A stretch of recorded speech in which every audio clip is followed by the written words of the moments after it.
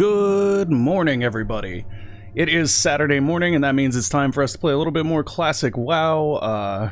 That is, at least for me. I mean, I know that not everybody is necessarily enjoying classic WoW. I'm digging it, though. Let's switch over to this screen. Should be good now. Yeah, so hopefully everything's good. I made some changes to the sound. Hey, what's up, old one? How you doing? How's the sound? Is the sound okay? Is everything kind of good? I had to tweak the sound settings a little bit because the mic arm is new and it's a lot closer, and it should sound a lot clearer, but also potentially a little bit louder, and I was peaking a little bit before we started. Muerto is indisposed this morning, so we're going to be starting off alone here on our troll mage. Who do good? We do good. Okay, cool. Thank you, old one. I appreciate that. I really do. It helps to have somebody there just to tell me if the sound's alright. So what we're doing out here is I am learning how to AoE farm as a mage in classic WoW, and I suck at it. So we're gonna have lots of fun watching me frantically try to do this and then die. That's probably what's going to happen. Now, I have gotten good enough at it to this point that I can do it if I have, like, mana pots with me, but I've run out of mana pots. I am an alchemist on this character, which I actually did because, from my understanding, when you hit endgame with the mages, you can AoE farm one of the endgame instances Mordon, and there's tons of herbs in there that are very, very expensive, and it's a good way to make money. Troll mage, isn't that a contradiction? Not in WoW, it isn't. In fact, in WoW, it's quite nice, mainly because of this. Here's the main reason why I actually went with troll mage. And that is because of the racial ability Berserking. Increases your casting and attack speed by 10 to 30%. At full health, the speed is 10%, with a greater effect up to 30% if you are badly hurt when activating it. And it lasts for about 10 seconds with a 3-minute cooldown. Now, I haven't used it very much in AoE farming, but I bet you that if I did, I would have a better outcome. In the, for most... English is hard, guys. In most cases, for, like, AoE farming, you really don't cast much that has a cast time on it unless you're doing your initial pull. But you'll see that when we get there. I did just swap back to a higher intel piece to have a little bit more mana, because basically I can survive as long as I have mana, which is why when I had mana pots, I could live forever, but as soon as I ran out of mana pots, it became a lot more dangerous. And since I've run out of mana pots, it's become basically, I'll gain maybe 20% XP and then I'll wipe, because a pull goes bad, one of the mobs gets loose. Like, it's really interesting to me that this is even a thing. This is something I never did when I played WoW Classic before. Although, like, okay, roll it back. I never actually played WoW during Classic. I played during the Burning Crusade going into Wrath of the Lich King, and my main was initially a hunter, then a warlock, then a druid. Well, actually, a hunter, then a druid, then a warlock. The druid was my main because they're awesome. Druids in Wrath of the Lich King could both tank, heal, and DPS, which made me excellent for fitting into any guild activity that required anything. And I was actually a raid leader back then, and we weren't like a huge progression raid guild, but we had fun, and that's what really matters, right? So I've never played a mage before Classic, so this is going to be sort of me learning how to do that. And of course it's different now, because everything's different now. Oh look, I think there's another mage over here. Oh no, that looks like a multi-boxer. Potentially. I don't know, could be two different people. Quite often I find multi-boxers here, and they'll be here with like 5 mages, and that's super cheating, guys. And the reason it's super cheating is because, like, AoE farming is really tough and you have to balance a bunch of things. I'm gonna go ahead and hit him with Frost Nova so that he gets stuck to the ground, and here I actually will use Berserking just to speed up how quickly I can clear this guy. Now, the reason this bear needs to die, I don't care about killing this bear whatsoever. The reason that this bear has to die, and I'm gonna blink away to give myself a little more space. Hey, what's up, Cheeseburger? How you doing, man? Anyways, the reason that this bear has to die is because we need a safe space to kite the groups of mobs that we're gonna be AoE farming. So in order to do that, I want to make sure that I'm not gonna run them towards this bear, and then he's going to attack me from behind and eat me while I try to kill 20 farmers. Seems like a really bad idea. It's not really 20. We'll probably pull... in general, I usually pull 4 to 8 farmers at a time, which can bring in quite a bit of XP, especially right now because I have some rested XP. That's actually why I kind of stopped playing this guy last night, is because rested XP makes this way, way more efficient. And I honestly think with the way that rested XP works, in Classic at least, it's almost more beneficial to have a couple different characters and only play on characters that have rested XP, because it makes such a big difference. Okay, so now we're here. It's time to set up. We already have both of our buffs up. We don't have food. We don't have water. Mages have the ability to both conjure food and conjure water. Food restores health. Water restores mana. Both of these are integral things. This actually bugs my OCD. I conjure 8 bread and 12 water. I don't know why. I'd rather conjure them in equal numbers, but that's not going to happen. So we're going to go ahead and mana up here real quick while we wait for these guys to respawn, and then once these guys respawn, and they respawn pretty quickly because when they did Classic WoW as a release, they actually updated the spawn timer, so it's about 5 minutes. Oh, wait a minute, that's a briar thorn right there. I'm gonna go get me some herb. So this is a little bit dangerous because we might pull this bear, and I don't really want to mess with him because we just manned up and we're all ready to go. No, we can get this. We can get this without getting the bear.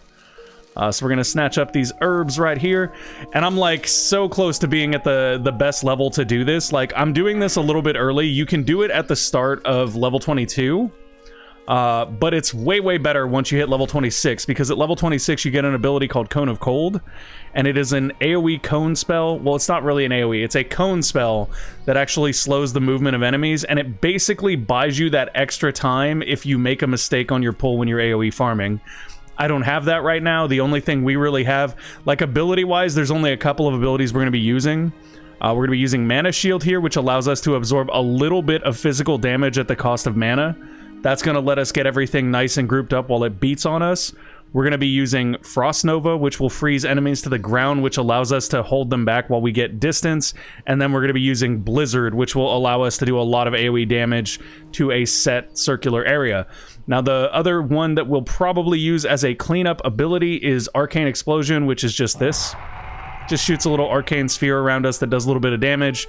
And then, of course, we have a wand that we'll use to kill stragglers. And Blink, which is an escape mechanism. I actually used Blink yesterday to completely outrun, like, a max-level Alliance character that was trying to kill me. Like, this priest came from right over here and hit me, and I was like, nah, you can't catch me, son. I'm gonna blink away. Blinking is super cool. It's been one of my favorite things about playing a mage, because it actually makes traveling anywhere faster. Now, all of these guys are up except for one spawn right here, and that's the one I'm actually waiting for, because once that one comes up, I can get 4 enemies in this pool. If we're really lucky, there's actually a patrol that rolls around this building right here that could give us 5. But I'm just waiting for that last guy to spawn. Come on. Spawn up so I can do this. I think that group of mages we saw coming through here probably did this as a pull, and then that. Maybe let's just do a pull so I can show you guys what I'm talking about. So basically our pattern is going to be this. We're going to fireball to pull enemies. That's just a low-level fire spell that's going to do a little bit of damage and basically make people angry. Here, I'm just going to stay in front of them. I don't even care if they hit me at this point. There we go. They are nice and grouped up, so we're going to go ahead and Frost Nova, which locks them to the ground. We're going to go out to max range here, and then begin our Blizzard. And all we have to do is wait for them to walk through that Blizzard, taking their damage. I'm going to turn the camera here. This is why we killed the bear, so we'd have room to run backwards here. And then we're going to do another Blizzard. And this is just going to whittle them down over time. And then once they get close enough, we're going to Frost Nova and finish them. Okay, we've got everything out of our Blizzard there, so we're gonna walk in the middle of them, Frost Nova, and then try to Blizzard to finish. It looks like one of the guys got outside of the Blizzard range here, so we're probably gonna have to do a little something to finish him off, which isn't a big deal here. We have plenty of health. We're just fine. We'll even have Frost Nova available to us in a moment, but I'm not gonna worry about it. I'm just gonna wand him down. Because as far as our health and mana goes, we have to sit to drink mana, or drink water for mana after every fight anyway. So as long as we're not gonna die, we can always eat while we're drinking mana, and it's no big deal. Would you die already? Please. Thank you. Okay, 300 XP there. Pretty nice. So the goal with this type of leveling is that you can actually get really comparable XP to questing, and in some cases you can vastly outpace questing. That'll come more around level 40-ish when I have access to a mount, because you can... And now that guy's spawned. Gee, thanks, buddy. Thanks. So I almost made a big mistake there. I do that a lot. Like, I get one good pull done, and I'm like, alright, it's time to go do the next one. That's not how that works. We gotta mana up first. Gotta get ready. It should be respawning all these dudes over here in this orchard real quick, and that will give us the opportunity to do that. So, just in that one pull, we gained about 4% of a level. So if you think about it that way, it's only a few pulls until we hit our next level, which will be 26, and then we'll have Cone of Cold, which is nice. Over here, we've got a couple farmers. There's one right here. So what I'd like to do here, and we'll see if I can make this work, because this is a pull I've never done before. We're going to poke this guy with our wand, so we spare mana. And we're going to hit this guy with Fireball just to pull him in. And then we're going to move. Now, when I run from them, I'm actually going to do this. I'm going to side jump and then face towards them. And the reason for that is because if I do that, it keeps them from stunning me. Because if they hit me in the back, they can stun me. Okay. Max range, hit our Blizzard. The two guys in the back there might actually be out of range of the Blizzard. Thankfully, they're not. Uh-oh, this is bad news. That guy right there is actually a huge, huge danger to me. I'm going to come over this way here and hope that this works out, because I took too long to cast that Blizzard, so those guys gained a little bit of distance. They're closing in on me. This is where a mana pot would help a lot, but I think we're okay, because we can still Frost Nova here and finish them. And I'm just going to center my last Blizzard right on the group. That way, if they start to scatter and run away, it still hits them. And the hope is that that Blizzard will just kill them all off, and then we'll deal with this guy alone, because he kind of spawned in at the worst possible time. These guys are actually problematic if they get to another mob, because they can pull them like that. And then we're just in trouble. So what we're going to do here is we're going to sheep this guy. We're going to turn him into a sheep so that he can't really affect us, and we're going to kill this guy. And then we'll loot these guys and probably blink our way out of here to go get healed up. Because we really don't want to, like, unexpected enemies appearing are not enemies that you want to fight. They're enemies you want to CC like we did with our sheep there, and then get some distance and just heal yourself up. That was Blink right there that took me pretty far away from them. There's literally no way he can catch me based on Blink and Frost Nova. Like, if he does catch up, we just Frost Nova to lock him to the ground and we keep going. And once we see that he's reset, which is right now... Oh, look, a chest. I'm going to go snag that chest real quick, because there could be some nice green items in there. Then we'll go mana up, health up, do this again. And we only gained 1% off of that pull. That's kind of sad. I think that's because we're nearing the end of our rested XP, though. Oh, Silver Bar. That's a nice pickup. And this is that pat that I was talking about that will loop around that building looking for somebody to mess up. How was your orientation, Cheeseburger? Let's go ahead and food and mana up real quick. Shouldn't take long to get these all charged up. These two guys spawning just as we came over there was like the worst possible outcome, and we actually managed to survive, which is surprising to me, because normally in those cases you'll die unless you've got a mana pot ready so that you can get a little bit more mana. Basically, the catch-22 of this whole style of leveling is that if you either do not have enough mana to Frost Nova or you do not have enough mana to Blizzard, you die. That's really how it feels. So I'm trying to make sure that I keep mana for all of those things. Here, it looks like we could get a pretty sizable pull. This is actually a really nice pull here if I can make it work. There are some complications that occur with it sometimes. Like that. Me taking way too long to actually hit that fireball is a problem. Let's get all these guys together. Hi, what's up? You guys should come over here and punch me. Why, thank you. Now we're going to lock them in place. We're going to come over here, get our max range, and there we go, Blizzard. This looks like a pretty clean pull right here. We got the Blizzard on before anybody broke free and started moving. So that means that we should be able to kill the group here pretty easily. As long as we get our next Blizzard up before anybody breaks free and blitzes us like we had happen on the other pull, we should be okay to just wear them down and then run in here, Frost Nova, and use Blizzard to finish everybody. Human beings in this game, like human mobs, will actually run away when they're about to die from damage too. So as long as you have humans, you can kind of... Ooh, that was not a fortunate spawn right there. That guy spawning was actually one of the most dangerous things that could happen to us in this pull. As you can see, we're really, really low on health right now. So what I'm going to do is I'm just going to go ahead and mana and food up right here. Keep an eye out because there is a path that goes this way, and then kill this guy and just loot all these guys. We also have some loot on this guy over here that we haven't scooped up yet. But that one gave us 4%. So that's a nice jump right there. That's what we're looking for. We can get that 4% every pull, then we can get to our next level pretty quickly. At level 26, there is another site you can go try to do this that's a little bit higher level, but I don't think it's a good idea.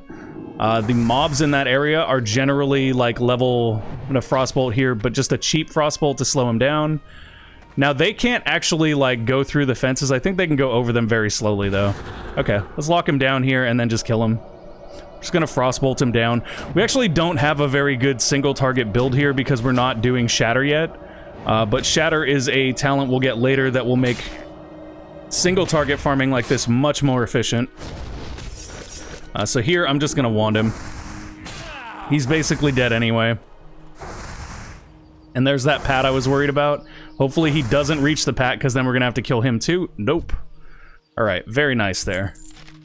And I think we were out of rested XP when we got that 4% too, which is really nice. It does depend on the level of the mobs. Like, this guy being 23 makes it so that we get a little more XP from him. There's another spawn right there that we have to think about. We've been really, really unlucky with spawns so far this session. Like, they are just spawning in the worst possible location. One of the real advantages to this, though, is, like, the amount of cloth that you pull up. Cloth is a very, very valuable resource in Classic. You can use it to make bags, you can use it to make bandages, you can use it to make things that you can then disenchant if you're an enchanter. Cloth is just very, very valuable. And killing humanoids is a great way to get cloth. The fact that we're killing them in such high numbers is what makes this super efficient. Oh, that's the wrong type of fireball. We want a cheaper fireball. So I'll explain what I mean by a cheaper fireball in just a second once I get all these guys kind of grouped up. Hi. Hi there. How you doing? Put my mana shield up here so I don't take too much physical damage, and then boom, we lock them down. Now, we did get stunned there, so I'm going to go ahead and use Blink to give us some distance, and then we're just going to lay in that blizzard. And as long as all of those guys get slowed by the blizzard here, we're fine. We will kill all of these guys. We will survive. Oh no, now we won't. I messed up. Oh, we're in trouble.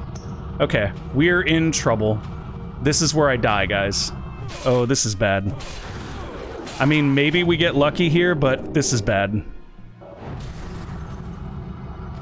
Okay, so that actually worked out okay. We had enough mana left over to Frost Nova and Blizzard. This is problematic. The fact that that guy just broke free of the pack is a real issue for us. Here, I don't know what we're gonna do. Oh, we're dead. We're dead. We're dead. We're out of mana. They're hitting us in the back. There's nothing I can do here except for run and hope beyond hope that I find a way away from them, which I'm probably not going to based on our positioning.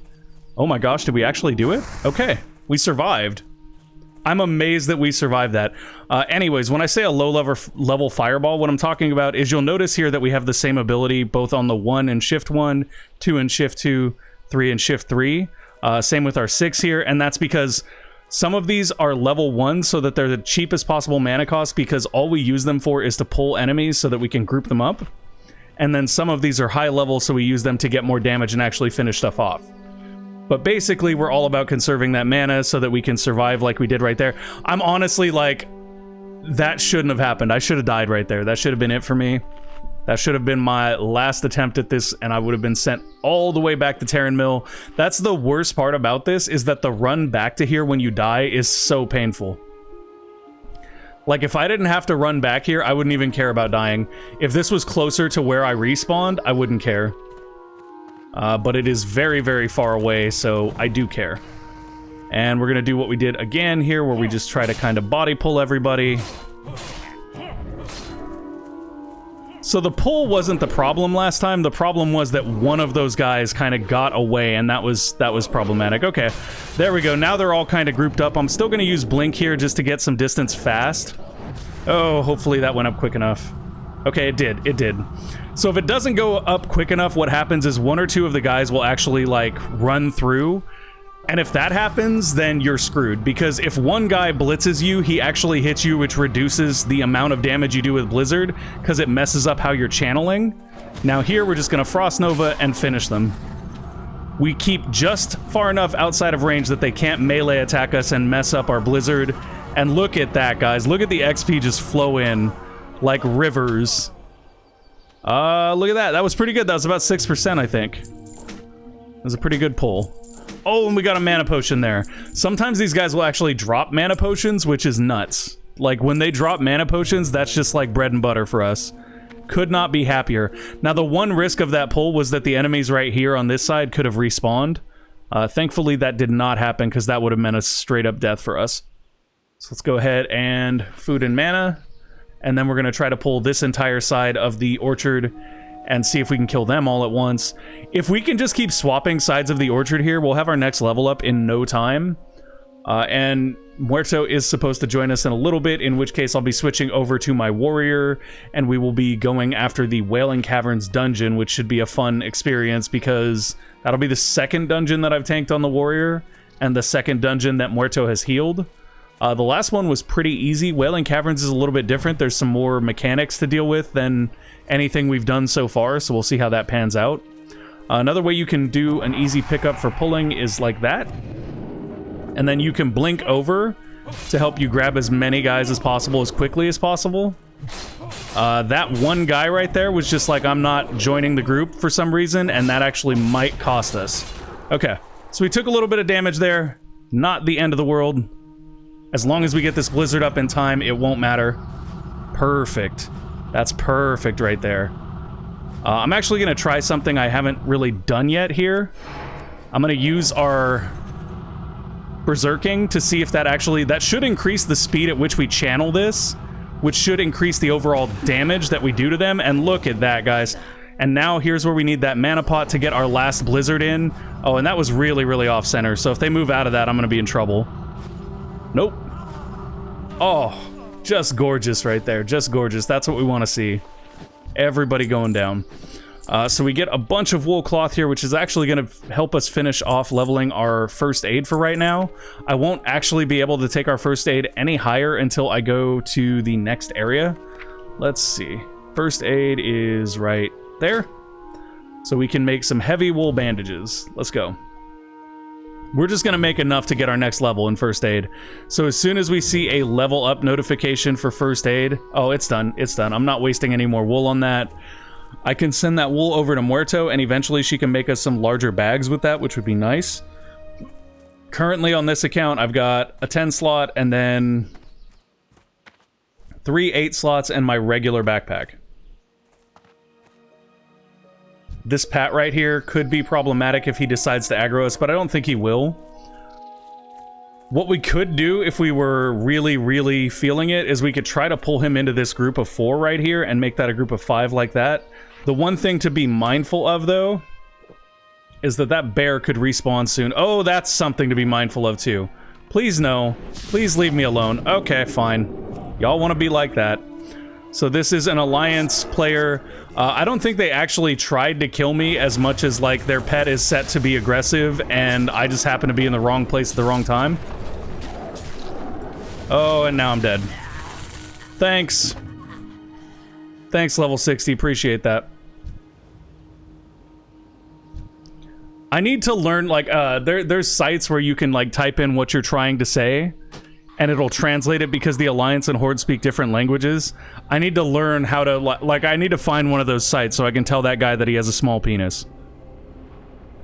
Because realistically, if you're level 60 and you're running around beating on level 25s, probably have some insecurity issues.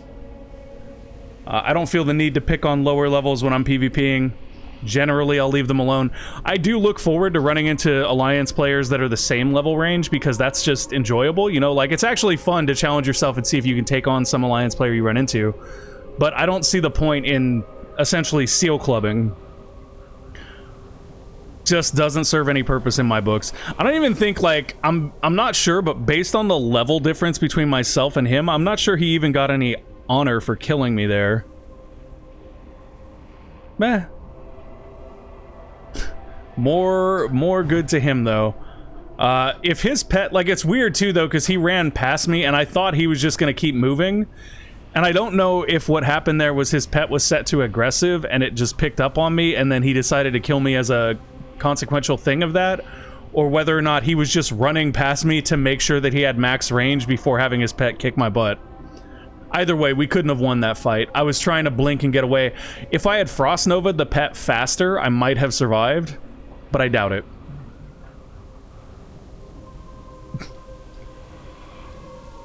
Nova. The dog goes over there chomping food, and she's looking over her shoulder at me. That's okay, though. We're still not far off from our level. Like, the run back is the most annoying part. That is the one thing that is frustrating. And I mean, this isn't any different in Retail WoW. Although I think in Retail WoW, what they did was they sped up your movement when you're in ghost form so that you can run back a little bit faster. And there may be more spirit healers around the map to make respawning easier or whatever. But in this case, it's just, it is what it is. Our respawn just happens to be rather far from where we're actually working on our leveling. There's another group of 3 right there that are worth killing. The annoying thing is that Hunter could just hang around here and kill me, so I'm going to keep an eye out and try to make sure that he's not, because if he is just going to hang around here and kill me, then I'll just go to a different area. Like, I won't bother. There are other things that I could do. God help me, I could put together a group for a dungeon, but those things take forever. Okay.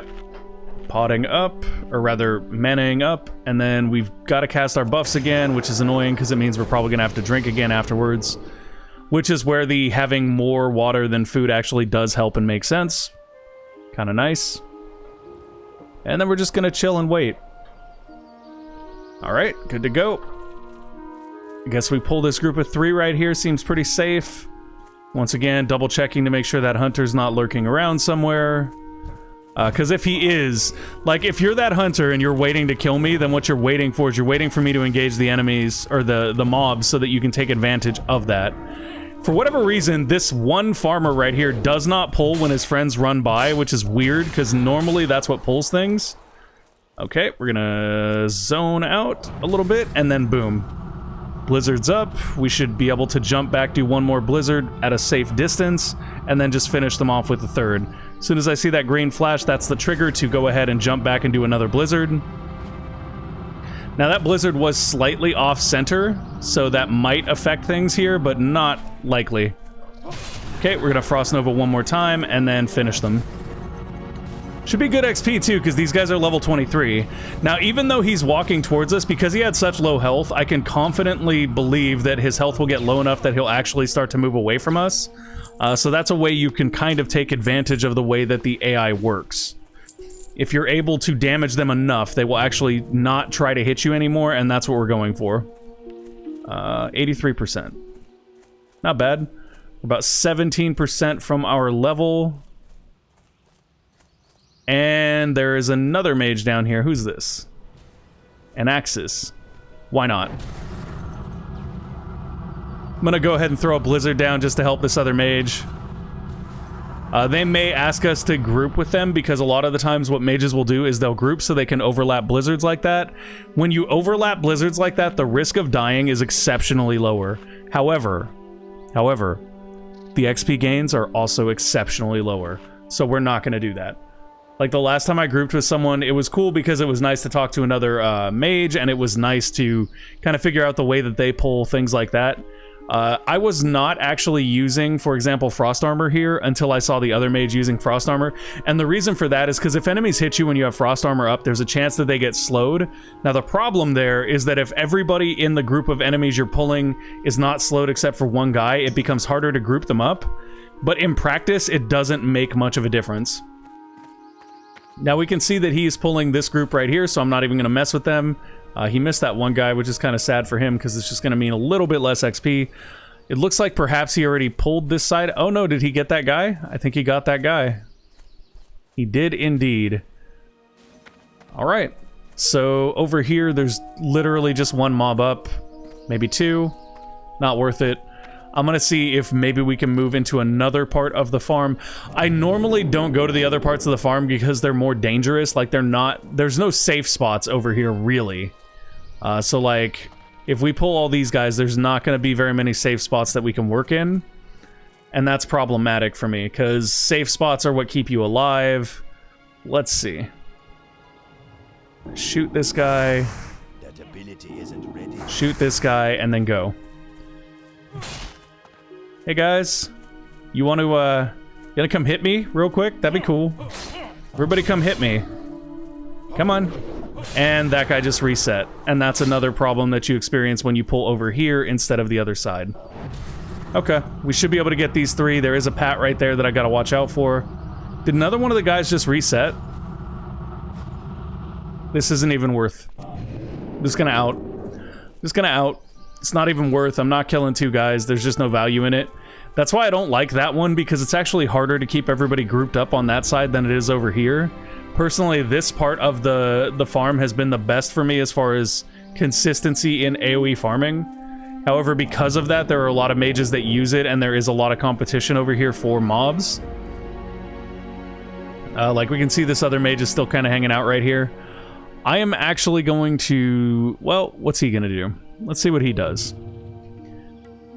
Watching other people is a good way to learn other strategies, so that's what I'm going to do. I'm just going to see... He's just pulling the last couple mobs there. I feel like that's kind of wasteful. I would have waited for these guys back here to respawn to make it actually worth the effort and time. But he's not going to do that. He's just going to kill these 3 mobs. I guess... Oh, I guess there's 4 there. That's a pretty decent pull.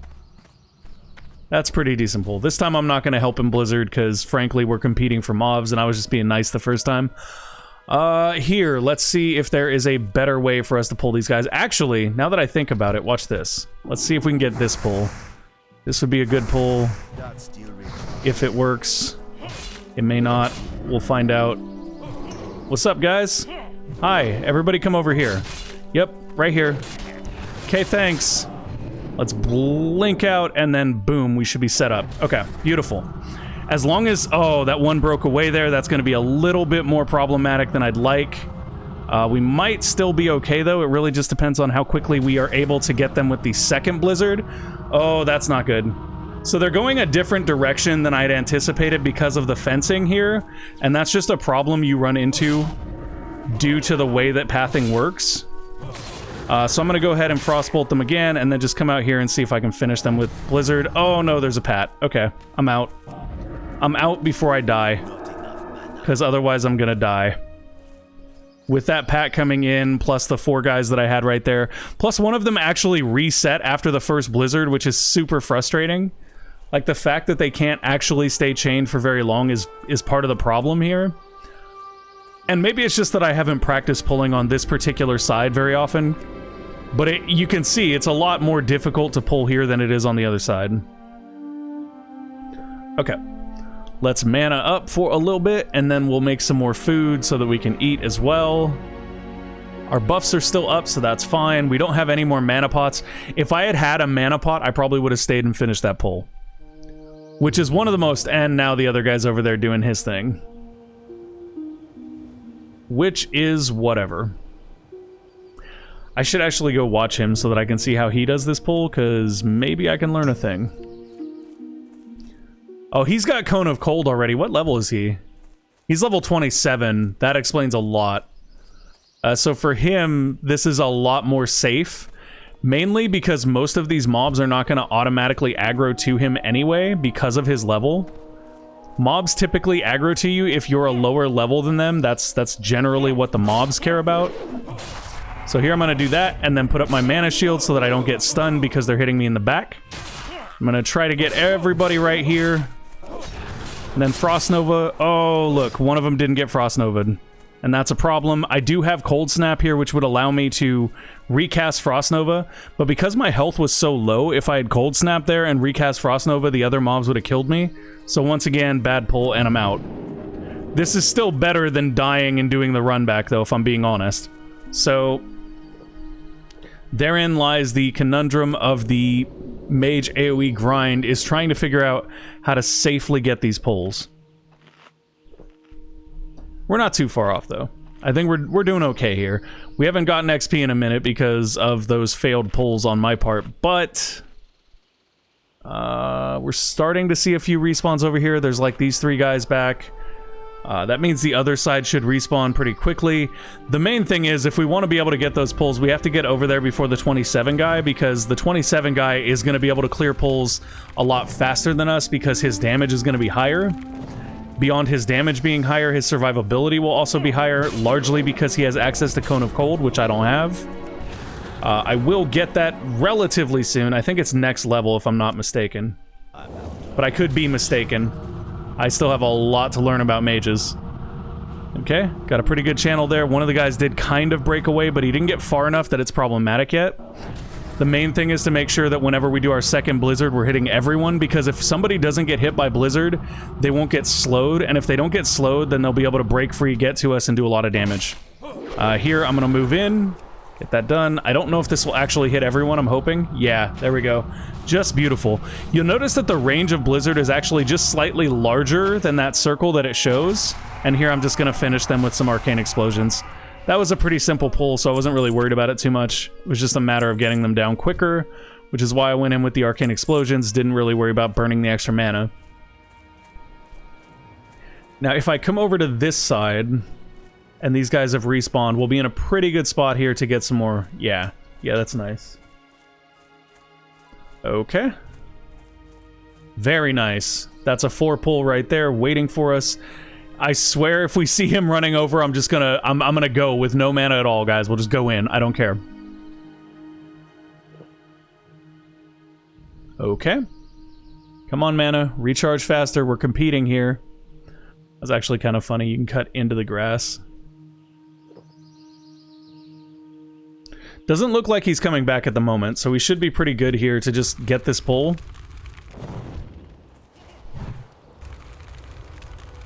Yeah, that's costing very, very little mana for us to do that. The other reason I like Fireball is that because Fireball also creates, whoops, that was the wrong button. Fireball also creates a damage over time effect, which will cause the enemy to continue to follow you, even if you chain them off for a little distance. Oh, that's good. I'm glad that one guy just broke free and decided to do whatever he wanted, and I accidentally cracked Cold Snap here, so we're gonna have to do this a little bit differently, in that we're gonna have to kite everyone until we get another Frost Nova available, and then go. There we go. We may still be able to take this group. I think we can still kill them. I don't think we're actually in a place where we can't finish. It takes us 3 blizzards, and we should have the mana right now to do that. I did place that blizzard a little bit poorly in this instance, and that's mainly just because we have that one Hillsbrad farmer that's got a little more health than the others. However, the good news here is that we can then Frost Nova these 2 guys and just kind of do this, and as long as this one guy that just ran in doesn't kill me right here, which he might, nope, time to do this. So now, I hit that, and I'm gonna die. Maybe. Maybe. If I get enough distance here, I'll be okay. Oh, he was just out of range. Just out of range of that Frost Nova. If I'd have caught him with the Frost Nova there, I could have finished him with my wand. I thought that guy was a Pat, but he wasn't. He was actually one of the 4. He was just slightly out of range of our first Blizzard, and that's what caused him to be able to come get us. And now he's at full health right there, taunting us. Yes, I see you, Hillsbrad Farmer. How far are we now? 86. Okay, another 14%. And then once this is done, we will be able to go back to Undercity, hopefully, and pick up Cone of Cold, as well as grabbing our 2nd rank of Frost Channeling. This is something I'm actually excited about because it reduces the cost of your Frost spells by quite a bit. Right now, it's only 5%, but on the next level, it's 10% off of my Blizzards. Potentially means that I'll have enough mana that I won't need mana potions in the worst case. So that's nice. We could also go Piercing Ice, but Piercing Ice isn't going to be as efficient as this, mainly because of the mana cost reduction being larger than the damage increase. The other thing to consider too with Frost Channeling is that it actually makes you better in dungeons as well, because it lowers the amount of threat that your Frost spells will generate. That means that the bosses are less likely to eat you alive for shooting them with Ice Bolts. When the Ice Bolts work. The last dungeon I did with this guy was Shadowfang Keep, and there's actually like really, really good stuff for mages in Shadowfang Keep, which shouldn't be news. Like, I should have realized that, but I didn't, and I ended up not actually getting the one drop that I really, really wanted from Shadowfang Keep, which is kind of sad. That's kind of sad because I would have really, really liked to get an upgrade for this robe. But I did get a couple other upgrades that were really, really nice, so I'm not going to complain. Okay, we're going to lock them down and then finish them. This Blizzard right here should finish all of these guys. This should be a nice influx of XP for us. And once it's done channeling, if there's anyone left, we can also use Arcane Explosion to finish them off. Very nice. That was a clean pull. I like clean pulls. Well, relatively clean. There was a little bit of a mess there in the beginning, but relatively clean. And then if we check our XP now, there we go, 12%, so we're gaining 2% off of that pull. And that's the problem, is that the higher you level in the area, the less, like, efficient it becomes. Because right now I'm level 25, so killing these guys that are level 23 doesn't give me quite as much XP. The problem with that, though, is that there's nothing around that's really perfect for a level 25. As I said, there's another place over here, but it's meant for, like, level 30s. Which we are... Oh my gosh, you guys see what I did wrong? That's death. I gotta go. That's death. I didn't mana up after that last pull. And I would have died for sure, which sucks because that would have been a really, really good pull otherwise. We had managed to grab everybody in that bottom part of there. That would have been a good amount of XP.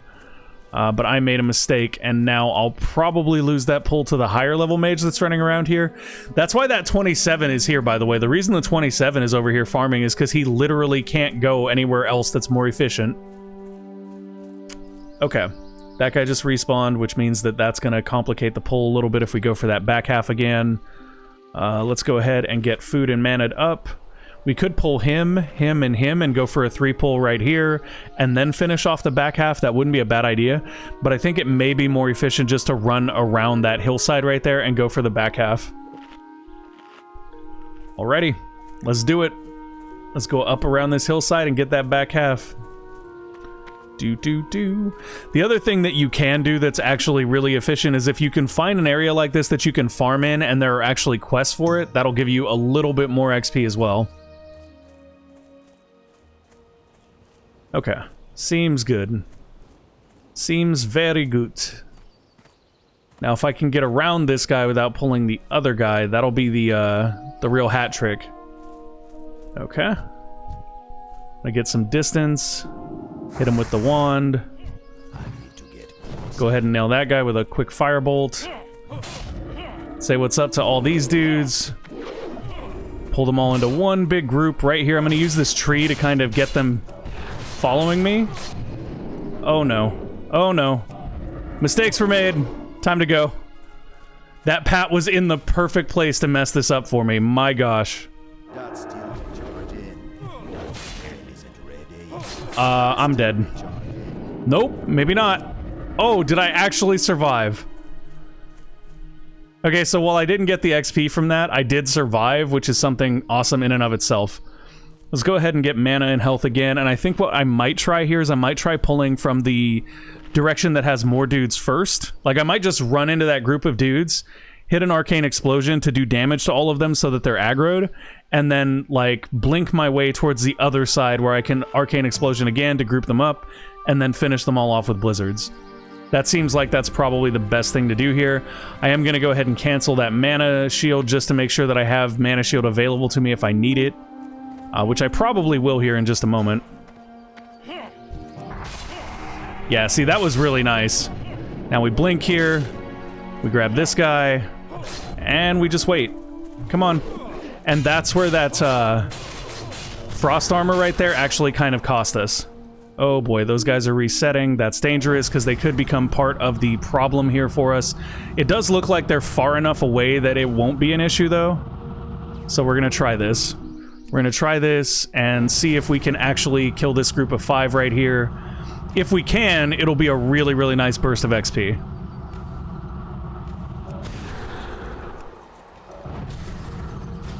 And with this guy that's closing in here, we have to hope that we get enough damage that he's going to run away from us, which just happened. Oh, that was very, very narrow right there. We do have another guy coming in that I'd like to frostbolt here just to hold him down. Beautiful. All right, cool. Cool, cool, cool. That was like one of the biggest pulls I've ever done, guys. I'm super excited. Oh, that worked out. I can't believe that worked out. That's actually a really nice pull from that side. We did lose those 2 guys, which is rather sad, but otherwise that pull was near perfect. Let's go ahead and mana and food up here. Where's our XP at now? 90%. So that was another 2% pull. It's kind of sad when you think about them as 2% pulls. I'm honestly starting to wonder if maybe questing would be a little bit faster at this point just because we're not getting as much XP from these guys as we were before.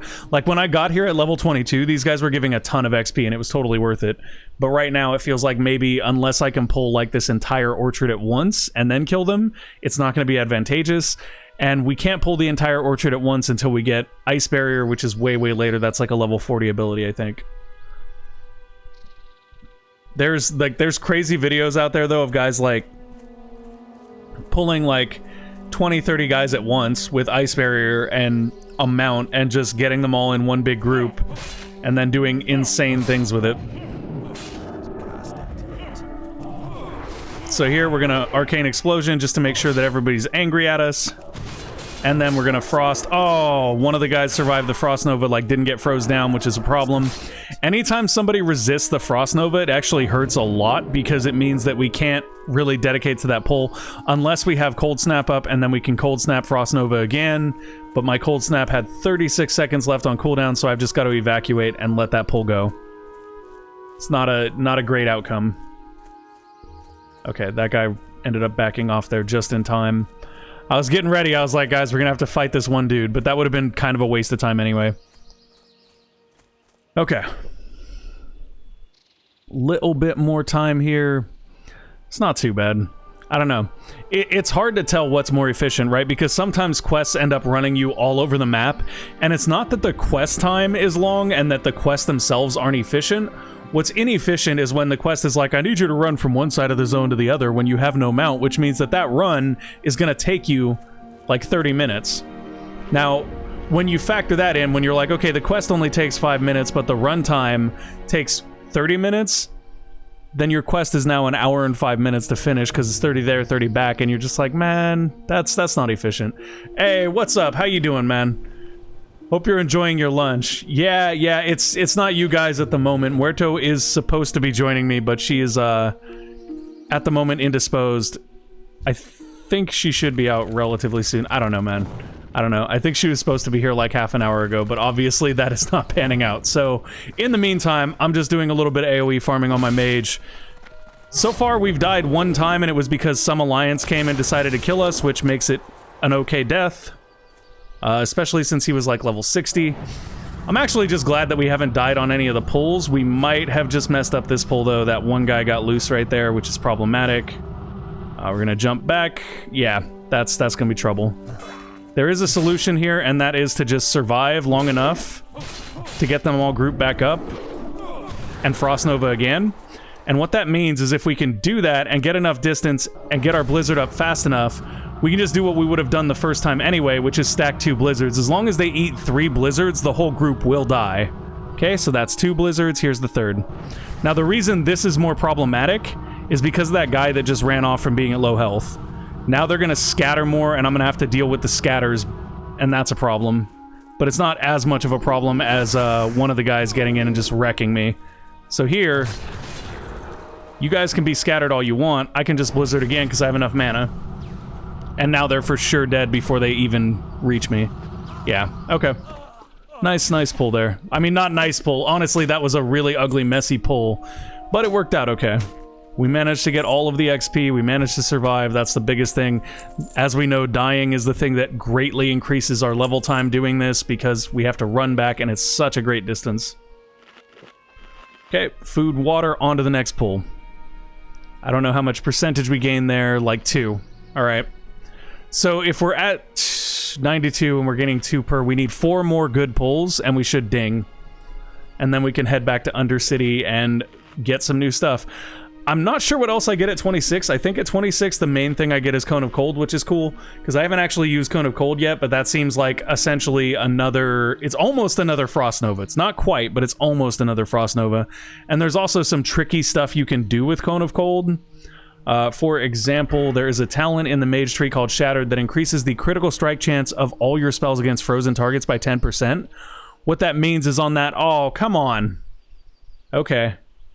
You do you, level 27 mage. Like, he's not going to offer to group with us either because his XP is already so low on this that if he groups with us, he's just going to have nothing. You can see he lost 1 out of the pack right there, too. Oh, he already cleared this side, it looks like. Yeah. That's kind of annoying. Okay, well, on to the next pack. There's maybe 3 over here that I can pull. Anyways, as I was saying, with Cone of Cold and Shatter, you can do some really busted stuff. Like that third Blizzard can be replaced by one Cone of Cold that shatters enemies. If you manage to actually, you know, Frost Nova them so they freeze. Hey, what's up, Farmer Ray? I'll kill you too. Come on, bud. Everybody group up. We're gonna Mamba right here. There you go. Beautiful. That was actually one of the cleanest pulls so far today. As long as I get this down. Oh yeah. This will probably be one of the cleanest, if not the cleanest pull I've done today. Provided that I get this second one down in time. Yeah, that's one of the cleanest pulls I've done. Just kept them nice and tightly grouped. They should reach me just in time to get Frost Nova'd. Oh, one of them scattered off. I'm going to lock him down, though, before he can get far. And just Blizzard one more time here. I could have even not Blizzard there because of how much mana I have left, but honestly, there's no reason not to. We'll just set it up. It'll be fine. It's good practice, too, because Blizzard is really, really difficult to use. And here's why. If I hit the key to activate Blizzard, I get this little green circle that I can place, right? But if I right-click, it allows me to turn my camera. It also cancels the ability. So if I need to turn my camera, when I have this up, the ability goes away. If I have the ability up and I need to frantically hit another key, like if I do this, the ability goes away. So the big problem with Blizzard is that you need to not only, like, move, quickly turn your camera, but then you have to place it, and then if you're out of range, you get that, and nothing happens. So it's really just a trick of getting everything to be just right with it. Now, that being said, it's made easier by the fact that I picked up a mod that does this. If I click on... Oh, that guy's way too far, I guess. How about this guy? Still way too far. Is there anybody close enough? How about that cow? Nope. You'll see it on the next poll we do. Basically, there is a mod that tells me how far of a range I am from my target within a certain range. Like, obviously, if you're 200 meters, it doesn't matter, you're not hitting them. But in this case, it'll tell me when I'm 0 to 15, I think. No, maybe it's 0 to 20. I guess we'll see. We'll see. We click this guy. So it'll show me when I am 0 to 5, 5 to 20, 20 to 30, and then 30 to 35. And then once we're outside of that, we're not hitting with anything. So our goal with Blizzard is we want to hit it when we're right on the cusp of 30 to 35, which is actually kind of hard to tell. I might change this and give us a range of 25 to 30 because... Actually, let's do that. Let's do that. Let's see, that's the wrong thing. How do I actually mess with that? Oh, I type range display. Okay. It's / range display. And let's see if we can change the groupings so that we can get a 25 to 30. Because that would be perfect. Target here. Range limit 0 to 5. Range limit 20. Range limit 30. So I think if I change this to 25, and I can just do it down here as well, that'll do what I'm trying to do. And you can even put a warning sound, which is interesting. I haven't played with that at all. Can we test these?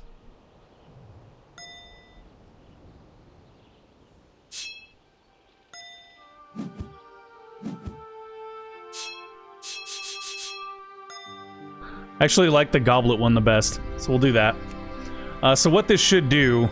Oh yeah, see, it just did it.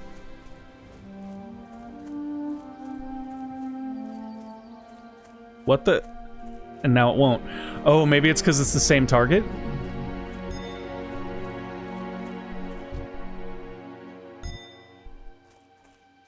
Okay. That's less helpful, because it's playing it as soon as I target this thing. Like, if I come over here... Still plays it. It's not what I want. Alright. Let's see if we can set it so that it only plays that. Did I put it on the wrong one?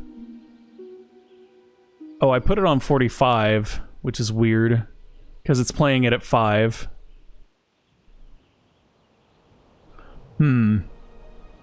Show max min instead. Check if the unit is visible before doing the range check.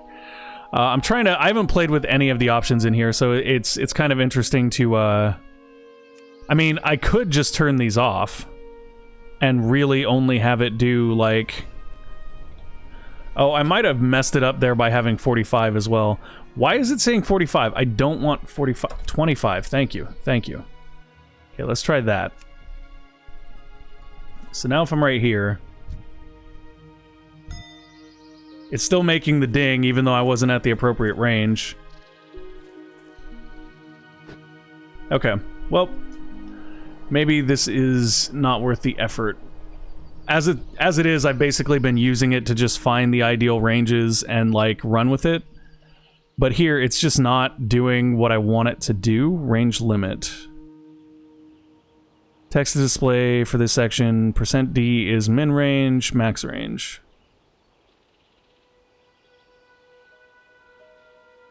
Huh. Range limit. Ranges above this are not reported. Over limit display. Copy section settings to other units. So, like, it's weird because I want the warning sound, but I play a sound when entering this range. Oh, it's on the wrong one. I want it here. That's what I did wrong. Let's see.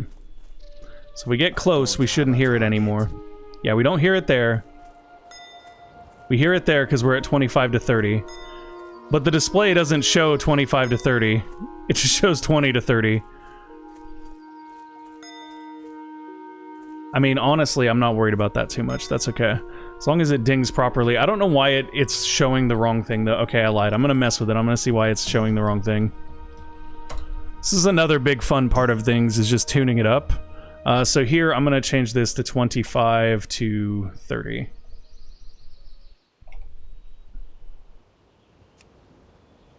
Do I need to turn this on to... maybe. Hey, what's up, Mr. Pound Sign? How you doing, man? How have you been, good sir? There we go. That's what I want. Okay, cool. Now we have a perfect determiner of when we're at the appropriate range. I'm great, man. I'm very, very well. Just putting along. Thankfully the pandemic hasn't affected my income, so that's nice. My fiance and I are just doing our thing. She is just finished her second term of nursing school. She's supposed to be joining me on stream right now, but she had a rough night last night, so she is still sleeping, I think. Okay. Beautiful. That gives us the note when we need to turn around and get our blizzard up. So I've gotten back into Classic WoW because I was watching Asmongold stream it. And now I am playing as a mage for the first time in my WoW experience and trying to learn how to AoE farm, which has been in and of itself a challenge here, and I just messed this one up a little bit.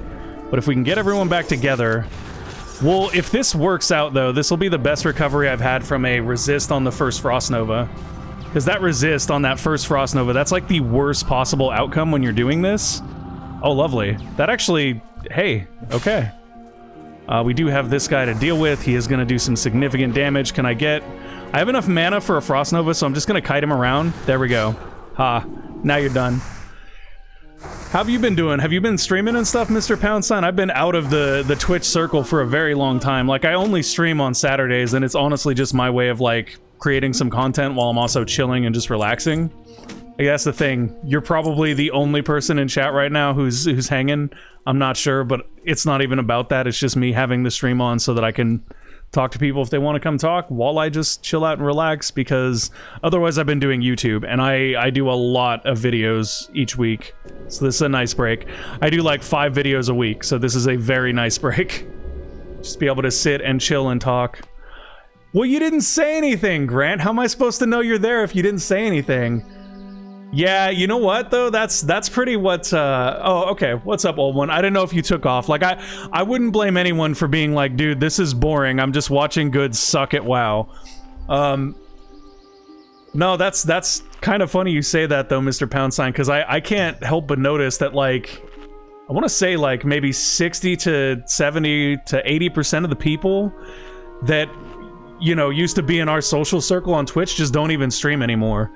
Like, life's come up or other things like that. Oh yeah, I'm not worried about it, the old one. Like, I don't expect, like, that's the thing. The beauty of this stream is I don't expect anyone to be here ever. I'm literally just playing a game, and if you guys show up and talk to me, that's cool too, but if not, that's life, because I'm literally just playing a game. I think we're actually getting pretty close to leveling here. Yeah, wow, we're 5% away, guys. 5% away, and the poll was good on that last one. Let's see if we can make the next one good. Yeah, I mean, so it's weird though, because there's so few people left that are streaming from our old social group that it's crazy to me. And then some of those people have even been on the wrong side of the recent speaking out movement, which is not exactly thrilling. I don't know how much you've been following that, but yeah, that's crazy, man. That's crazy. All the people that got outed on Twitter. Honestly, though, some of them I kind of expected it from. And dude, some of them, like, people said stuff way earlier and nobody listened. I listened. I was honestly really upset about one of them because basically people just backed him up and waved it off. But he's not on Twitch anymore, so guess that's what happens. Blizzard! Beautiful. This should be a perfect kill here, or a perfect clear here. Oh yeah, look at that. That's nice. That's just awesome. Yeah, for me, I only wanted to stream to my friends. Started to feel bad not remembering people I didn't know. Just less social than what's necessary to be an honest streamer. Dude, okay, so that's actually a really, really interesting topic. And like, if you guys don't stream and you don't care, I'm sorry, because I'm going to talk about this now. But that's actually a really, really interesting topic, right? Because, like, there was a time when I was streaming where I had this outlook of, like, what a great streamer was. But I don't think it's like that, really. Like, my perception of it was that there was a way to do it right, and I don't think there's a way to do it right. What is that? Oh, that's that troll mage. Oh, he's drinking. Yes, get him, get him. He's been taking all my spawns. Kill him. He's not gonna die here. There's no way. He's AFK. Do we help him? Let's go help him. He's AFK. Let's go help him. I'm not gonna let him die. I'm not that mean. But yeah, I don't think there's a right way to stream, because I've noticed there's a lot of different streamers that have a lot of different things they do. Oh, he came back just in time, but I wasn't gonna let him die anyway. Like, you know how I am, Pound Sign. Like, I'm all about being open and honest and upfront with my stream audience and stuff and my community. And I mean, I still have a community. My community is just more based on Discord now than it is on, you know, Twitch or YouTube specifically, which I personally like, because it means I'm not tied to any one company should that company do anything particularly shady. That being said, like, I think that what it means to be a good streamer just depends on your community and your audience, right? Like, for some people, all it means to be a good streamer is that you turn your stream on and they get to watch you because you bring smiles to their faces, you make their day, whatever. For some people, they're looking for a social connection. It really just comes down to the different things that, as a streamer, you can provide to your audience. I don't know what I provide. I know for my Fire Pro audience, I provide an outlet for all their wrestling nerddom, and I'm willing to bet that they feel like they have a place to go, because professional wrestling has like a really weird social stigma, so it's easy to feel like you're a weirdo for liking it. So for that audience, I think that I provide like a sanctuary, and that's totally cool. I like that because I'm a professional wrestling nerd, and I don't care about the social stigma. Didn't you used to like program games and stuff too, Mr. Pounce? I'm trying to remember, man. It's been so long. It's been so long, and that's, you know, that's as much my fault as anyone. So I am sorry for that. You know, I went really silent for a really long time because I was going through my divorce, and I mean, even when I went down to TwitchCon and we met, not just bots and stuff. Oh, okay, well that's still cool, man. That's more than I don't know anything about bots, and I work in programming, so figure that. But I mean, I went really radio silent for a long time, roughly right after TwitchCon, and that had a lot to do with just me going through life stuff. We talked about that though when I was there, because I think you went through your own thing with that too. But yeah, now that everything is kind of copacetic, everything's kind of good. Like, I'm just doing what I can do, and you know, sometimes I resonate with an audience, sometimes I don't. I don't think I've done anything too bad though. I had a great time at TwitchCon. I really did. You know, and being honest, there were a lot of people that I met at TwitchCon. There were. one of the ones that I was most happy about meeting was you, though, because honestly, like, you seem really genuine to me in person, and that's something that's really important, because without naming names, there were quite a few people. No, I mean, the things we went through. Oh yeah, the things we went through were perfect, man. But I mean, what doesn't kill you makes you stronger, right? But yeah, so like, I met a lot of different people at TwitchCon, some of them more genuine than others. You struck me as one of the most genuine ones, though, so take that as a compliment, because that's not an easy thing to accomplish with me. I'm very, very skeptical of people in general. Ironically though, I'm just gonna shoot straight from the hip there. One of the ones I was super skeptical about was Greats, and I guess I was not very wrong there, because yeah, we all know where he's at right now, which is not Twitch no mo. So I don't know, man. TwitchCon was really, really weird to me in that regard, because there's so many people that you meet, and it's so hard to, like, I don't know, man. It's really hard to read. He's hiding. Is he just hiding? I know he deleted his Twitter. I know he deleted his Twitter and Twitch killed his page. But like, yeah, I think that honestly, like, dude. Okay, so straight shooting time with Greats. Straight shooting time with Greats, alright? From day one, I thought the doggo stream thing was kind of a gimmick. Which is fine. Gimmicks are fine. Lots of people have gimmicks on Twitch. I respect that. But the thing that struck me the most was the whole, like, I'm not showing my face because of social anxiety, but when I saw him at Twitch, the dude had a crowd, right? And, like, he was fine. He was fine with that crowd. He didn't strike me as having social anxiety. He did tell people they couldn't take his picture, which was weird to me. Because I'm like, all right, I mean, I guess you're protecting... Like, I'm a wrestling fan, right? So I get K-fob. I get protecting the character. But it all just kind of struck me as weird. And, like, he personally struck me as kind of insincere. And I had other suspicions from things that I'd heard from people. Like, let me put it this way. The allegations against Greats, they're not the only dirty things he's done. I know quite a few other things he's been involved with. That were more on the partnership side of Twitch. Anyways, so all that aside, like, it just struck me as weird, and he struck me as a really insincere person, and I just wasn't impressed with him as a person. And then now, poof, he disappears, and all this stuff comes out, and I'm like, I knew it. Story I heard was it was because of his job or something. Yeah, which is really funny too, because you gotta wonder, now that he's hiding again, I wonder if the stuff that he's done on Twitch is affecting his real life. Because he did such a good job keeping those two things separate, that I feel like what he's done is he's deleted his Twitter, he's deleted his stream, he probably didn't tell people in his real life about it. So, like, he has successfully managed to completely separate himself from the allegations, as far as I can tell. Which is kind of crappy, right? Like, you shouldn't be able to use Twitch as a shield for doing what he did. For those of you who aren't following, Greats was one of the people that was outed during the speaking out movement that happened recently. And he was outed by multiple women as a manipulator and basically just a really terrible human being. And, you know, it's whatever. I'm not meaning to go on, and I'm not trying to stand on my soapbox over here, but for Greats, it was one of those things where, like, the best definition of why it sticks with me is because it's kind of like you're standing on the train track and you're looking dead on at the train as it's coming in, and you can see it, but everybody standing around you doesn't see it, you know? And I don't know, maybe I'm just being... I will never say that I'm not a self-righteous piece of shit, because I can be a self-righteous piece of shit, and I understand that. But, like, Greats was one of those, I was standing on the tracks, I saw the train coming, nobody wanted to hear it. And it was just because of some of the ways that he conducted himself, not even relevant to the sexual misconduct thing, because that was different. Yeah, choo-choo for real. Like, Grant, I know you get what I'm saying, because, like, it sucks when you can see the writing on the wall, but nobody listens.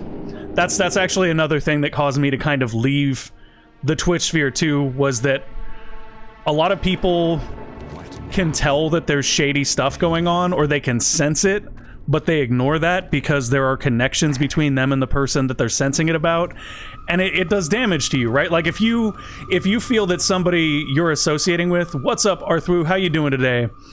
If you feel that somebody you're associating with on Twitch is doing something shady, but you're not sure about it, like you're not really going to challenge it, and you're not going to call it out because you're associating with them. So in your mind, there's a risk of guilt by association, which is fair because people are like that, and I get that.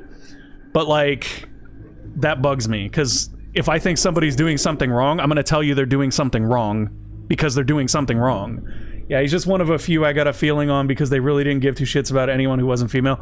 Oh yeah. Oh yeah. When you say it that way, there's definitely another one I can think of that comes to mind, and we're probably both thinking of the same person, but I'm not, like I said, I'm not trying to throw shade.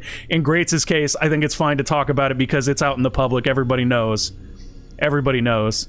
But what's funny to me is seeing the people that I got the same vibe off of that come out and like try to be on the opposite side of things, and I'm like, we'll see. Because I'm waiting, because there's always more waves, right? And I understand that. Like I feel bad for the women on Twitch, because it's like being a woman on Twitch is like it's like being caught in a labyrinth with no exit, right? Because no matter what you do, somebody's after you. If you're legitimately just a female gamer on Twitch, and you don't do lewds or anything like that, people are still gonna come in and they're gonna be jerks, and they're gonna ask for nudes or just, you know, be assholes. It is a meat market of expectations. And then like, if you are one of the girls that does lewds because you're like, screw it, this is what it is anyway, then people are on you double bad, and you've got the people on the other side that are like, oh, you're doing a bad thing because you're on the gaming streaming side and you're doing lewds. But like, you literally just can't win, right? Like, you can't win. And then if you try to get ahead on Twitch by being, you know, in the middle, then oftentimes you're drawn to people like Greats. You're drawn to people that you think can help you, when in reality, rather than helping you, they're just going to take advantage of you. And that's really really shitty. I normally don't swear on stream, but like, we're talking about a real thing here. You're getting real uncut good. I know it's crazy, right? We haven't seen this in a while. Pound sign, I don't know if you knew this, man, but I got to do a panel at PAX last year, and ever since then, because I worked with a company on that one, I've been trying to like clean up my language and try to be a little bit more professional on stream. But like, this is a chill stream, and I'm talking to an old friend, and y'all are getting real uncut good. So welcome to the tea, so to speak. The only problem that I have is the ones who do lewds then say you're wrong for seeing it as lewd. Oh yeah, no, that's totally, I 100% agree with that. If you're gonna, like, that's my point. If you want to be a lewd streamer on Twitch, then just be like, I am a lewd streamer. This is reality. I accept that, you accept that, we're all on the same page. That's the one that gets me too, is don't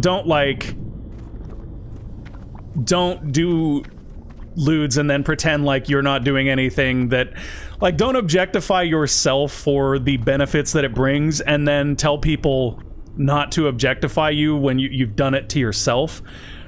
And the problem there, though, is that there's lines and there's gradations to that, right? Because where do you as a person, or where do we as a society get to make a judgment about somebody posting a bikini picture, for example? Like, you post a bikini picture on social media or you show it on your stream. I don't think that's lewd, but some people will take it as lewd and then they'll step over the line. Yeah, exactly. Do what you enjoy and works for you. My whole thing is just don't lie to your audience. Don't lie to your audience. Don't lie to the people around you. If you're honest with everyone, you can do whatever you want. I may not agree with it, but it's your choice. Because I have, you know, my own sets of beliefs and everything. Oh, I gotta go to Orgrimmar. That's okay. We have a teleport. The best part of being a mage in Classic is that you can teleport to main cities, so travel is so much faster in that regard. Yeah, I don't know, man. It's really crazy. It's really crazy, and it's crazy to me how many people you see, like, yeah, mages are great, man. Mages are great in Classic.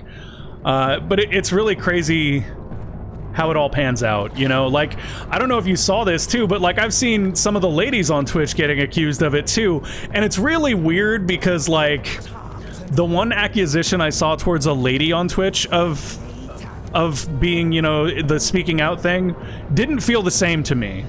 And I don't know if that's just because of my personal judgments, or if that's because it's not the same. So, bring the Xavian water sample, take this flask, and go to Xavian. I don't know where Xavian is. Oh, my inventory's full. Okay, I'll figure that out and I'll loot that. So let me put it out to you guys, because you guys will probably have your own opinions. Oh, this is donation stuff. I don't care about that. So I saw a guy who posted as part of the speaking out thing and basically said that he was, you know, interested in this female streamer and she knew it. So she tried to take advantage of that to get him to buy her stuff. So where does that fall in the spectrum, right? Because in real life, if you're a dude and you're courting a woman, it's not incredibly uncommon for you to try to buy her things to show your affection. Yeah, okay, so that's my point, right? Is that his fault, or is that somebody taking advantage of it? Because in my perspective, that's pretty much his fault, right? Like, okay, dude, you were simping. That's on you. And maybe it's reductive to use the term simping, but like that's just me using some of the young kid language that I pick up nowadays, because I'm an old man. But to me, that sounds like simping. That sounds like you were into someone, so you maybe tried to buy their affection, and they took advantage of that, perhaps, but that's kind of your fault, right? Like, buying affection isn't really how the world works. At least not in my book. But hey, I'm an old guy using words like simp. So what do I know? So it definitely makes it more interesting though, right? Because you're like, man, this is... And the thing that bothered me about that one too was like, and you know, credit to him. Oh, organic. Want to join RFK, sir? No thank you. I don't know what level it is. Thank you for the offer, but I'm doing something. Sorry. Okay, I'm gonna be nice, because people are nice. But yeah, like, it's really interesting too, because like, and credit to the guy who said this, because, you know, he said, I don't know that this is on the same level as the women that are speaking out right now, and I don't think it is. And to me, that was the biggest bother about it, was I was like, dude, you're simping, and by bringing up your simping right now, when there's all this stuff that's legitimate going on, you're actually kind of diminishing the impact of people that are speaking out for proper reasons, you know? So to me, that was like, dude, really? Like, maybe not, you know, maybe not. Maybe just don't. But I mean, some of the things W. Greats is accused of fall into a similar category. Using people is using people. Ultimately, it's on the used to realize they are worth more, but still shitty on the user side as well. Yeah, so the thing, okay. So, and that's an interesting point, right? Because in the case of Greats, for example, I want to say, I don't want to say the name, but I know of one particular person that Greats was taking advantage of to edit videos and things, and I'm not even gonna lie, when I saw that person in his streams, like, I felt like there was something wrong between the two of them, and that's just because I got this weird sense that it wasn't a copacetic, honest, open connection the two, or relationship the two of them had, but it ended up being way worse than I thought, right? So there's one part of it, which is the people that Greats was using to like edit things and do stuff like that. And yeah, at some point that's on you to wake up and realize, because one of the people I remember was saying that Greats was very clear that nobody was to know that they were doing the work for him. And, you know, what the fuck is this?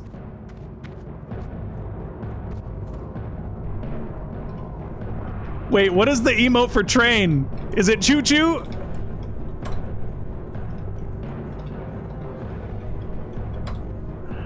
I don't know the emote. I'm trying to do the train emote. God, somebody help me. This is perfect. Which one is it? Which one is it? Which one is it? Because I know there is one. It's not salute. Oh, I don't know what it is. I don't know what it is. But look at this train of people. They're just walking through town in like bear form and pink shirts. I don't know what this is all about, but this is kind of great. This is kind of what Classic WoW's about for me. Anyway, so like, that person maybe should have said, I'm doing this work and I'm not allowed to be recognized for it. So that's a problem. Like, that would have stood out to me as a problem. Like, I wouldn't have been okay with that. That's not right. And I think that if somebody does work for you, the least you can do is give them recognition. I mean, in a perfect world, I wish that we were in a place where, like, streamers could actually afford to pay mods, things like that. That is what I had always aspired to do. Was if I had ever made it to the point where I was actually making money off stream, I would have been using that money to pay my moderators. Because, frankly, if they do work for you, they deserve compensation. Yeah, Ko pays his mods. Yeah, Ko is a good dude. I love Ko. I really legitimately love Ko.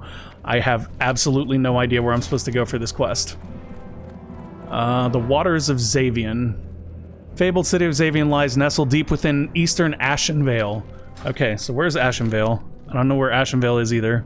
I am not a, in real life, I'm not good with this stuff. Oh, hello. Okay, so it's right over here. Alright, so we know how to get there. It's his fault, wasn't complete. Yeah, absolutely. Absolutely. And I know some streamers do, like, a day where all the donations go to their mods, and I think that's a really cool thing, too. And yeah, Ko has an entire team that he pays. And they do good work, and they get compensated for it. And that's because Ko is huge, right? He can afford to do that. Other than that, though, like, you know, it's few and far between, and I know, like, I strongly suspect that Asmongold pays, like, McConnell something to be on his stream and help out, because I know that they do a lot of work together, and I'm sure there's other people on that team that do so as well. But I'm just saying, like, that to me is what it is. You should compensate people or whatnot. So the people that got used in that way, where they were like doing work for him and he was telling them they couldn't claim credit for that work, that would have stood out to me as something that you should personally notice and take responsibility for. However, once you get past that with Greats, once you get to the part where Greats is actually like manipulating these women and basically having relationships with multiple women at once, and then the place where it gets really crazy, because like even the multiple relationships at once, there are people that do that, right? There are people that live a polyamorous life, and that's their life choice. I respect that. It's different when you hide the women from each other, and then it's even worse when you actually play them off of each other, which is what he would do. And that's where it gets really bad, you know? Yeah, exactly, Grant.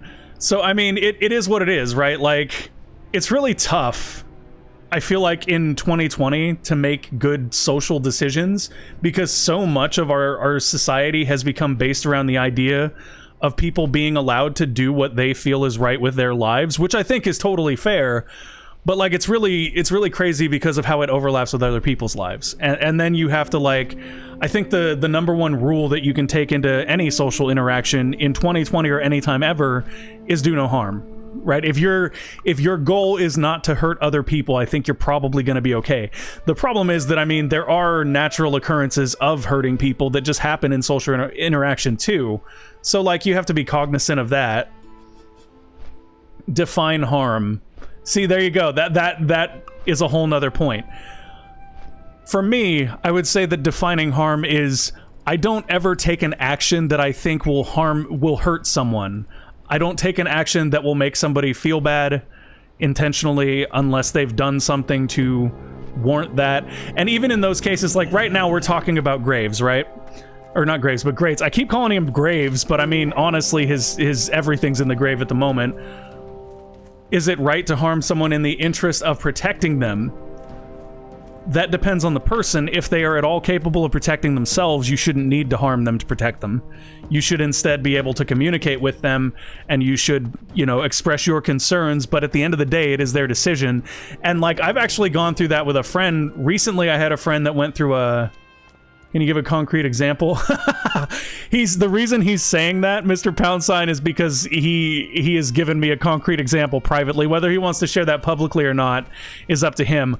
But some people will do things. They will do things in order to protect you, like telling you you're not allowed to. Like, did your parents ever tell you you're not allowed to hang out with that kid because they're a bad kid?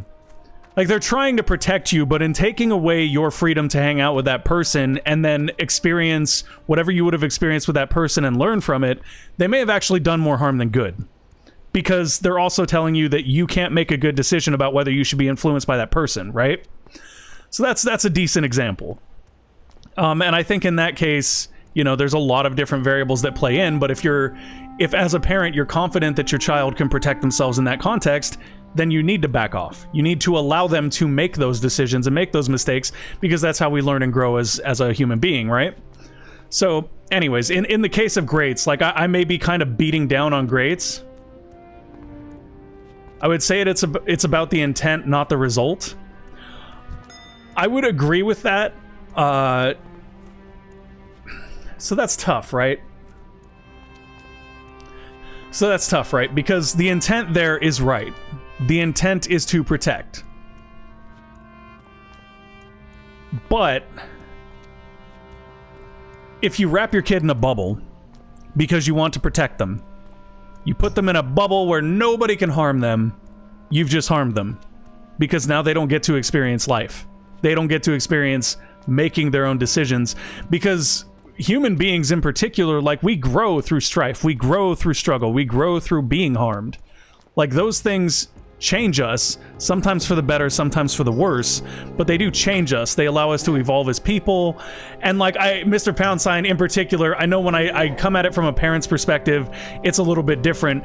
Now, if you redefine it as two grown adults, that makes it very, very different as well. And that's a little bit more clear cut. I think as a parent, it's a lot more difficult, because you may have doubts about your child's ability to correctly gauge a situation based upon the knowledge you have of them.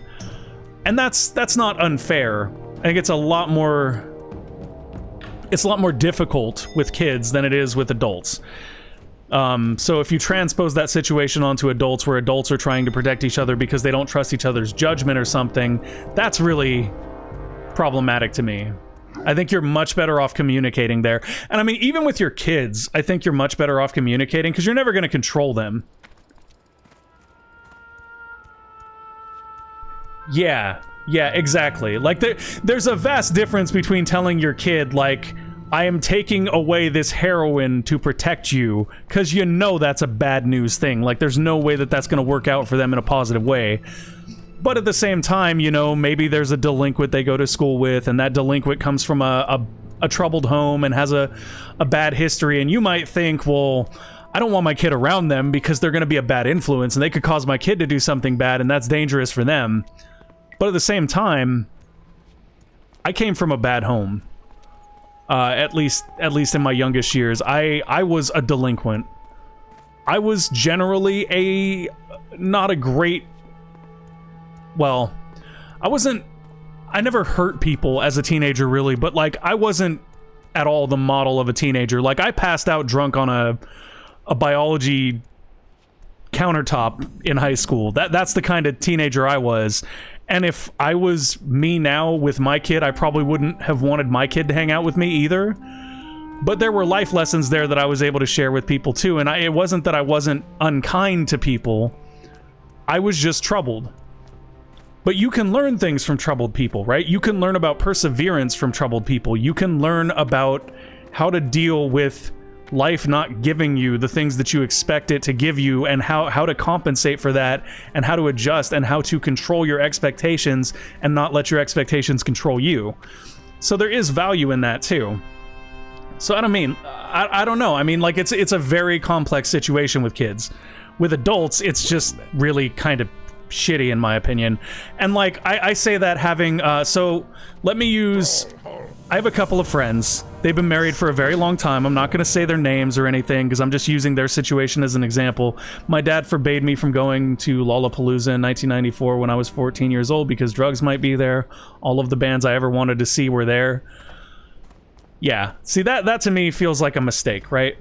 And I'm sure that there was resentment between you and him because of that. So like, at the end of the day, not only did he rob you of the chance to have an experience that may have been enriching or may have been bad and still taught you something about life, not only did he rob you of that, but he actually damaged the relationship he had with you, which robs him of the ability to provide you with guidance further on that you're more willing to listen to. Once again, nothing is ever supremely clear-cut. I should be going here, right? Is this... Oh, this is Ashenvale. Is this Eastern Ashenvale?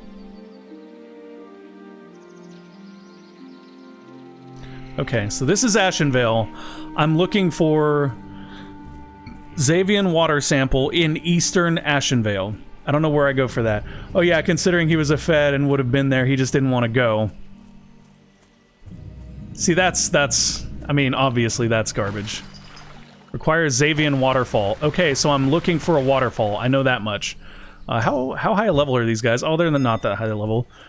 Actually, maybe I can find a good place to AoE farm here, now that I think about it. Anyway, so I mean, there's a lot of stuff at play that makes it more complicated than that, right? But like, I have these two adult friends. They've been married for a very, very long time. And when you're married, one of the things that you typically end up doing is you learn to compensate for deficiencies that your significant other might have, right? And that's not I'm not like crapping on that or like being mean about it. I'm just saying, like, we all have things we're not great at. So in my first marriage, I didn't like paying bills. I didn't have a problem making money. I didn't have a problem with that money going to the bills. The actual process of going to all the places and mailing out the bills, or, you know, paying all the bills online, I didn't like that headache. It just wasn't for me. So I didn't do that. My ex-wife did that. And that was just, you know, how our relationship worked. I don't know that that was necessarily right in retrospect. Like, I pay all my own bills now, and it would have been fine to help out. Honestly, paying the bills, though, is something I feel like you kind of have one person or the other handle anyway, because having two people do it just creates room for error. So anyways, back to this other couple. They had learned to compensate for certain things in each other's sort of behaviors. The problem there is that some of those things were not compensated from a place of love as much as, oh god, I'm frustrated, fine, I'll just do it. And I understand that. I know why people do that. I've done it myself. I get it. The problem, though, is that when somebody does that, when they compensate out of frustration like that, what ends up happening is it establishes a sort of codependence instead of a good cooperative relationship. And what ended up happening to them was that their marriage kind of came under threat from that codependence, because the frustrated partner didn't trust the partner that was frustrating them to be able to accomplish certain tasks that were related to the things they were compensating for. So what ended up happening was you had the partner that was being compensated for that was frustrated because the other partner didn't trust them to be able to do things, but the partner that didn't trust them to be able to do things didn't trust them to be able to do things because they didn't do certain things. So it wasn't founded in a place of illogical, you know...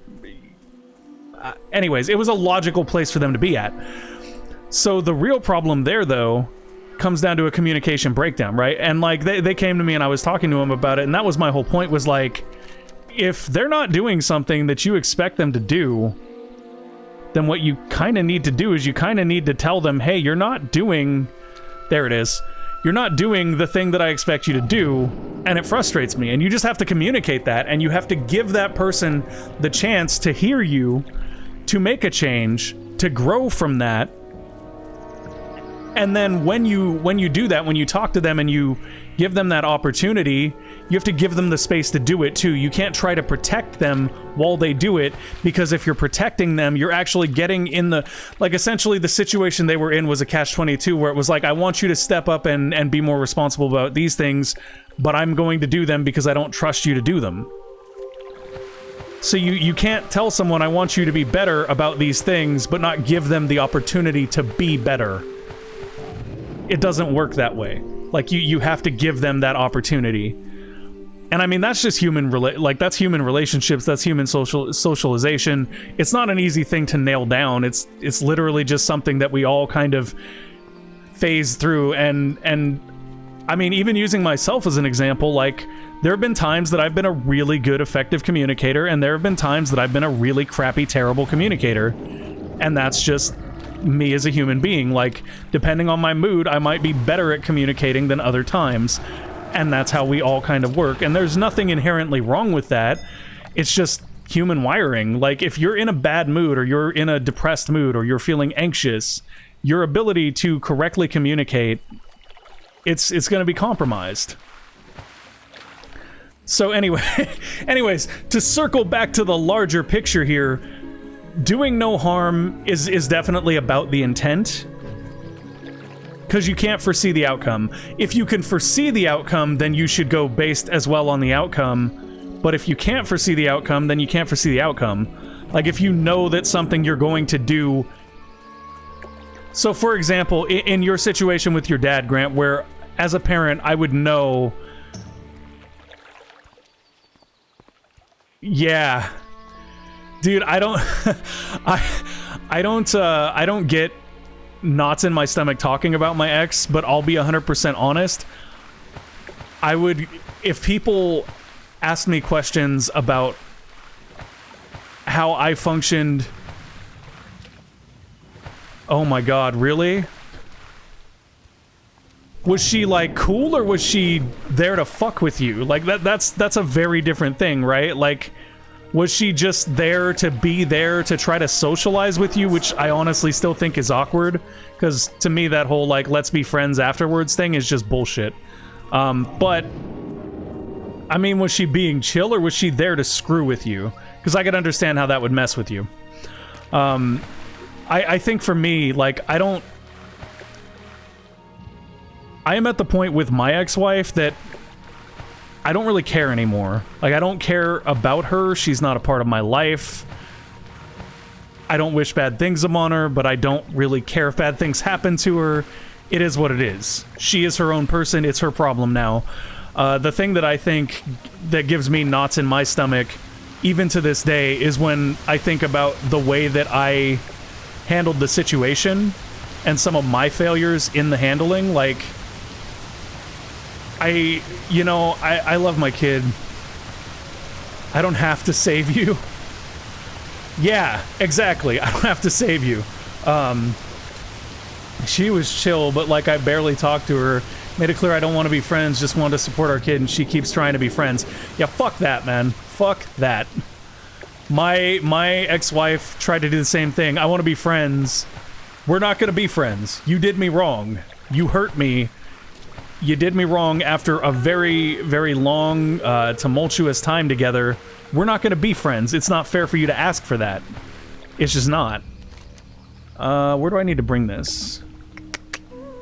I'm just going to go ahead. Screw it. It's 10 silver. I'm just going to warp back to Orgrimmar. I don't have to save you is, like, the best thing ever. Like, that really is what it comes down to. If you look at the first, the Batman Begins movie, I'm not gonna kill you, but I don't have to save you. That's really where it comes down. So, I feel bad about, for me, mainly about the way that I did as a parent when I was going through my divorce, because I think there were things that I did okay, but there were also things that I could have done better. I'd like to think that I did okay by my daughter. I'd like to think that I did the best that I could in that situation. Bye-bye now. But I'll always wonder if I could have done better and if I didn't fail her in some ways, you know? And I mean, she's great now. My daughter is... I don't know if I told you this, Pound Sign, because you met Dud at TwitchCon. She is on her own now. She lives up in Seattle. She's got an apartment with her boyfriend. She has her job. Hey, where's B? She is still sleeping.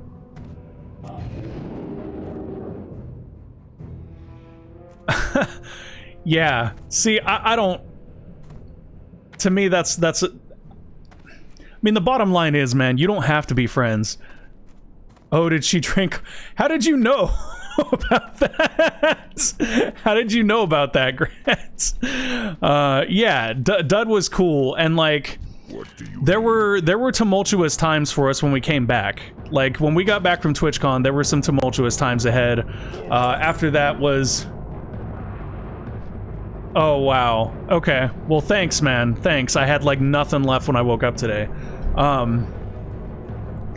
Anyways, so, like, when we got back from TwitchCon, man, like, I met a wonderful woman who's now my fiance. Her and Dud actually started spending time together. Oh. Yuck, I'm sorry. That's rough. That's very, very rough. But I'm glad she was able to keep you company last night, at least. I passed out on the couch, man.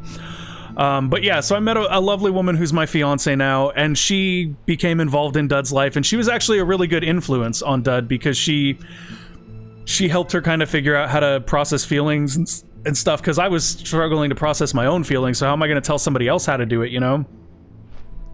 And everything wasn't perfect, and things got really bad at one point, but I will say this. While myself and my fiance were involved in Dud's life, as well as Dud's mom, she was doing fairly well. She was doing pretty well, and she was, you know, moving forward, and that was good.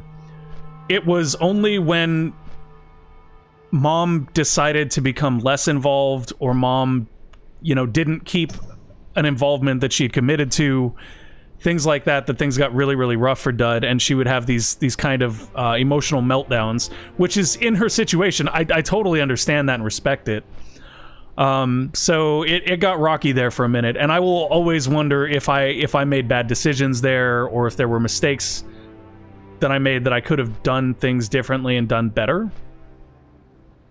But like, the reality is, I'm not a mind reader, I'm not a time mage, I'm not going back in time to figure it out. So we just move forward where we're at, and Dud is doing great now, man. She's up in Seattle, she's got an apartment with her boyfriend, she's got a job, she's got a dog, she's got a business on the side, she's just doing great. A great conversation. I was super drunk off one shot for hours, which was really weird. Mistakes were made. Dude, that's like me. No worries, man, no worries. So I don't know. Life is a very complicated, messed up thing. There are no easy answers. I once again have no idea where I'm going. Hey. Supposed to be looking for the something sisters. Reminds me of 2007. Hey, what's up, Cryo Sage?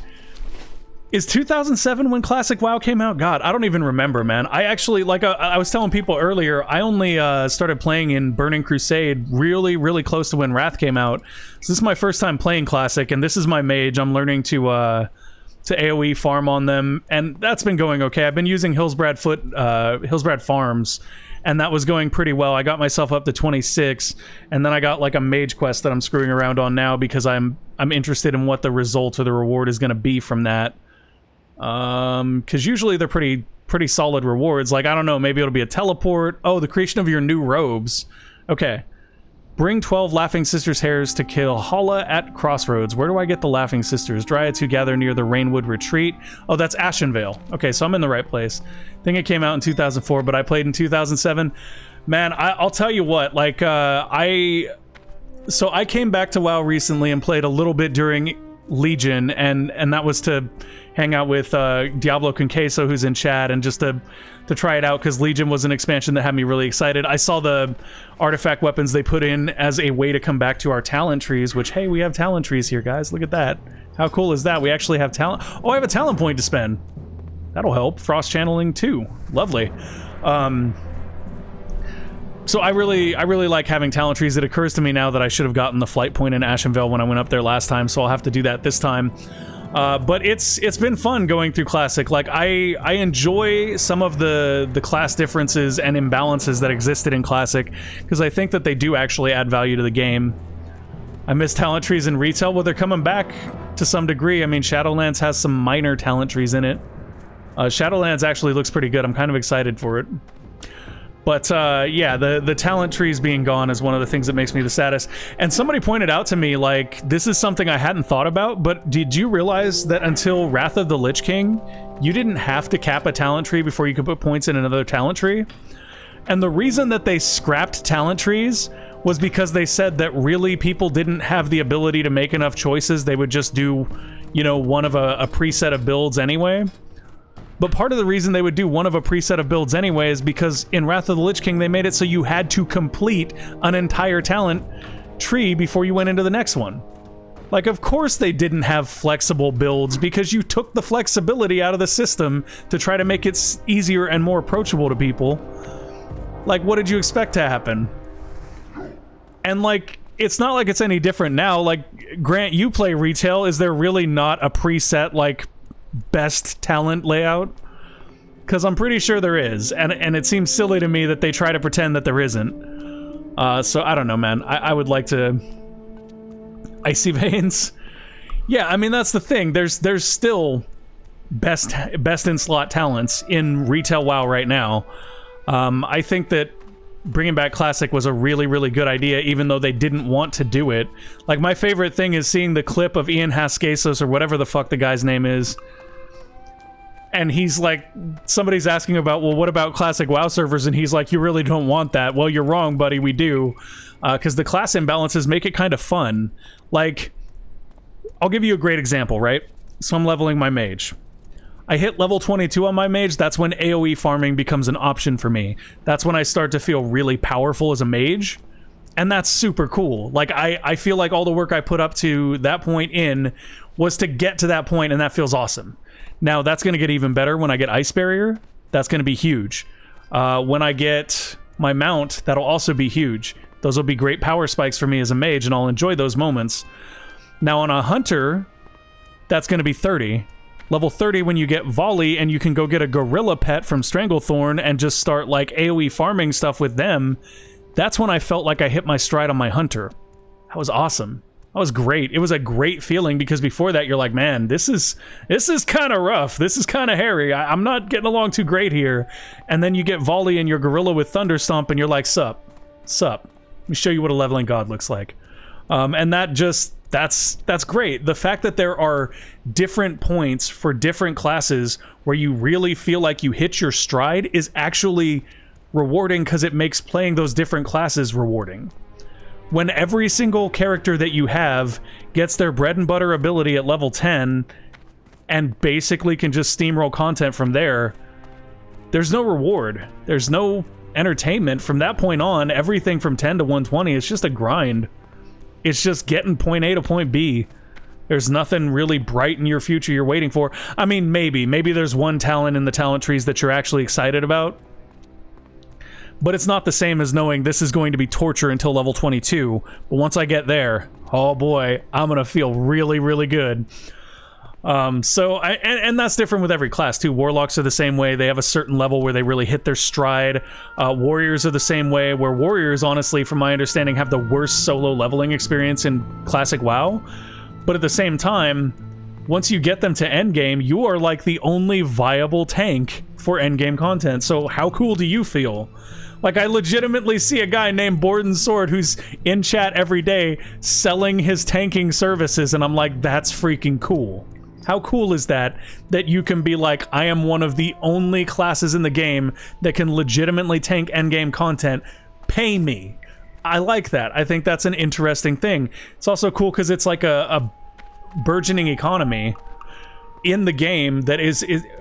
So, one of the terms that they used to use a lot when I would play, like, EVE was emergent gameplay, which was code for, like, the players did something we didn't expect and it's awesome. Tanks being able to hire out themselves as a tank, how cool is that, right? Like, that's actually emergent gameplay. That's emergent economy gameplay. I think everyone should get bots to farm. Didn't we have that? Isn't that what garrisons were? I think garrisons were bots. Kind of make a UBI. I mean, garrisons to me felt like that's what they were. And I didn't dislike garrisons. I thought garrisons were great. Oh, for Classic? Well, okay, I'll tell you this much, man. Like, one of the most obnoxious things for me when I was learning to AoE farm on this character was going to the Hillsbrad Farms and seeing a dude that had literally 5 troll characters that were identical standing on top of each other, and one of them would run over and pull everything back to the other 4, and then they'd just spam Arcane Explosion until everything was dead. It's crazy. It's crazy to me that that's a thing, but, like, it is what it is, you know? Oh, I went the wrong way here. I thought that this was gonna be, I can't remember the name of that camp. I want to say it's Splinter Tree Fort or something like that. The one that's over here in Northeast Ashenvale right here. I can see the tree right there. It's Splinter Tree something. I'm going to head over and get that flight point because I don't want to do this walk again. And then once I get that flight point, we'll go kill Laughing Sisters so that we can get the threads for our new mage robes. I could actually use a robe upgrade anyway. This thing is kind of garbage. It's not bad, it's just not great. It's a lesser Spellfire robes. I think that was also a Mage Quest robe. And it's like +6 intellect. I was trying to get the robe out of Shadowfang Keep that the last boss drops, but he didn't drop it. I did get this nice belt though from there. Splinter Tree Fort, no girls allowed. That's some straight up Splinter Tree post. Thank you, Tony N. Appreciate that. Yeah, so no girls allowed. That reminds me of, God, what was the... It wasn't the Rascals. I don't think that's what it was. Little Rascals, I think that's what I'm thinking of. With the dog with the circle around his eyes and Alfalfa and Delilah. Okay, so Lesser Spellfire robes are getting ready to be replaced then. I'll take that. I will gladly take that. So yeah, I got Belt of Argol and I got the Feline Mantle there. Both of those are 10 intellect, which is really, really nice. That sweet, sweet intellect. Yum, yum, yum. I didn't get the robes though, which would have been another 10 intellect, but I mean at 1700 mana, like it made my AoE farming so much easier. I don't even know how much of an effect intellect has on... Oh, I guess it does affect crits. How much does it affect crits? So I don't think you can even tell in here. Like, I don't think the actual interface will tell you how much it affects crits. Is there any solid information about upcoming allied races in Shadowlands? You know what? Now that you mention it, I did see somebody yesterday saying that they've released information that I want to say one of the ogre races is going to be a playable allied race, but I can't say for sure. Oh, I remember now. I can't remember. There's a female YouTuber / streamer that does WoW stuff that interviewed the WoW dev team about Shadowlands, and one of the things that was brought up was there was going to be I believe, I can't confirm this 100%, but I think it was like an ogreling playable allied race. And I remember that because she was asking the dev team how they decided what was going to be a new race and what was going to be an allied race. And that one was supposed to be an allied race. It did sound, though, when she interviewed the dev team, it sounded a lot like they have a general idea, but we're still pretty far out from Shadowlands, so they're not locked in on a lot of stuff. If they do ogres, I'm going horde. I'm pretty sure that's what it was. I can't say 100% for sure, but I'm pretty sure that's what it was. So I'm excited about that, too. Honestly, like, I wasn't interested in retail at all until I saw some of the stuff they're doing in Shadowlands. And that stuff makes me excited. I'm still kind of... There's a lot of things in retail, though, that have kind of, like, really soured me to it. I'm sure there's an overlapping quest to kill these enemies that I'm going to kill right now to get my robe, but I'm not super worried about it. I think I'm just going to go kill the enemies. Yeah, the tower looks like a lot of fun. Torghast looks incredible. Torghast is like, oh my god, you're telling me I can play Slay the Spire in WoW? Sign me up. That's how I feel about that. I'm really excited about everything that they are doing with it. I'm also excited. I don't know how much you guys have seen of the BFA like cinematics, but there's some stuff in BFA's cinematics and some stuff in the current BFA patch. And this is just from me watching stuff. I don't play retail, guys. I'm sorry. I don't play retail. I have retail characters and accounts, but I don't actively play retail. But there's a sequence when you're unlocking the Maghar allied race, which is, you know, the Draenor orcs, the original orcs, which is awesome that they're playable now. That makes me almost want to play retail. But in that sequence, you find out that Yrel and the Draenei conquered the Legion in Draenor, the new Draenor from Warlords of Draenor. And then they became obsessed with the light. And the light in WoW has always been depicted as this positive thing. It's how you heal people and all this blah, blah, blah, blah.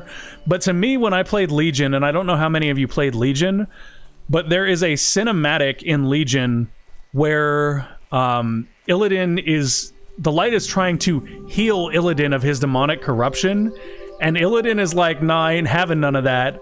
And it's very tyrannical. It feels like the light is basically oppressing Illidan as a person.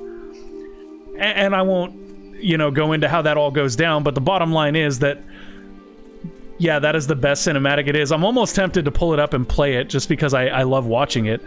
But essentially, you get this view of the light as not necessarily being this positive force that we've been told that it is, and being this much more, like, neutral and potentially malevolent force, right? So when you do the Maghar questline for the allied race, what you see is that the Draenei have conquered the new Draenor, And once they did, they became obsessed with the light. The light is very fascist. Yeah, it seems very fascist. And now that they've conquered, you know, they've got their obsession with the light, they've actually been trying to convert the Mag'har to the followers of the light. So light is basically Bill Gates. I mean, you could say that. You could say that. So the Mag'har quest really hints that the light is going to be evil in the future. Because the light is literally trying to oppress the Mag'har orcs. I don't know why I'm doing Blizzard here, but I am, so deal with it, guys. So the light is, wow, I'm doing very, very little damage to this. I might have to go, we're gonna have to go back to our Frostbolts here. Oh, but we're in a bad spot to do Frostbolts, so let's run around in circles for a minute. Lock them down, and then we'll Frostbolt. But yeah, so there's a lot hinting that Shadowlands is going to lead into a story where the light is actually the villain.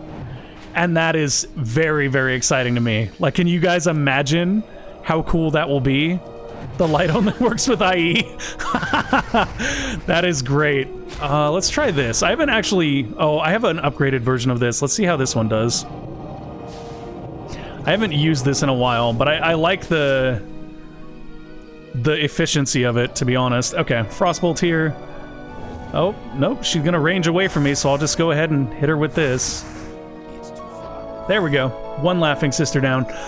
So anyways, I'm very excited to see how that all pans out, because I think us fighting the light would be very cool. And guys, that's only the beginning. So I don't know how many people in chat, just as a question, how many of you play Horde versus Alliance? Like, which do you prefer? Do you play Horde, Alliance? Maybe you play both. That's totally understandable. If you... Oh, hell no. No, please. No, bye-bye. I gotta go. She gonna kill me. Nope. No. Nope, bye-bye. You win. You're a skull. I'm out of here. For the Horde, exactly. So I'm a Horde player through and through. And that's mainly because I liked Thrall, and I thought Thrall was a really good leader. Horde for life, right on, Tony, right on. There you go. I play Alliance right now. BTU, I find the Horde story more compelling. Yeah, okay, so... Cryo Sage, I'm sure you'll chime in whenever you get a moment, but anyways, the reason I asked that, guys, is because, well, I don't think the Alliance are a bunch of racist fascists. I think that, like, and I actually had a discussion with some friends that don't even play WoW and told them a little bit about the story because I was interested in their opinions on it. And the reason why they say that it doesn't necessarily make sense to view the Alliance as being fascist or whatnot is because if you think about it, initially the reason why the Alliance went to war with the Horde was because the Horde had recently been corrupted by demons and murdered a ton of their people. Play through Mop through Draenor and they're racist is... So I wasn't around for Mop or Draenor really, so that probably explains part of it. But I mean, they had a reason, at least in the beginning, to fear the Horde, right? Like, to think that the Horde might harm them or their people, and I understand that. Oh, the undead are genocidal. Yeah, the undead are, like, honestly the ones that stand out to me as the worst, perhaps, race as far as what they do. Like, they're the ones that are fine with killing their own because Sylvanas tells them to. Well, that's also because Sylvanas tells them to. The thing they've done with Sylvanas, I think, has been kind of blech. But, anyways, back on topic here. So, I think that for a very long time in the expansions, we've seen the Horde depicted as very internally contentious would be a good way to put it, right? So, like, the Horde is the one where, you know, their leaders go crazy, or they backstab each other, or they turn on each other, and that's bothered me as a player. I felt like for a very long time, the Alliance has been portrayed as having their shit together, so to speak, with each other, where the Horde has been portrayed as basically having leaders that go crazy and kill their own people. And that seems really crappy to me. Like, I don't think that that's a fair depiction of the Horde. I don't know why I just did that, but okay. I was trying to use this. I have an upgraded version of this I should start using more to... Gosh, hiccups, guys, sorry. That I should start using more often. Don't run from me. I totally meant to blink there. I always played as Taurens. My first main was a Tauren Druid. I loved his name was Big Bada Boom, and he was a boom chicken at first. You're playing Warcraft 3. I just watched a few replay matches lately, and I remembered that this game is actually really good and way easier to micro than StarCraft, and the hero stuff is also pretty good. Yeah. You know what? I saw Warcraft 3 remastered, and I kind of wanted to pick it up until I saw like all the bad press coverage on it. I may go get it anyway, though, just because that game, you're right. It is, the hero stuff is a lot more easy to manage in Warcraft 3 than I think it is in StarCraft.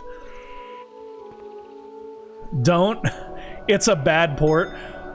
Okay, so I have the Warcraft battle chest out in my garage that has the original Warcraft 3 in it, along with the Frozen Throne and all that stuff. So maybe I'll just crack that out and play it instead. I am really enjoyed the quest where you could do with Sylvanas ass and grab the toxic spheres and go commit war crimes. I know, right? Like, here's the thing, too. I can't remember the name of the orc general who challenges her, but, like, that guy we know is a good dude. Like, we have respect for him. Oh, gosh. Shadumbra, who's that? No, please. You're a named mob. I don't want none. I don't want none. I just want to kill this lady right here. Can you just let me kill this lady and go away? Sorfang. Yeah, Sorfang. So you know if Sorfang is telling her, like, yo, this is the wrong way, that it's the wrong way, because Sorfang is awesome. Dude, and I was really, really disappointed in what they did with Garrosh, to be honest. I was really, really disappointed with what the thing is, the original auto updates to the new engine, so... Oh no, does it? And I'm dead. Okay, we'll come back. It's no big deal, we'll run back.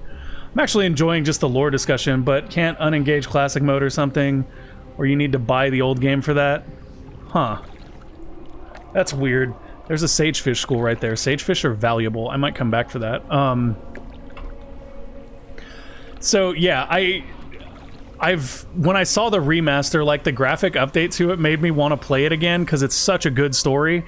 And like the last time I played it, guys, I was way, way younger. My ability to understand the complexities of the lore was way more limited. And now I really want to go back through it again just to take another look at it. I don't know if you guys do that, but I play games that I played 10 years ago, even when I was like an adult. And I'm like, man, I understand so much more about this now. Like I must have just been really stupid or something. I don't know. But I absorbed so much more of it. Anyway, so back on what the more overarching story I was trying to tell here. So for the last couple of expansions, it's really seemed like the Horde has just been falling apart. Like I really, really got excited when we had God, I am a disgrace for forgetting his name. The troll leader of the Horde. Grant, help me out here. Help me out here. I can't remember my boy's name, but he was the bestest. I was so excited when we got him as a leader of the Horde. I was like, finally, Vol'jin, yes. I was like, finally, my boy Vol'jin gets to lead the Horde. This is gonna be great. And then they have him go out like a sucker to a Legion arrow. And I'm like, so let me get this straight. In the opening Legion's video sequence, here's what we see. We see Varen, or whatever the dude's name is, the Wolf of the Alliance, look like a total freaking savage. And the Horde's leader, Vol'jin, he gets taken out with a stray arrow like a scrub. No way to avoid the new style models, which were all done by third party in a completely different style. Oh, that's gross. No, through the BNet launcher. Okay, so I wonder if I can like go offline and install off the disk and not use the BNet launcher. That might work. I might try that. But yeah, I saw that Vol'jin is back in Shadowlands, which is great. I'm actually really excited that maybe we'll see a better ending to his story, because him getting killed by a stray arrow was such garbage. And basically, like, my whole point was they basically made it look like the Horde couldn't even stand together, which was garbage, you know? Like, how embarrassing is that? Like, the Horde, this entire group whose whole thing is like, we're so troubled by the state of all of our different societies, we're forced to band together, like we were forced to do this, and then they just fall apart like trash. And it really, like, as a Horde player, like, it bugged me. I was like, why do they favor the Alliance? Why does the Alliance not have any issues, but the Horde is falling apart all the time or killing each other? What is this BS? So here's what's interesting about that, guys. The reason I brought up the Light being the bad guy in a future expansion is because there are things that Matthias Shaw, the leader of SI6, which is the or SI7 rather, which is the, you know, the intelligence agency of the Alliance, he doesn't trust the new Alliance leader in Shadowlands because the new Alliance leader is Tyrellian, the guy that was the servant to the Light in Legion. And there are whispers from N'Zoth that play in the game that say that, like, the Servant of the Light will bring the darkness. And it essentially is hinting that Tyrellian is going to cause the Alliance to fall apart the same way the Horde has been falling apart for, like, 3 expansions now. Which makes me happy, because it's about time. It's about time that the Alliance had to deal with some of that shame, instead of the Horde just being like, yeah, our leaders are crazy. They try to kill each other. Dude, I was so mad. Oh, no, we gotta go. We're gonna die if I don't get out of here now, because we ran into a second one of these. These guys are really hard to kill because they keep resisting everything, and they're not even higher level than me, so I don't know how they're resisting. Like, they're super resisting, though. Anyways, though, like, it was always... I was really, like, for me...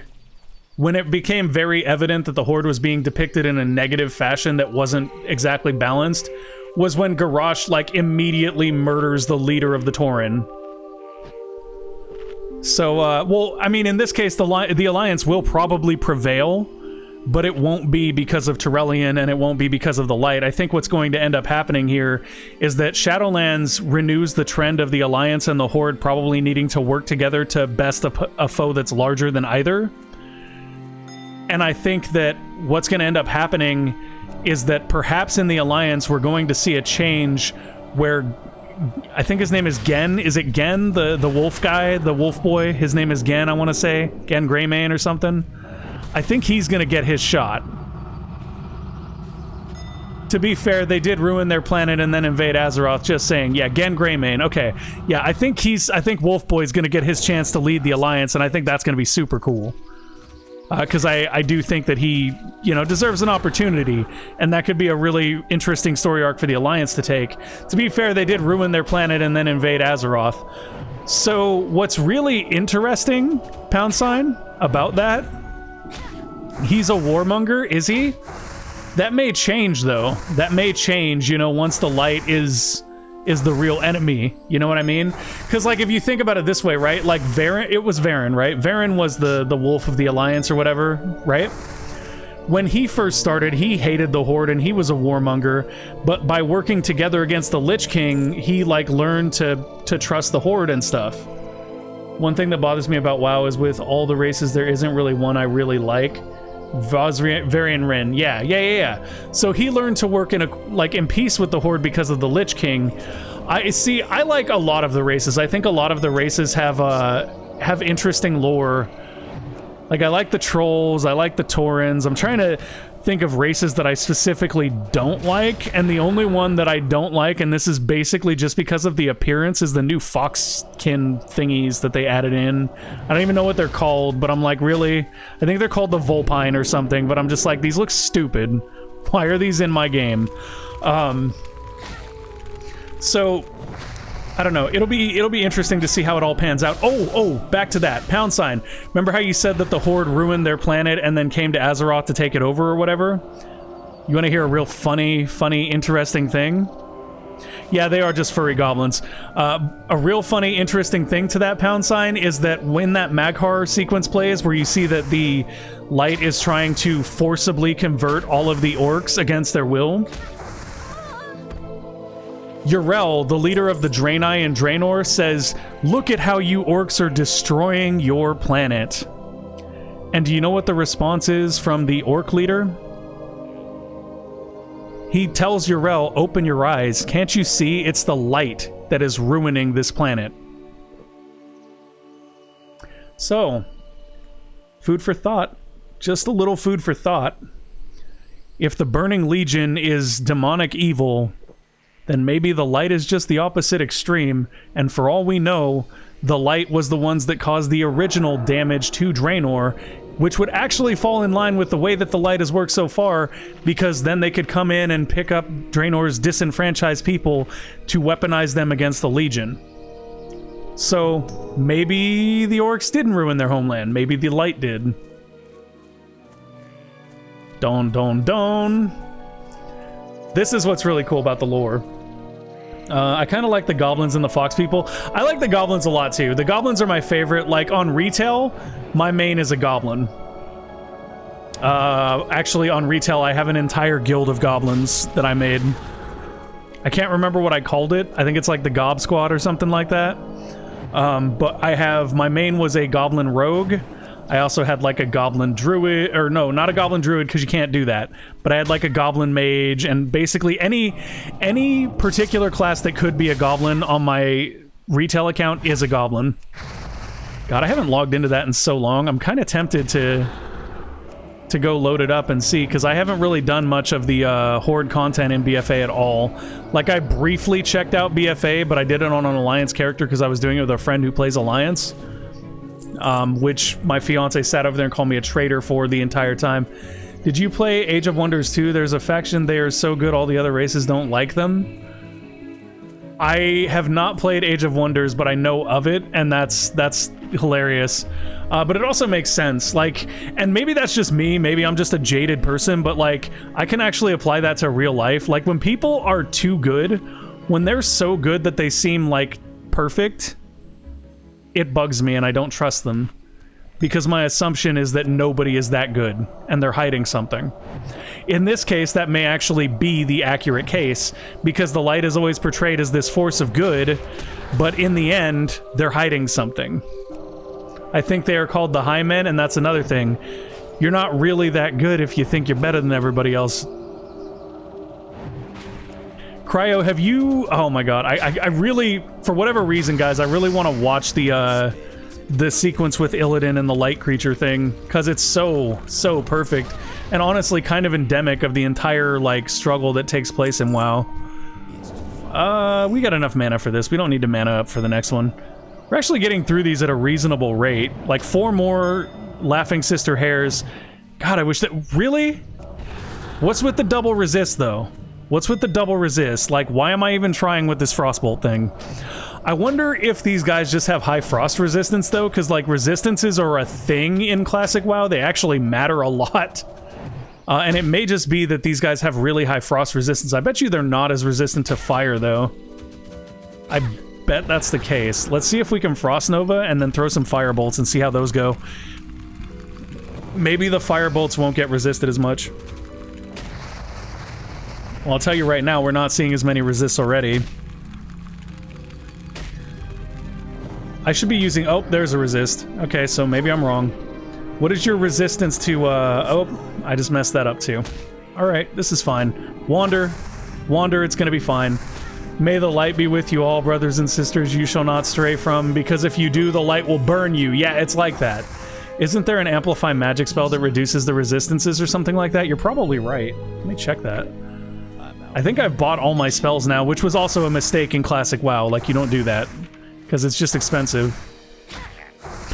Oh, I have Cone of Cold, and I haven't even been using it, guys. That's how dumb I am. Okay, hold on. We have to reconfigure now, because we need to integrate Cone of Cold into our rotation as well. I don't know how I want to do that on my bar, though. Like, that's actually really tough. You know what? Let's try this. Let's put it right here, and then I'm going to rebind that key. And I'm going to rebind it to... Shift E, which is actually... I've been seeing, like, other people's setups, and they bind, like, Q and E to abilities, and that's really, really cool. And then let me check for that Amplify Magic thing, too. That's Frostbolts. This is Fire. This is Arcane. It'd probably be under Arcane, because I think that's where Dampen Magic is. So I've got Dampen Magic. I've also got a counter spell that I don't know how to use. That I should put, like... Maybe we'll put that right there and move Scorch. Hi. Good morning. Let's go to key bindings here and then set this one to E. Seems good. Okay, so now we have Counterspell on E, so I can try that out. I'm actually going to swap these now that I think about it. So Counterspell is supposed to, like, stop an enemy spell and do damage back to them, I think. I didn't actually read it, I just put it on the bar, because that's how I am. Oh, there's Amplify Magic. Amplifies magic used against the targeted party member. Oh, it only works on party members. That's why I don't use it very much. Dampen is the same thing. Detect Magic. Meh, that's not going to do much for us either. Remove Curse is also not going to do a lot. Polymorph is basically just a way out of a bad fight. So yeah. What does Counterspell do? I didn't actually read it. So... Preventing any spell from that school for 10 seconds and generates a ton of threat. Oh, that's right. I can use that as a pulling tool for AoE farming too. Forgot about that. So let's try, and I know we got a new arcane missiles. So I'm gonna actually grab that as well and put it on the bar where it goes. Arcane missiles right there. Okay, is that the correct level? It is rank 3. So let's try this. I'm gonna try a rank 3 arcane missile and see if that does good.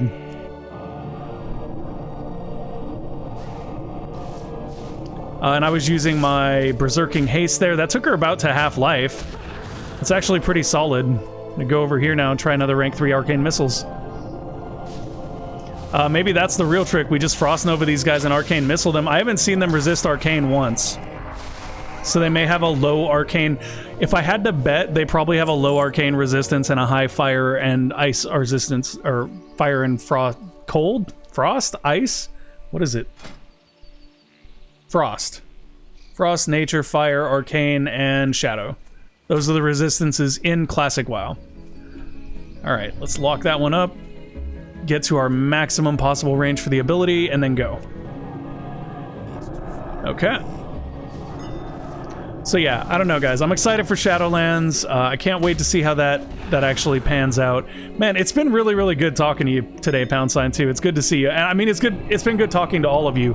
Honestly, like, since I started streaming Classic WoW on my chill streams, there have been a lot less people hanging out than when I was doing, like, Warframe, which is apparently a more popular game. But it's nice just to have people to talk to while I suck at WoW. Well, I'm doing okay now. We have a system figured out for killing the Laughing Sisters here. Oh god, Shredder Manual Pages. I remember this quest. Do you guys remember this? Shredder Manual Page 3. We have to collect a whole bunch of these. You come say hi? Wow, I don't know if you guys heard that. Oh, hi, don't kill me. We're good. You just do your thing, Darth Sidious. Darth Sidious. It's up to you, B. You can join me whenever. I need one more mob for this quest, and then I can switch over to my warrior. Yeah, it's good to see you, man. It's nice to talk to people on stream again. God,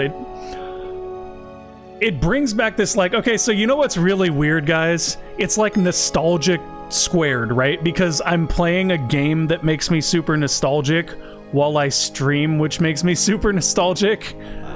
So I'm just like, this is the nostalgia times nostalgia stream right here. Hey, guess what? Frost Nova. Haha. You're not gonna catch us now. Man, there's another build too that's like a single target build where you like go all in on arcane missiles, and it actually works pretty well, but I gotta believe the AoE grind build is gonna be better in the long run for leveling speed, because I actually made this character. So we started playing. Okay, so here's the story of how GUD got back to Classic WoW, right? Because I am a huge naysayer against retail. I'm not a fan of retail at all. Shadowlands will probably change that. But, like, I was watching Asmongold stream, and he was, like, talking about Classic WoW and hyping up Classic WoW, and that got me super hyped for it, because I remembered how fun it used to be. I was like, can it be that fun again, though? I don't know. Newsflash, it can. So... There we go. So anyways, I was watching him play that a lot while not playing WoW at all. And I was like, man, I think I might go back and I might try Classic WoW. Like, I might do this. And I knew that my fiance was, she was getting off of school very, very soon from there. And I was like, hey, when you get off of school, we should resub and play Classic WoW together. Because that'd be some cool way for us to spend time, because she plays WoW. And then we have done that, and it's been quite an interesting experience. It's been weird, like, learning the differences between Classic and retail. And we, like, every time we do something, we kind of notice a little difference, but it's always a good thing. Like, it's always something that, well, it's not always a good thing, right? Like, running back to your corpse for, 12 hours isn't necessarily a good thing. Running around on foot slowly for 12 hours isn't an inherently good thing. But, like, I don't hate it. It doesn't make me, like, frustrated or irritated, which I can't say about regular, like, retail WoW right now. There's a lot of stuff in retail WoW that I'm just like, meh. It's like, meh. Like, I don't want to do world quests on the map over and over again until the end of forever. Like, I'd rather play with different mechanics. You okay back there, Michael Jackson? So anyways, this mage, the reason I made this mage was because my fiance and I have been playing together. Hope Shadowlands will bring retail and classic back together somehow. I really do. I think it will. Like, what's interesting when you say that, CryoSage, is I think that the number of people that are playing retail WoW has actually increased since classic WoW was released, because I think classic WoW brought a lot of people back, and then what they do is when they reach the end of the content on classic WoW, because classic WoW is legitimately more of a theme park ride than any other version of WoW, I think a lot of people play classic WoW till they get endgame, they get all the gear and things they want, they do all the things they want to do on the theme park, and then once the ride is over, they go play retail. So I think that if Shadowlands does what it looks like it's trying to do and reintroduces some of the things that made classic WoW so good, then it will actually hold that classic WoW player base even more. You know what, actually, now that you mention that, one of the things they're doing in Shadowlands that I'm like super excited for, guys, do you remember when crafting was actually relevant? Like, not now, because now in retail, crafting doesn't matter. It really doesn't matter. The most you're gonna get out of crafting in retail WoW is like, you're gonna get the best in slot item for you before you actually start raiding. That's all it's gonna give you, really. I remember in Wrath of the Lich King when...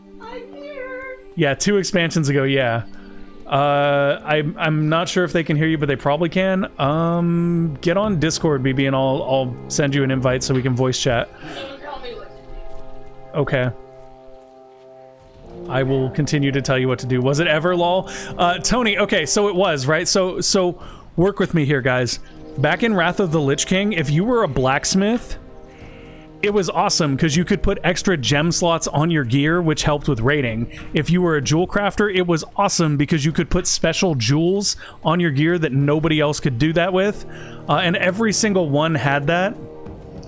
And then on top of that, you had the gathering professions, which actually granted you passive abilities or active abilities you could use. Like, I think the one for herbs was called, like, Lifeblood or something like that, and it would give you a slight heal over time. Like, it wasn't hugely impactful, but it helped when you were leveling. Oh, are you? It doesn't ring because I'm on streamer mode, which is Do Not Disturb. Hi, BB. Hi, I'm awake. Okay, well, there she is. I'm here. I was supposed to be here. I drank a lot of wine last night. See, I didn't even say that much because I was being nice, but... Oh, I don't care if people know. I'm on vacation. I can drink all the wine I want. And when she says all the wine, she literally means all my wine. I left you some. Left you some. Baby, look here. I left you some. See this? No. You see it now? You Yeah. left me half of that. You're welcome. I'm welcome. You're welcome. Synapse Springs and engineering. Oh, yeah. No. Engineering had tons of unique stuff too, right? So, like, there was a time when crafting was actually super, super useful. It had actual uses and it was valuable. And you could even craft, like, some of the very, very endgame gear. And then that all kind of went away after Wrath of the Lich King. Hey, I'm in Ratchet. I'm gonna go let your dog out while you finish your thing and come meet me. Okay. Okay. So what they're doing in Shadowlands is now in Shadowlands, instead of the legendaries being some stupid fucking amulet that they give you and you have to put a bunch of XP into or whatever. Yeah, engineers are great in PvP. There was a whole bunch of wine in the spittoon. No, it wasn't a spittoon. It was this. It was a wine flute. Oh, that's weird. The light is reflecting and making the green screen mess up. Anyways, so in Shadowlands, what? I forgot I activated my Tamagotchi thing yesterday, and she's unhappy. She's like, she's dying because I slept in and neglected her. My fiance has killed more Tamagotchis than battery shortages. So I don't know if you all know this, but like Gigapets or Tamagotchis have gotten really cool in the past several years. They still make them. And I have one that I'm gonna make Good show it to you in a second after I explain it. But they have They're like very cool. they are cool, smartass. Hold on, I have to give her a bath before I let you show her because she's filthy. Oh, she won't get in the bath. So, anyways, they're really cool now. I have one that I got probably like more than 5 years ago, and they have like a colored screen, and they have like a little USB port where you can buy like little accessory charms, and then it gives them outfits and shit, and they talk to other Tamagotchis. So there are cosmetic microtransactions for Tamagotchis now? No, they're not oh god, you ruined everything. So anyways, they've even come out with like another even newer version than the one I have from like several years ago. And the one I have, I wish I kept like in better condition because it got lost for a while after I moved several times because I looked them up online and they're worth like hundreds of dollars now. Yes, they are, Grant. Yes, they are. But are they microtransactions? You guys shut up. Anyways, what was I going on about? I forgot because you guys are dickheads. They're really cool. Fuck you guys. It's okay, BB. I know you're very excited about them. And I want the new one, but they were expensive. Anyways, hold on. I'm gonna come bring this to you so you can show them. But she's an ugly color. I think I have to change her color, and I don't have any money. Hold on, I'm coming. Oh, look at him working hard on that robe right there, guys. Wait, your robe is complete. Okay, but how do I get it? Yeah, just put it, yeah. It's reflecting the light. Let me see it. Okay. The green screen's gonna cut pieces of it out, but they can kind of see it. Your actual Tamagotchi gets cut out by the green screen. Oh, powered off. Grant says you were going on about microtransactions. I'm done with you guys. Okay, so let's take a look at these real quick. Ooh. So we've got this tunic, which is probably better overall. Or we've got this robe. I mean, Spirit's not bad, but Spirit's not going to help when you're in combat. So... Oh, but look at how awesome that looks, guys. Oh, I forgot to add that also everything on the Tamagotchi that I have is in Japanese because... That's very good, Pound Sign. That's funny, man. Pound Sign, I don't know about you, man, but you and I have raised enough Tamagotchis for our lifetime. Dang, guys. Okay, so do we pick the one that's better, or do we pick the one that looks better? BB, can you see the stream right now? Me? Yeah. Yeah, I just looked at it. Okay, what do you think, B? Do we go for this ugly outfit that has better stats, or this outfit that has slightly worse stats but is better looking? Baby, that's a personal preference. That's why I'm asking your opinion. Get the one with the better stats. You look ugly overall anyways. Ugh. Is that what it looks like? This is the one that looks better. This is the one that looks worse. The purple one looked worse? Yeah. I don't like the purple one. Maybe get the nicer looking one. See, that's what I'm saying. Like, it's such a visual improvement, guys. Okay, but Pound Sign is saying go for stats. Leveling sucks anyway. If you don't hurry up, I'm gonna start shit with this big-ass human gnome, and they're gonna whoop me. I mean, if you want to get beat down by an Alliance player, you do you. I'll take the one with the better stats because it's better stats. You can't Mog it in Classic. There is no Mog. That's why it matters. Let's see. I'm gonna go put this on. I'm gonna go fishing. Oh, so anyways, how the legendaries work in Shadowlands is that every different crafting thing will be able to produce a base item, right? And the base well, good troll then with the Mog thing. So every base or every class will be able to produce a base item, and then you'll get different runes to put stats on them. So every single crafting profession in Shadowlands will be able to produce legendary items. How cool is that? How cool is that, guys? Crafting is going to matter again.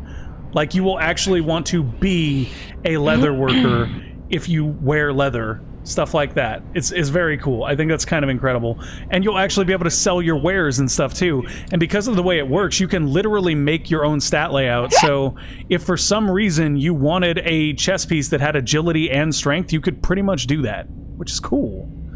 Anyways. Yeah, I like the way trolls look too. I dig trolls. I think trolls are awesome. I like the way the trolls look also.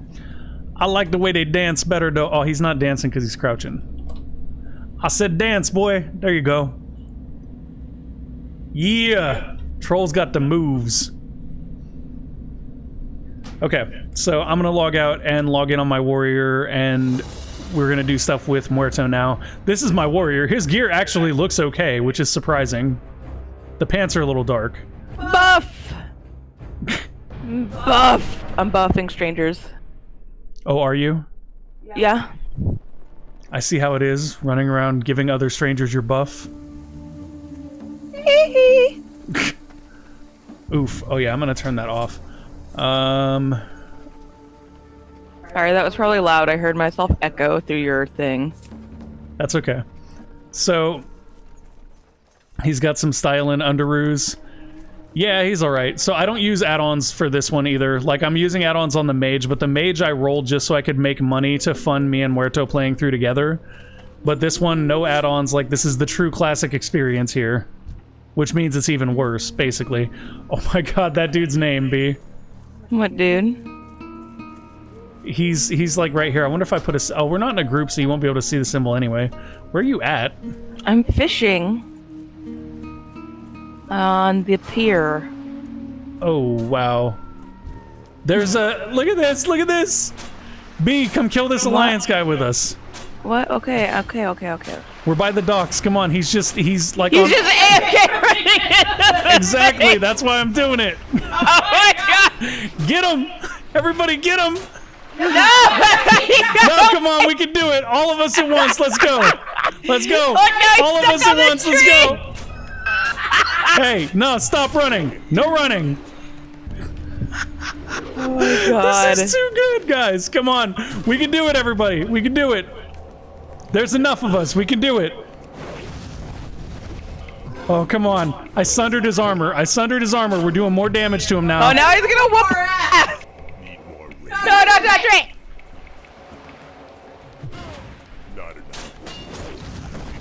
Oh, he's gonna kill the shit out of me. I gotta move. I couldn't see your health because we're not in a group. That's okay. That's okay. Throw some love at me. Thank you. How's that other guy doing? Shit. No! Where'd he go? Oh, he's gonna kill the shit out of me now. I tried. He's going Hey, he might still die. He might still die. This could happen. I don't have mana. Vanilla had add-ons. Yeah, it did, but I'm not using them because I'm trying to keep the... I'm doing the pure vanilla experience. Once you troll, you never re-roll. No! I missed! Oh, no! Did he get you too? Yeah. We almost killed him before he came back, guys. Almost. Dun, dun, dun. We're fucking stupid. Baby, there were like 4 of us and he was AFK. I thought we could get him. That would have at least been funny. Stream content, guys. Stream content right there. So anyway, anyways. Get in a group with me so I can see your health. Okay, I will. I think I have you on my friends list. Oh, yeah, I'm gonna res. No, I don't. We're still not friends, just so you know. Why? Well...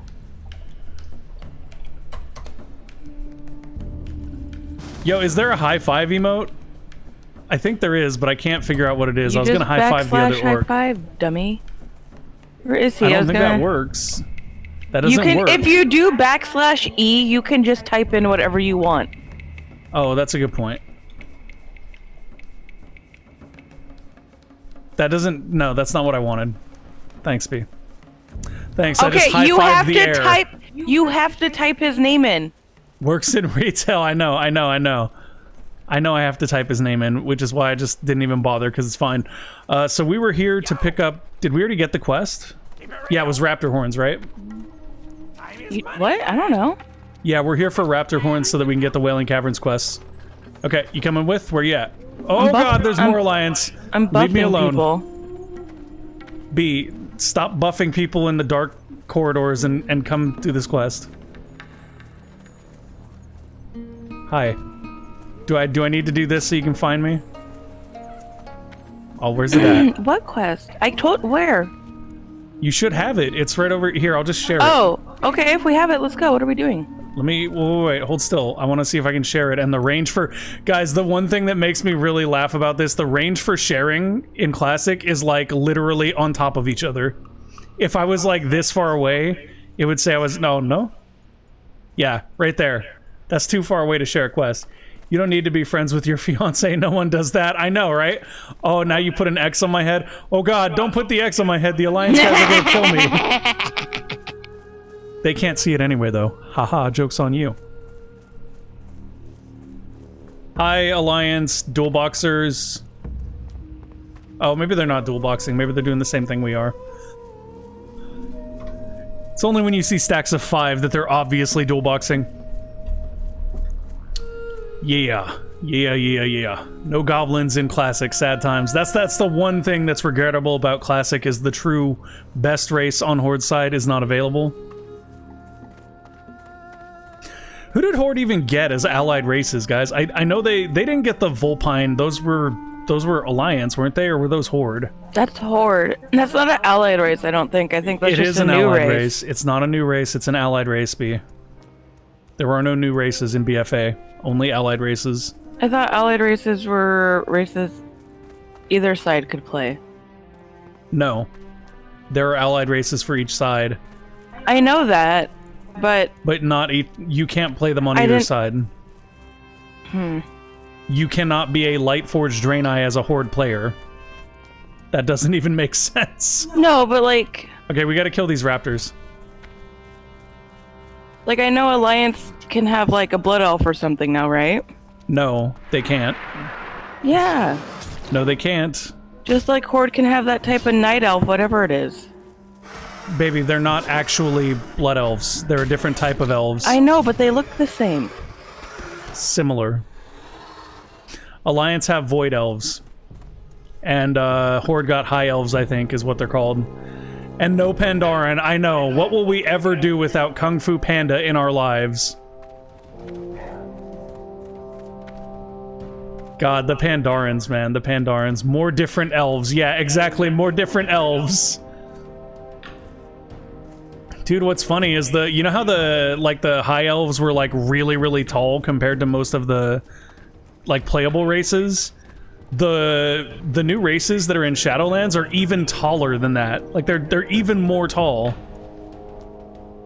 Are they making those giant Viking people playable yet? Because I know people were asking for that. They might, because I think that Horde is supposedly, if I'm not mistaken, getting ogres.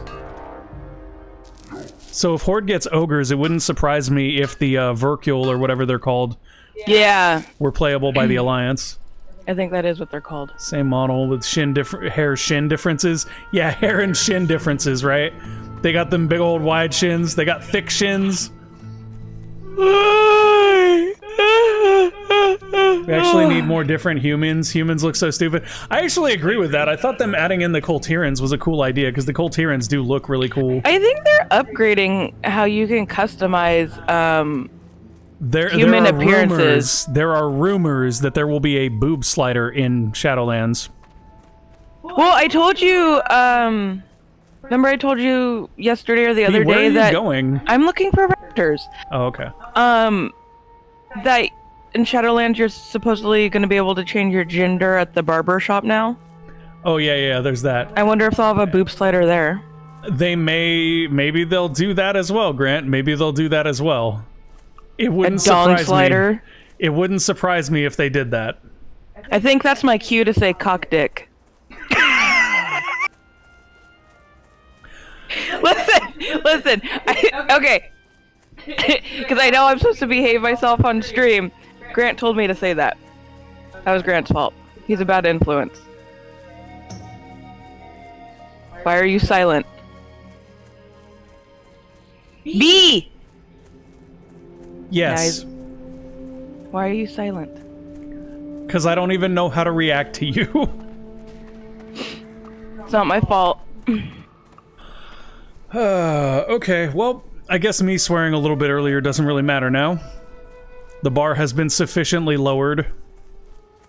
You said I'm allowed to swear on the chill stream. You just told me not to say that all the time. Yeah, well, it's also within context, B. Within context. But it doesn't... I had a cue! You had a cue? Oh, here's a rapper. Yeah, I told you that was my cue, Dong Slider. Oh. Okay, I guess that is somewhat within context then. Who's down there? Oh, okay, it's the dumb cat. The good fat cat's outside. I'm out of range. Yeah, she's a good kitty. The stupid kitty is at my feet. The cats think that the pad that I have for my standing desk is a cat bed. Alright, raptor head. Oof. Raptors, we need you to stop dropping your heads and start dropping your horns. How does that... So, no, I need heads still. Well, so do I, but not for the quest that we're trying to do. Here's one over here. Where? Oh, I see it. I'm running around this guy. I wonder if there's like a... There's probably a big group of them somewhere. If I turned on my Questy add-on, we could find them very easily. Oh, I'm pushing the wrong buttons. I would say I'm surprised. I don't think I am capable of not swearing when playing video games.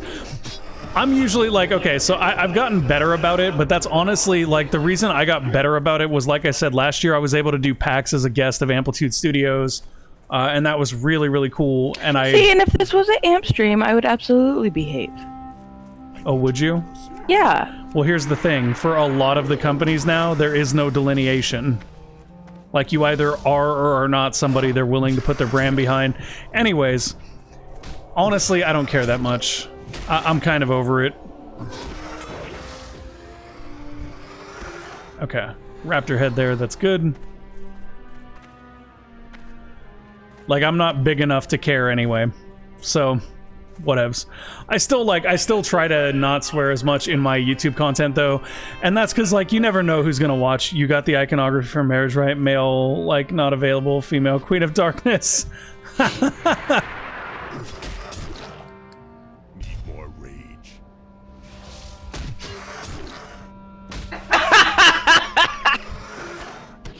Did you find that funny too, B? Or are you getting side messages? No, I'm not getting side messages. I was laughing at that, and I was laughing at Grant. I was laughing at both of them. I'm not big enough to care. Wow. And that, Grant, is why we don't actually have a quote system in here anymore. I mean, actually, you know what? Since we're having kind of a laid-back stream, feel free to find some more of those Raptors, B. Yep, I'm running around. Do you want to put me on follow? Come here. Yeah, come here. I'll put you on follow. I'm gonna do something that I'll probably regret later, but we have like an hour left anyway, so people won't be able to abuse it that much. We can play till 3:30 too if you want. I just have to. Oh my god. Okay. I have to be available by 4 because I said I'd. Okay. I'd meet with some people. We're about to do.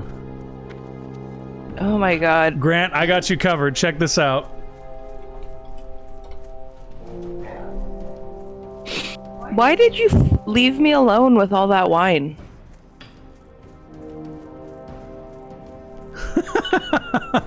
Did you read chat, BB? Yeah, I see it. What? It's all out of context quotes from the history of the stream. That's an old one. I see the date on it. Yeah, that's super, super old. Were you by chance talking about a loud car going by when that happened? Because yes. Yeah. Yes, I think that's what that was in reference to. Why? Because I still say that today. Yes. We have people that, like, speed down our street with really loud cars or music. I think there's a random quote, like a way to pull random quotes, but we've got hundreds of them. You can just put in, literally, you can put in any number between 1 and, like, 500, and you'll probably get a quote.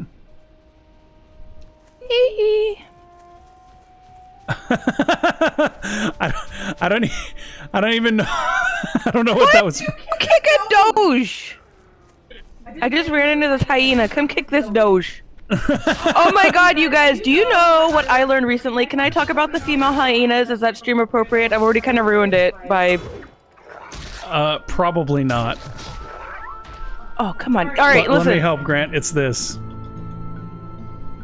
GUD's no fun, but if you want to go learn a really weird animal fact, go learn about female hyenas and how they mate and give birth. You're welcome. Oh my god. That's I believe Inky. Where's Inky? That's an Inky quote. Oh, where is Inky though? She's probably busy.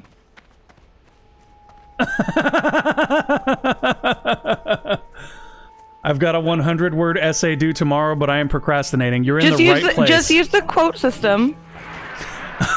just use the quote system. Yeah, just do at least like 100 random quotes and put them in your paper. Wow, that would be a surefire way to at least confuse your instructor. Wait, 100 words isn't that bad. What's your essay on? Here, I'll help you. We'll do it right now. Let's do your essay. I mean, this is an interesting way to generate content for the stream. Let's go. Things I like. You like? Well, obviously, GUD and I are one of those, so just write about us. Okay, let's do a random quote. You like really big knives. That's what the quote system says. And if you scroll up, kicking dogs, don't put that in your essay. Boop and Snoot, thank you for the follow, man. Or woman, whichever it is.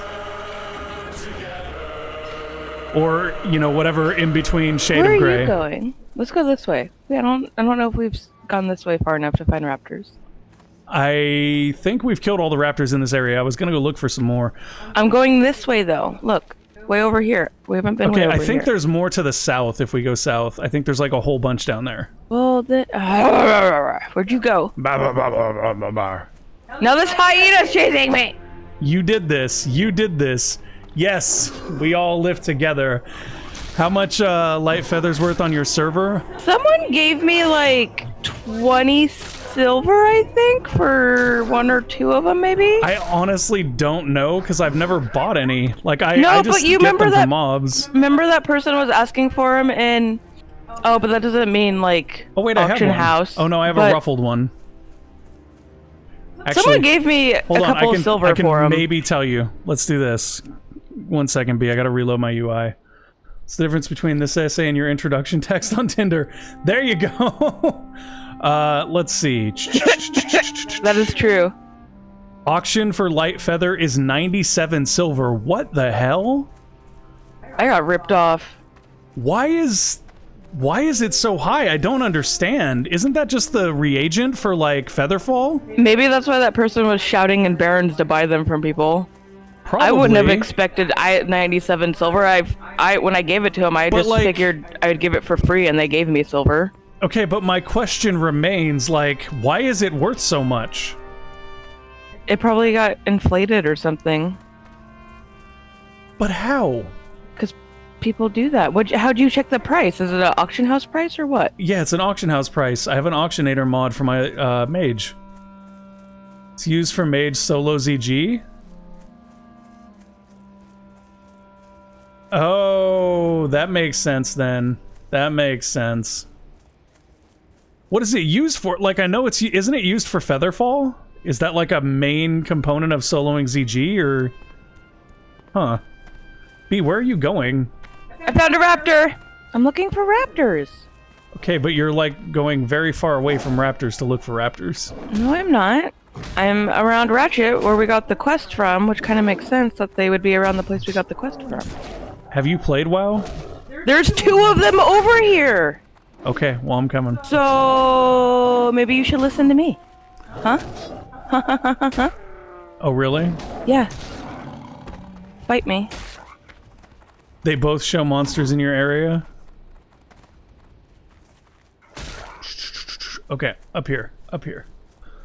Slow fall, yeah, okay. Yeah, I saw, like, I saw a video, I think, on the Zul'Gurub clear, and it's crazy, right? Because, like, you get the entire instance to follow you, and then you, Are you really? What? You dying over there and pulling things all over the place. Baby, I'm Come not here. dying. I'm fine. I can't heal you. You're way too far away from me. Oh, if you climb that hill, it's Raptor Heaven, says Boop and Snoot. Thank you. We will go find the raptors up there. We're trying to finish Raptor Horns so that we can head to Thunder Bluff and get our last WC quest. Overpower! MB, I'm fine. You don't gotta worry about me. I'm an orc. I'll just battle rage, yell. I forget what this is actually called. I think it's Blood Fury, and kill this. Yeah, see, look at that. I was fine. I needed no help, but there is loot for you here. And there's loot for me over here, so I'm gonna come grab it. Yeah, so Raptor Heaven on top of that hill B, we're gonna climb the hill. Right here, we can go up. Oh, you mean in the area I came to that you told me I shouldn't have come to? Okay. Actually, I'm pretty sure it's on the other side or at the very top of this, so... Yeah. Yeah, so you were going the right direction, I guess. You know what? What? Do I need to make very loud noises? What are you talking about? What? I don't care if you make loud noises. Oh, has the ibuprofen kicked in? Oh, yeah, I'm fine. There's a raptor Oh, that right joke here, though. totally missed? Oh, I get it. I picked it up now. Oh, I get it now. That was Look a at Tinder all of plus. these raptors in this area I came to. There are a lot of them Now up I will here, though. That never was hear the helpful. end of this. The end of what? What happened? I missed the joke, obviously. I'm slow. Wait, what was that about being helpful? Were you thinking Boop and Snoot? Oh! Yes. Yes. Yes, thank you, Thank you, Boop Boop and Snoot. That was helpful. That was very helpful.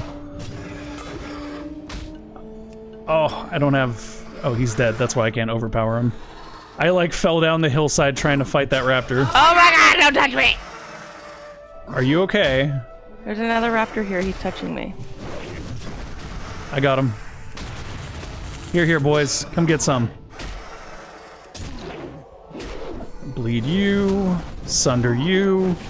I have no idea how to play a warrior, by the way, guys. I'm literally just mashing buttons. I kinda know. I'm learning. For example, I learned that warriors very early on have absolutely no means of generating AoE threat. Super cool. Hold on. Super I cool. wonder if I have... No. Okay. I'm back up on here because we're trying to get to the top of this hill. There should be a bunch more up here. Yeah! And I want to switch because I need to make sure I'm using the right shield because you gave me that new shield and I don't think I have it set. Oh, dude, I got an even better shield on my mage. Is this the better one?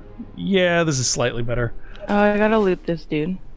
Okay, you loot. I'm updating a macro And I'm just real getting quick. stupid broken bows. Blessing of Protection, that's not it. It's this macro? No, it's this one.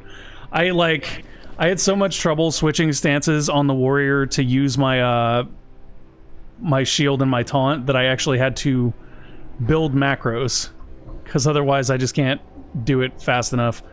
Okay, you pull that, I'll help out in a sec. War Paint Shield. There we go. That should do it. If I save this, then when I switch... There we go. Now I have switching stances set to one macro, so, like, it's really cool, though, because, like, I'll switch stance to, what is it, battle stance to do my charge, but then I can auto-switch to defensive stance to taunt. Very fun. Very cool. What is the name of the... Never mind. Okay. I haven't gotten any raptor horns, have you? I have not. It's too far. Which makes me wonder if the raptors for raptor horns are in a different location, because sometimes they do that. I don't know.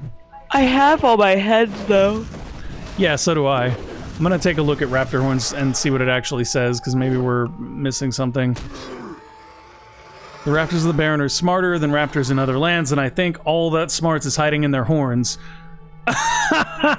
Oh my god, guys. So basically, we're getting him raptor horns for the same reason that people grind up rhino horns to help their, bedroom prowess. Sunscale Why do you know Screecher. that? Because I watch television? We don't even have cable. You know, that's true. You're making shit up. Oh, am I? Yeah. Okay, they roam in the southern barrens and in the northern barrens near the border to Ashenvale Forest, so we need to go further south. Okay, well, I am killing this thing. And we're so looking come for help me scythe while claws. we- Yeah, Boop and Snoot caught it. We're looking for scythe claws, not screechers. And I'm assuming that scythe claws are probably maybe a little bit higher level, but this is a level 15 screecher, so actually they're probably about the same. Hey, hey. What? Hey. Oh, you're not talking to me. Yeah, I'm talking to the screecher. I'm trying to get his attention, but he really doesn't like you. Ah, now this one's touching me. What did you do? I'm standing. You know, you're not pulling that much aggro just by standing, BB. Well, I was just standing. Did so. you heal yourself? While we were fighting the other one, yeah. Oh. Priest Mace of Nature's Wrath, +1 Oh nature my god, I spell still have my fishing pole. B. There's got to be a better raid symbol for you now. Oh, that's not a symbol. That's the button to remove symbols. You get a gold star for leaving that on. How long does Fade last? That long it's done. I thought it stayed on. Then why did you fade? I thought it stayed on. No. It's a temporary threat. It's a temporary threat reducer. I never use it. I just thought it stayed on because I always see the big kid priests standing around invisible. Or are those mages? No, they're priests. Ah! So There's rocks here. yeah, I know. I'm gonna hit the rocks. For the truly authentic vanilla experience, you need to use the Internet Archive of Thoughtbot when you have a problem with a quest. Oh my god, right? No, so like it's really weird because that's the one thing I'll say is different. Like since we've been going through Classic, the one thing I've noticed is that even though Classic, the game, is actually... Oh, we also don't have buffs. Here's a Scythe Claw right here, BB. I'm out of range. Oh, you're fighting one, I bet. I'm gonna come join you on the one you're fighting so that I don't have to loot from across the field. No, so anyways, so I'm like, oh, this is so great. This is Classic, except for the difference is there's so much more information available that Classic isn't Classic anymore, right? Like, people are different. In original Classic, I don't remember people doing, like, you know, like selling runs for stuff and things like that. Like, that's something that kind of evolved out of the Mythic Dungeon system, I think, more than anything else. The players have changed quite a bit, yeah. And it definitely reflects on Classic. Which makes it really weird to me, because, like, oh, I guess people are, like, selling... Because I remember, you know, you remember people selling, like, portals, and you remember people selling, like, lockpicking or enchanting... But I don't ever remember people being like, selling run through this dungeon. Like, I saw a guy the other day that was selling runs through RFC, and I'm like, but why? Why would anyone, first of all, why would anyone pay for a run through RFC? And second of all, just I why? always offered to do that for free. Huh? I said I would always offer to do that for free when I was bored. See, that's what I remember, is people being friendly and being like, yeah, I'll take you through that dungeon, whatever. And now, like, nobody's like, yeah, I'll take you through that dungeon. Everybody's like, yeah, if you pay this much, I'll take you through the dungeon. It's X amount of gold. I'm like, bruh, I'm not rich. I don't got that kind of gold. Look at this. How much gold do I have? I got 1 gold and 95 silver, guys. That's how rich I am. I got a horn! Sorry, I'm yelling. It's okay. I'm glad you got one. Yeah, people have changed quite a bit. Start farming harpies for light feathers. That's a good idea. That is a very good idea. There's harpies right outside of Orgrimmar. I was getting... You know what's funny? J-Mac is horny. I mean, if that's true, I'm all for it. Just saying. I was gonna say something that... No. Go ahead. Go ahead. Nope. No, what were you gonna say? Nope. Okay, send it to me in Discord then, because I want to know. Oh shit, we only need 5 of these. This will be quick. I remember Gildy's running me through things. Yeah, same here. Gildy's running was awesome. Hey, send it to me in Discord. I want to know. You already know. It's in the house. It came in the mail. Oh. I do already know. I'm glad that made you laugh, though, B. Let's see. Let's get this dude up, get him bleeding. See, now if you fade, it'll do something. Fade will make him attack me instead of you. Oh, that's a good point. I should be doing that. Yeah, that's when you're meant to do it, is when you pull aggro. You fade to drop aggro. Oh, yeah, and what I was gonna say... Hey, what's up, Morbits? Yeah, what I was gonna say is we've been getting a lot of light feathers from these guys. From the ornery Planestriders and stuff we've had to kill for quests out here in the Barrens. They've been dropping a lot of light feathers. Dude, that's so shady, though, that somebody was at the Barrens offering to buy them from people for 20 silver. I don't remember how much they gave me, and I was honestly gonna give it to him for free. Like, I traded them, I put it in the trade, and I immediately just pressed trade, because I was like, you don't need to pay me for this, and they gave me money, and I was like, okay, I'll take it. Well, they still gave you less money than you should have gotten for it. That's fine, I don't care. I just try to Dude, be nice. I don't see any raptors, and we're getting to, like, the higher level part of the Barrens here. Isn't, like, didn't someone say, or you say, it's towards Ashenvale? Isn't that to our right? No, Ashenvale is north, but it said that it's either south or north you'll find those ones. Well, I just got a thing that said Southern Barrens discovered, so... I farmed Planestriders and Northern Barrens Harpies and made 100 G. Wow, that's... I wish I had that much. That's crazy. I don't even know what I'd do with that much money, though. Like, honestly, the only thing I spend money on is training. I got one over here, B. I got two over here. I pretty much only buy training. If I turn the AC on, is it gonna pick up in your mic? Possibly. We can find out. I mean, we're not on for much longer anyway, though. I'm gonna come help you. It's getting warm where we live, and I also have, like, a sweaty hangover thing going on. I don't know where the fuck you are. I am... I need a shower. To the east of you, and I have one body piled up on the other.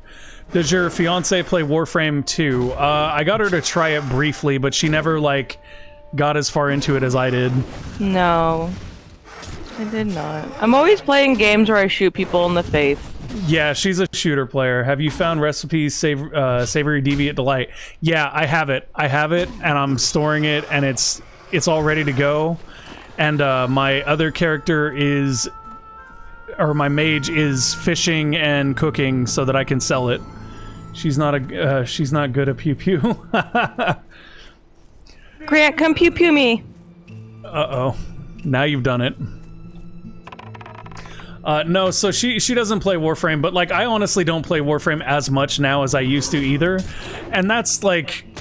So Warframe has a very different problem than I feel like a lot of other MMOs have, or maybe it's the same problem, but it feels different. With Warframe, the thing that I ran into is that, like, every time you do a new activity in Warframe, it's really tough. Like, it's not an easy thing. And you're like, man, this is tough. I gotta find a way to get better at this. So then you start getting better at that, and the problem with Warframe is the power level of the weapons and the frames is so high that just by trying to get better at it, you completely trivialize the content. And then you're like, man, this isn't even fun anymore. Like, I just own everything. Why? Okay, that fading out doesn't do shit to get things to leave me alone. It does when you're not understanding how threat works. I used fade, and I walked away from it towards you, and it's still abusing me. Because it had no threat from me because I hadn't hit it. Well, it attacked you first. Maybe you should do your job. Oh, I got a light feather! You can have this ruffled feather. My bags are full. Oh, yeah? Yeah. Hey, come here for a minute. No. Don't touch me. Come here. No. So ES2 got patched the other day? Yeah, I know. They did a minor bug fix patch. I think there's more to come from that too, though, to be honest. But yeah, Savory Deviant's Delight I'm working on. I'm not sure what other fishing stuff is good. I actually made a little bit of gold off of Oily Blackmouth. But that's really all I've been able to make a lot of money off was the Deviant Fish and the Oily Blackmouth. Hey, you. What? Don't touch me. Fight me. How about not around all these things that will attack us? Oh, okay. Oh my gosh, there's 3 raptors over there, look. You guys see how she just... Oh yeah, this is the raptor nest right here. This is what I was looking for. I was coming up here to duel you where it's not as dangerous. Okay. I mean, on top of a mountain seems like a more dangerous place to duel for me, but... I forget you don't move much when you duel. No, because I have to cast things. We'll play and we'll be like, you never move. You always stand in place. And like every time we play, I'm playing something that's a fucking caster. And I'm like, yeah, of course I don't move. I can't. She just wants to mind control you off a cliff. I don't think she can I can't. Yet. No, I can't.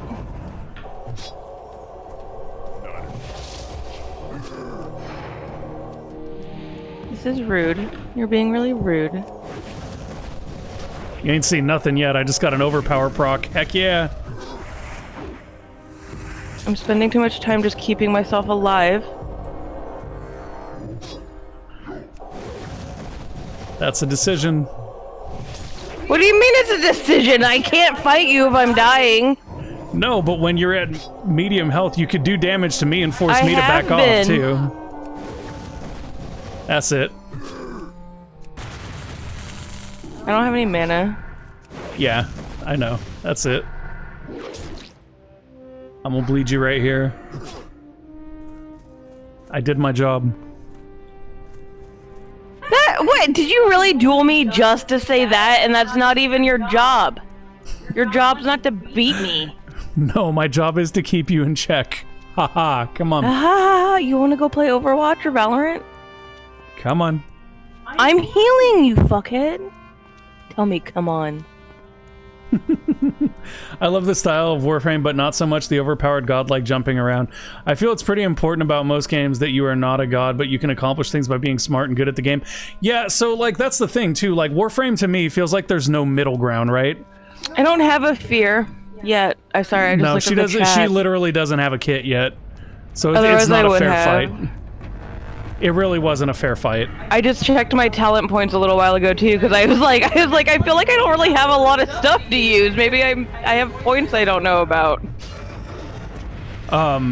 Yeah, so Warframe, it has like no in between, right? Like you're either really weak or you're stupid OP. There's no middle ground there. And like now they released the Steel Path thing, which is supposed to be like a hardcore mode that's supposed to give you a little more challenge, but really all it is like scaling up the health of units, which does mean that you have to use different frames, but there's still OP frames for it. I have toys I don't know about. Grant, you can add that to the quote system. Here. Did I say that? Yes. I don't remember saying that. Quote add. I have toys I don't know about. JMac. Oh!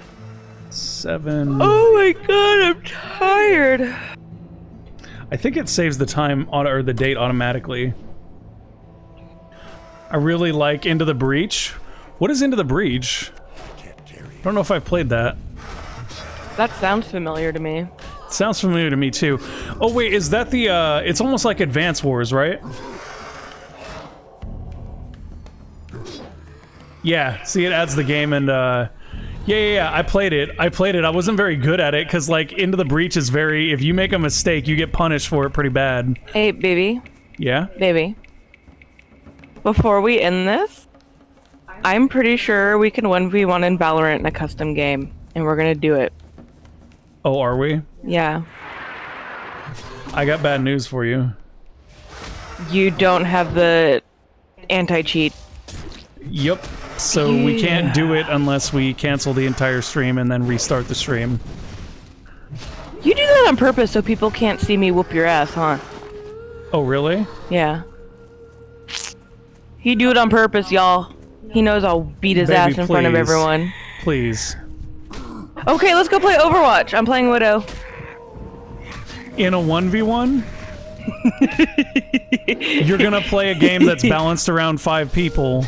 Good will not 1v1 me in Overwatch if I play Widow. He won't. Because the game's not designed for it. Like, there's literally nobody that can 1v1 her. This guy has Strider meat that I can't pick up that you might need for your cooking. He won't do it. Cookie's the other character. It's by the people who made FTL. Yeah, I thought it was something like that. I used the play it on the Switch, really nice platform for that game. Oh, I can imagine. I don't have a Switch because we tried to get one when they came out and they were just so scarce I gave up. We tried to go back and get one when quarantine started because we're like, well, fuck, we're gonna have nothing to do for months on time, and they were all gone again because everyone had the same idea. They're like, well, shit, we're stuck at home. Let's go get a Switch. That sounds like a low T excuse. What's a low T excuse? I'm old. I don't understand what you're saying.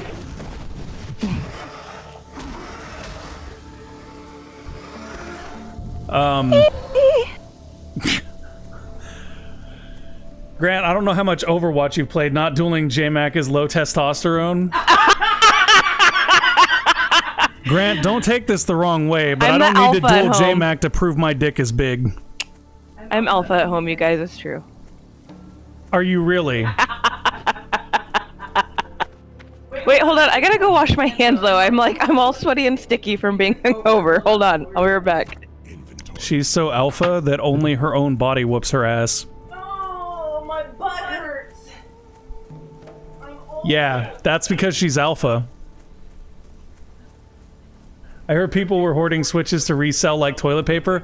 It's actually worse than that, Boop and Snoot. I read an article about it, and what people were doing is people were using a bot to buy Switches every time they became available online. So you essentially could not get one because as soon as a store would be like, we have some, their bots would buy them up and they'd resell them on eBay for 5 times as much. It's ridiculous. Oh, this is bad. B, I'm dying. Where are you? Gotta do your job, B. I told you I was leaving.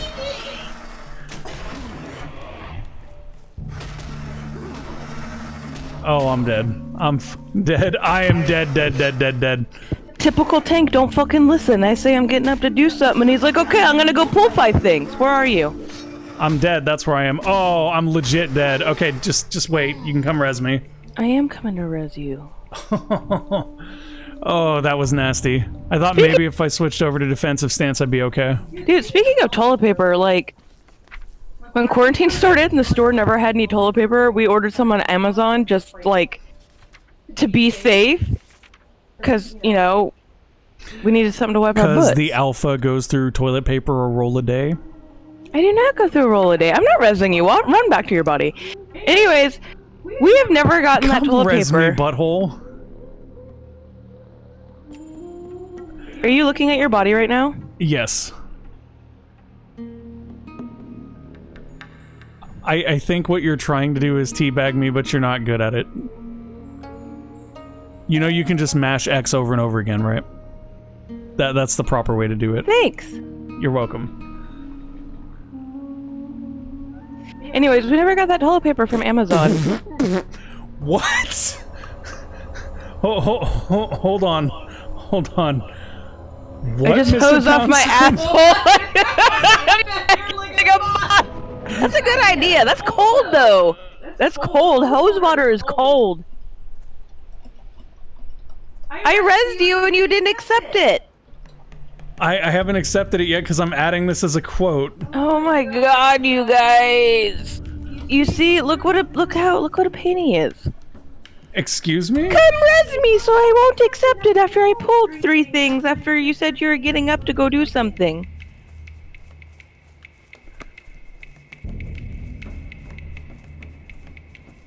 You remember that time that you pulled like 3 of those farmers and they wrecked you and I just kind of ran off and was like... Because I wanted to get wrecked by the farmers.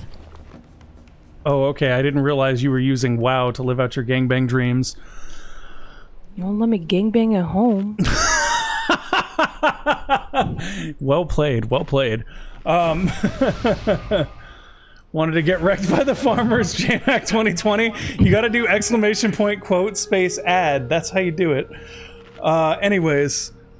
Yeah, I saw Humankind, Morbits. There's actually a video up on the YouTube channel where I talked about a bunch of the new features and stuff if you're interested in knowing more about it. JMac's farm. Come wreck my farm. Come plow my farm. There we go. We got 2 coming in. You're gonna have to heal me. I see them. I'm paying attention. Okay. I was just telling you. I don't need you to tell me. I'm not you. I don't run around obliviously pulling things. No, but you do attack the one that I'm not hitting. Oh, did you switch now? Okay. Don't worry about what I'm attacking. I can handle myself. Baby, if you attack the one I'm not hitting, you'll pull aggro. That's why I worry. That's fine. That's fine. You don't worry about it. Okay. Okay, big bad priest. You do the tanking. I will. So saucy. Sassy. Same What the hell thing. is saucy? Same thing. I only needed one more horn. It's not the same thing. I'll give you a horn. There you go.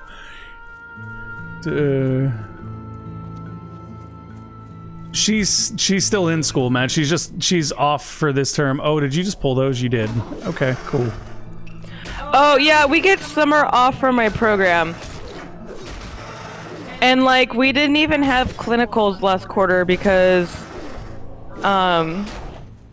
like one, there's not enough like PPE, like protective equipment for people, and as students we're really not essential, so we're just a risk of like bringing COVID in and out of clinics. So she just gets to do online classes. Puts patients in danger. Yeah, we have like they moved to like these online simulations, and they were interesting. I spent a lot of time screaming at simulated patients, but I like the good part of that was like I can drink while I do my online simulation patients, because like they're not real. They don't care if I'm tipsy while I'm doing my nursing. Wow, that's the good part about that, huh? Yeah, right. Sim patients don't care if you're a little. That would be a use of the word saucy, baby. You're a little saucy. Actually, that's called getting sauced, but you do you. You can. Oh crap! I can't switch back into battle stance because I have no inventory space to swap to my axe. So yeah, having summer off is nice. That's why I stayed up too late drinking way too much wine. That's pretty much all I've done since school's gotten out is drink and play games. Oh, I've been doing housework too. Like the other day when you loaded one fork into the dishwasher. Hey, you know what, asshole? Tomorrow's my birthday. How about you do the dishes now? As opposed to before. I was gonna finish this load. I love you. Shut up. I did not put one fork in there either. You did. I mean, you loaded the like the glasses and the cups and plates and bowls and all that. But in the silverware part, there was literally one of them with just one fork in there. Well, I was just grabbing handfuls of silverware and putting them in. Dude, we both hate doing dishes at our house, so like sometimes they're all in the sink and there's nothing clean. One fork is a lot. The stolen silver is in that area if you have that quest. Oh, that's a good point. I think we do. Double check. The rest of the house would be completely tidy and like the kitchen's just full of dishes. We didn't get that quest because we're bad. Was it the quest from that guy I kept trying to get, but I didn't have room in my log, and you told me not to get rid of any of my other quests and we do it later? Because if it is, I'm gonna whoop your ass. Okay, I just got another horn. I have all mine. Do you? Okay, we're out of here then. No, it's not a big deal. Now we just book it to Thunder Bluff. Look, now it's not a big deal. Now that I pointed out it's probably the quest I tried to get, and he kept telling me no. Well, actually, we got to go back to Ratchet to turn this in, and then we can book it to Thunder Bluff and get the rest of the WC quests. Well, no, the reality is this. What's going to end up happening is we're going to go back to Ratchet. We're going to turn this quest in. We're going to go to Thunder Bluff. We're going to get the WC quests. And then we're probably going to run WC like 3 or 4 times and move on to a new area, so it doesn't really matter. So why won't you let me drop the old-ass quests from the old areas we moved from? Go ahead. You were like, we might go back and you might turn them in. It might well, the completed ones I wouldn't drop, but that's me. There's a thing here for you. If you want to... Okay, so this is what she's trying to do, guys. She's trying to drop completed quests. Does anybody else think that makes sense? Because they're gray! But they still have item rewards you might want. Or you can sell. I actually built a tool that keeps score of chores and who did them, using it for my now adult kids to scale their allowance based upon the chores they do. There you go. You get in what you... Or you get out what you put in, right? I think we can go all the way to the top from here, but there's also a rock down there I want to hit. Listen, we're 1v1ing in Overwatch when this is done, by the way. Oh, are we? We're gonna have to put aside So at we're least gonna 30 1v1 minutes. in the game that you play and I don't. Get good.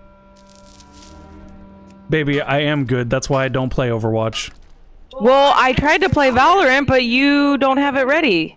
So, I mean, I gotta whoop your ass in front of everyone somehow. I haven't played Overwatch in a really long time, actually, so we might be kind of on par. You know what? Because all I do is play Valorant now. Baby, I know What? you might think that, but you have, like, a small lifetime in Overwatch. And I have, like, 2 days. Sounds like a personal problem. It very much does sound like a personal problem. I don't know how anybody can invest a lifetime into Overwatch, but you've done it. I like to shoot people in the face. I don't like sniping in Valorant. It has 0 forgiveness, and I suck at it. So, you like sniping in Overwatch because it's a worse game? I wouldn't say it's worse, I'd just say it's easier. Watch is great fun with friends. Solo, it's terrible. Yeah, I can agree with that. I don't mind playing it with friends. I just like shooters in general. I get bored with unless they have something more to them. Good mainly does 4X in wrestling. Actually, that's relatively inaccurate. Like, what's on the... Okay, so let's think about it this way. What's on the YouTube channel right now? Monday is Warframe.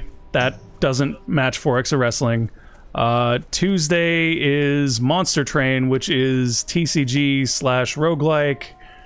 Wednesday is more Warframe or whatever fits in that slot. Sometimes Mech Warrior, which is kind of shootery, but it's more mech combat shootery. Thursday is Old World, which is 4X, so that matches. And then Friday is the wrestling stuff. So I like legitimately I play everything. There's very few there's very few things I don't play. I just don't Siri, enjoy nobody's Overwatch. talking to you. The one that I did, you know, like it's actually funny. There's another shooter called, God, it's like I forget what it's called, but it's a Ghost in the Shell shooter that I bought into a long time ago for a friend. So like I've even played that. Like I play literally everything I can get my hands on because you can't. Good is not homie. What? Why am I not homie? Anyways, I play literally everything I can get my hands on because how are you gonna sit and like critique a game and the design of it if you don't actually understand game design? Because homie don't play that. There you go. That is a great pun. Thank you for that wonderful dad joke. I shall use it wisely in the future. Yeah, man. I play literally everything I can get my hands on because I can't really fairly critique stuff if I don't have experience with all the things that are out there. So even stuff I think I'll hate, I'll try just because whether or not it's to my taste. Like that's why I played Overwatch. I played Overwatch for 2 reasons. Because somebody bought it for me because they knew I wouldn't buy it for myself. And because you can't, like, it is a new, when it came out, it was the most AAA representation of that genre. Look at this hot So warlock. it was worth looking at. Oh, I love her pants. I gotta tell her I love her pants. What? If she's dead, then She is undead. I like undead girls. They're hot. Look at her pants. Those are hot pants. yeah, dead people are really hot, B. I think the troll dudes are hot too. Leave me alone. I can think made believe characters are hot. Let me do my thing over here. Yes, but at some point it's necrophilia. No. Why are you like this? Mainly because it lets me troll you. Oh, I wrote I love you pants, not I love your pants. I gotta sell stuff so I can get the shit from that dude. Yeah, same here. That's what I just did. Also, if you want, when we're done selling, I have tons of stuff you can disenchant. Oh, and there's a bank right here, too. I'm just gonna bank a bunch of stuff. I should sell that shield. Yeah, no, like, actually, you know what? You know what the most out there thing I've played is that like people probably wouldn't expect me to have played that was actually kind of great and I loved it. If any of you guys have ever played Blitz the League 2, that is the single best football game ever created. Bar none. Bar none. There is nothing like hitting a dude so hard that you tore his scrotum. Do you have stuff to do here for a minute? Not really. Oh, there's the Sagefish Delight. I gotta use the bathroom. Yeah, you can use... Put me on follow, B, because I have to run us to Thunderbluff anyway. Oh, is there a bank in Thunderbluff? Yeah. So just put me on follow. Do that. Okay. Okay. Alright. Okay. Alright, we're heading to Thunderbluff now. I probably could have had us go back to Crossroads. That's fine. We'll be fine. We will make our way to Thunderbluff in true classic style, which is to run very, very slowly. So in the meantime, I can tell you guys how freaking awesome, like, Blitz the League 2 is. So, Blitz the League 2 is a football game where they made... The focus is just on everything being extremely violent. Like, extremely violent. So whenever you hit someone, the game does a zoom in on their internal organs and shows the damage that you're doing. And it's just incredibly fun to hit somebody so hard that, like, you take them out of the game. Then again, I actually really liked the old Blitz, like the original NFL Blitz. I don't know if you guys ever played that one. It was on, like, Nintendo 64 and in the arcades. And it was basically like the NBA Jam version of Blitz. So yeah. To circle back around, I play literally everything. If it's an MMO, I've probably tried it. If it's a card game, I've probably wasted money and time on it. I try to play a little bit of everything. For a while there, the exception was, what is the technical genre of that? MOBAs. Have you played Warcraft 2? Yeah, I have. I've played Warcraft 2. It's very much just like I mean, it is what it is. It's the precursor to Warcraft 3. I actually, like, you know what's really funny is that I'm a huge fan of Fallout, but I really got into it around Fallout 3 and Fallout New Vegas.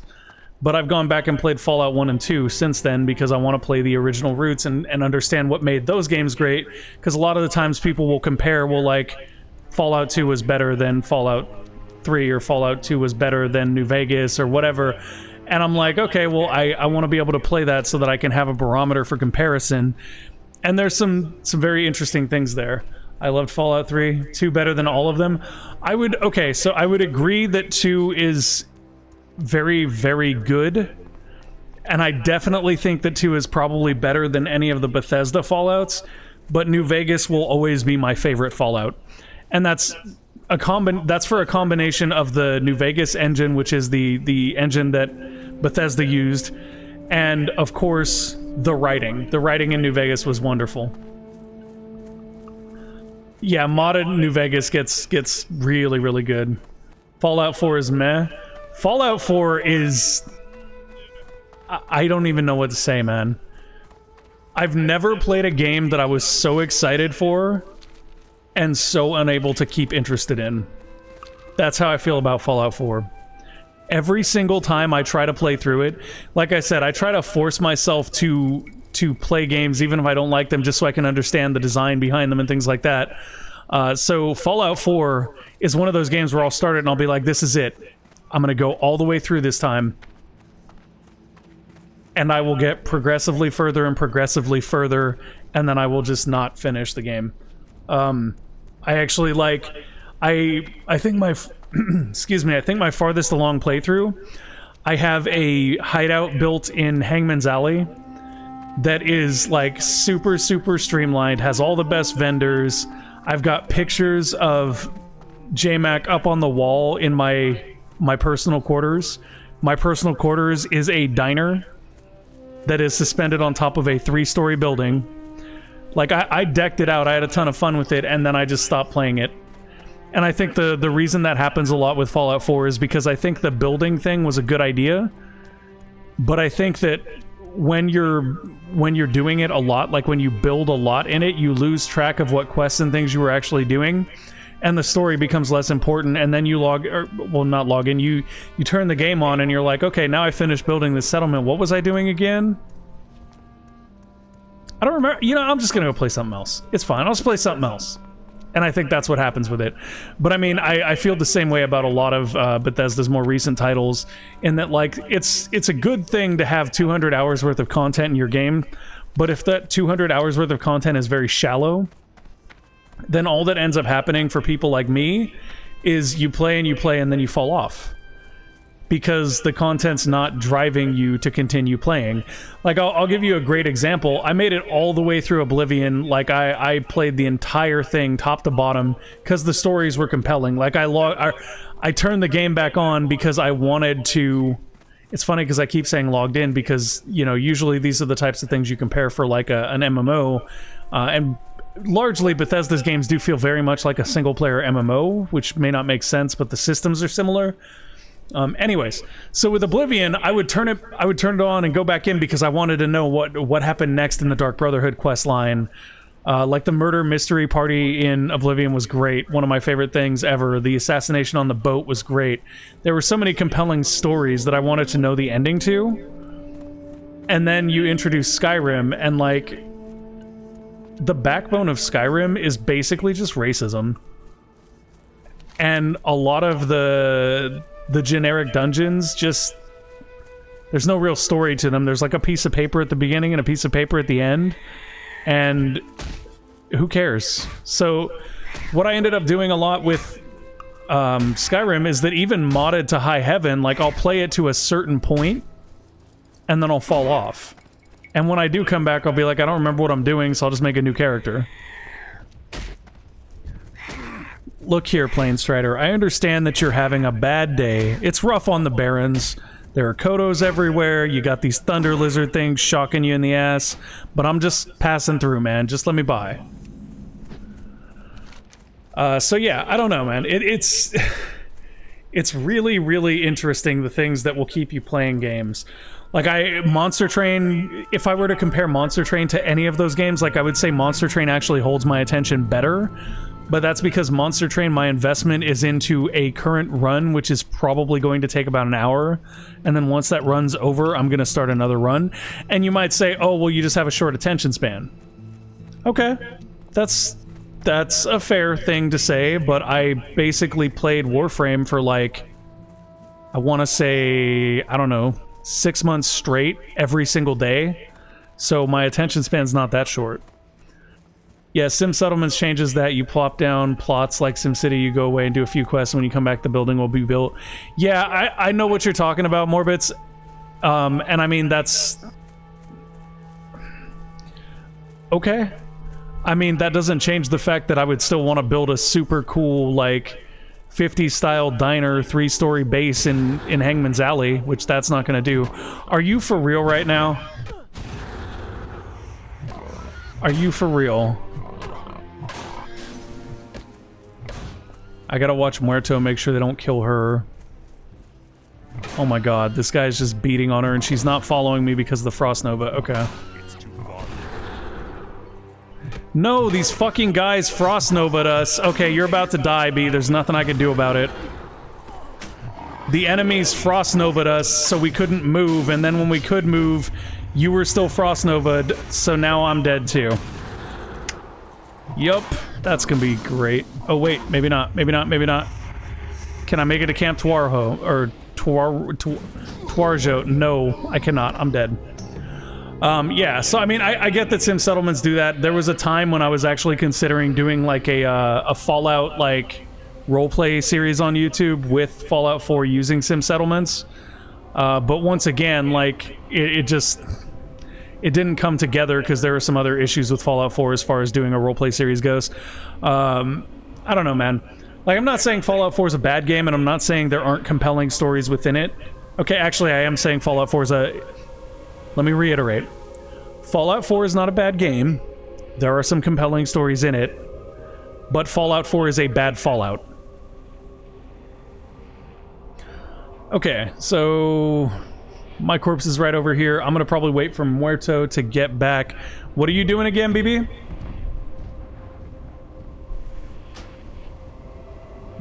It sounds like she is almost back. So I'll probably wait for her to res, because I don't want to res and then die waiting for her.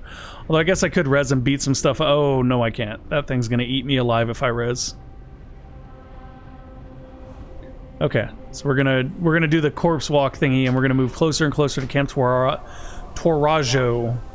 I can't... Torajo? Is that it? Is it Torajo? I think it's Torajo. Anyways. So yeah. I don't know, man. There's just so much...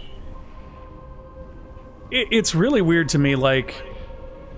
When do you guys... Like, when did... So, here's a great example. How many of you have played Bloodstained Ritual of the Night? That's another great one that I was enjoying quite a bit. That's like a Metroidvania type game. That was such a good game.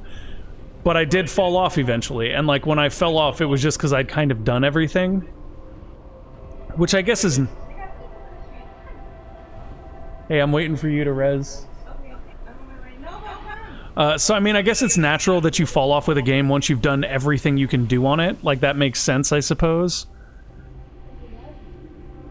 But it's crazy to, like, you know what's crazy to me is games like Warframe. Like, I played that legitimately every day for 6 months, and then one day I just didn't feel like playing it anymore. This is why we can't have nice things. BB. I died because I came back and tried to save you. We're not very far from the res isn't very far from our bodies. No, we're not. But there are very high-level enemies here, so try to avoid them if you can. Okay, hold on a second. We're almost to Torajo. Camp Torajo, though.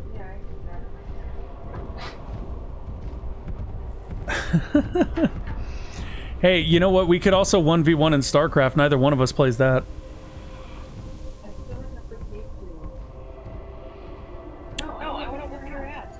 Oh, okay. So you want to play in an unfair playing field.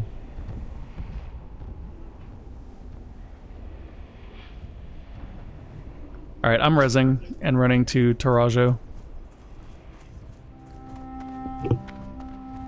StarCraft would probably take longer than a half hour. Not really. And I have to meet those people in Zoom at 4. I mean, honestly, if you really, really want to play Overwatch 1v1, we can, but like I said, it doesn't prove a whole lot. I don't play it very often. I mean, when you whooped my ass, you even said it was an unfair fight, so it seems equal. Oh, that's true. It seems fair. That is true. Seems fair. Yeah. That is true. Yeah. I will even not play Widow. I'll whoop your ass as Mercy. I'm gonna be 100% honest. I wouldn't play if you played Widow, because that's just, the game is badly balanced. Like, legitimately, it is badly balanced. I'm pretty sure I whoop his ass more as Mercy than Widow, but okay. That's what he wants. Me? I'm not even gonna go there. Not even gonna go there. It's happened. It's happened. Has it not happened? God damn it. I'm being attacked.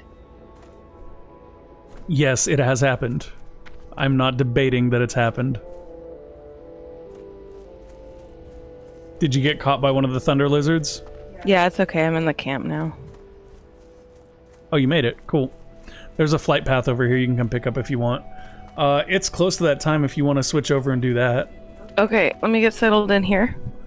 Okay, let me see how badly I'm gonna kill my stream by trying to update Overwatch, because I don't play it.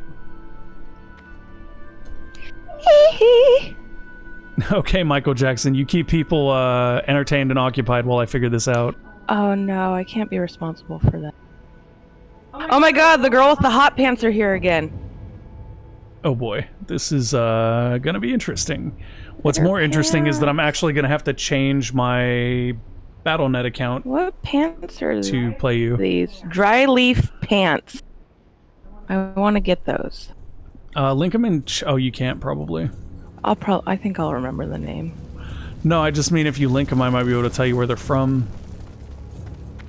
I don't know if I can link them. Like if they're blues, they're probably just from the inspect dungeon. this. It's green. Inspect this warlock right here. The girl. That's what I'm doing. With the Voidwalker. I wonder if I can find them in retail and transmog them. Yeah, probably. I usually don't like pants on the undead girls because they got some bony ass knees, but those are cute. Hey, they didn't get bony on their own. Those are cute. This isn't an inn, is it? Because I'm not getting rest in here. No, Is there there's an inn right here? over here, I think, though. Pretty sure... That's not the inn. It's... Oh, the mail's here. You gotta go check the mail for me later. I have crap in there. Why can't you do it? I don't wanna. Oh, that's a great reason. Okay, yeah, so this is the inn. What are you doing? I gotta go tuck myself in bed. I like how these beds are significantly smaller than, like, the Barons and Ratchet when they're made for Taurens. I mean, that is a valid point, but being fair, there are a lot of people that point out that the actual Horde side of stuff looks really rinky-dink compared to the Alliance. Like, they really... In Classic, they really didn't know what they were doing for the Horde. I guess that's not much different from retail. Oh, look at that. I'm perfect. My feet are still hanging off. You have to stand, like, at the head of the bed to make it work right. This is like some neurotic thing I have to do when I log out. I have to go lay down perfectly in the bed. All right. I'm getting out of here. All right, me too. So if I log I probably out have of here... to update Overwatch also, because I haven't played it in forever. Here, I'll just Are you leave sure you can't play Valorant? Yes. The only That's sad. The only way to do it would be to end the stream and we could play off stream, which I'm not opposed to, but... We can do that after, if you want to play after I meet with those people. We don't have to stream, but if you No, wanna I don't play. care about that, BB. I gotta finish Nova's haircut. Okay. You guys, my dog is so mad at me right now. She's been mad at me for like 2 days because I've been giving her a haircut and she has thick hair and it takes forever. And she gave her a doggy mohawk. Yeah, well, I and gotta also even it out. shaved her ass bare.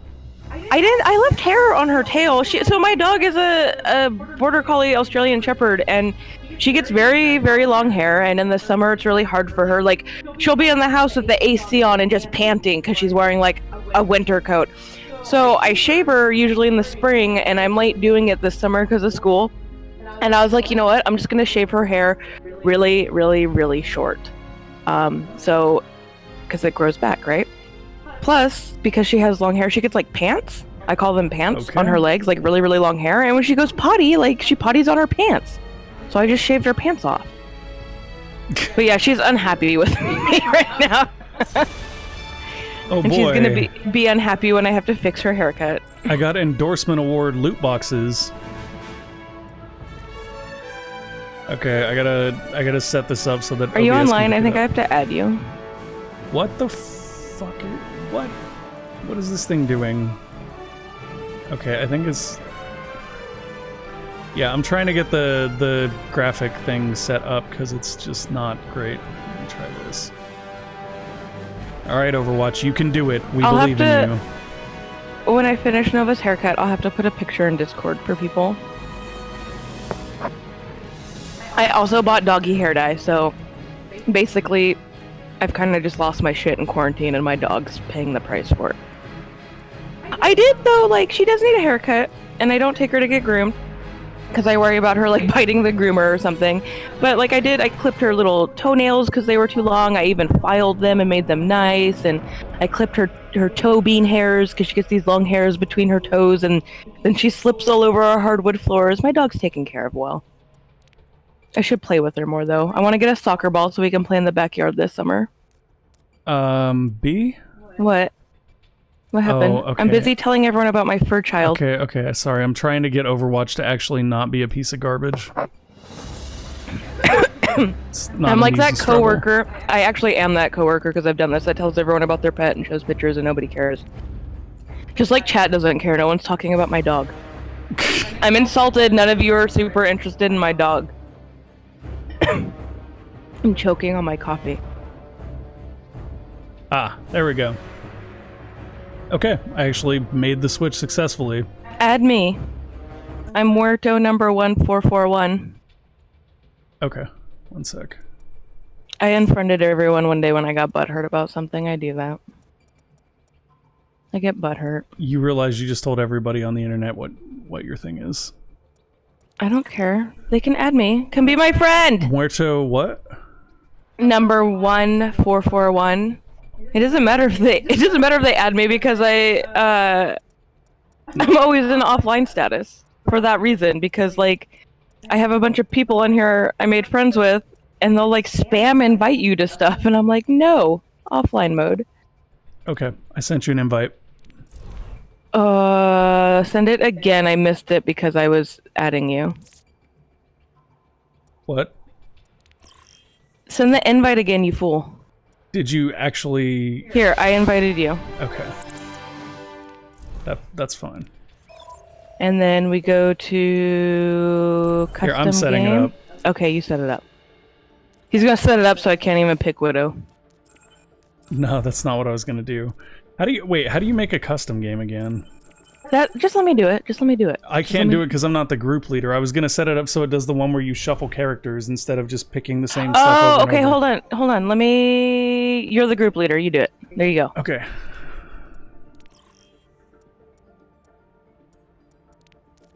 Oh, shit! Invite me. I fucked it up. I thought I was leaving the custom game thing and I left the group. I can't invite you because you're not online.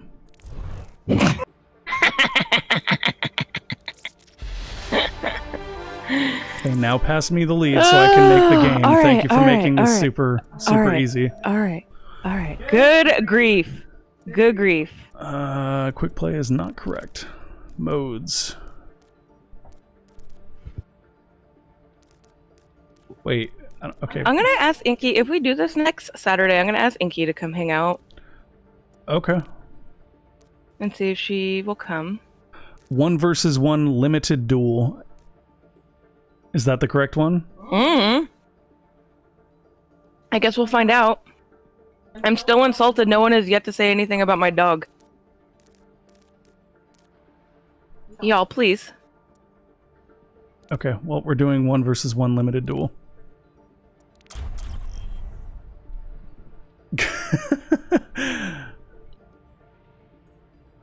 That's his nervous laugh before getting his ass wrecked.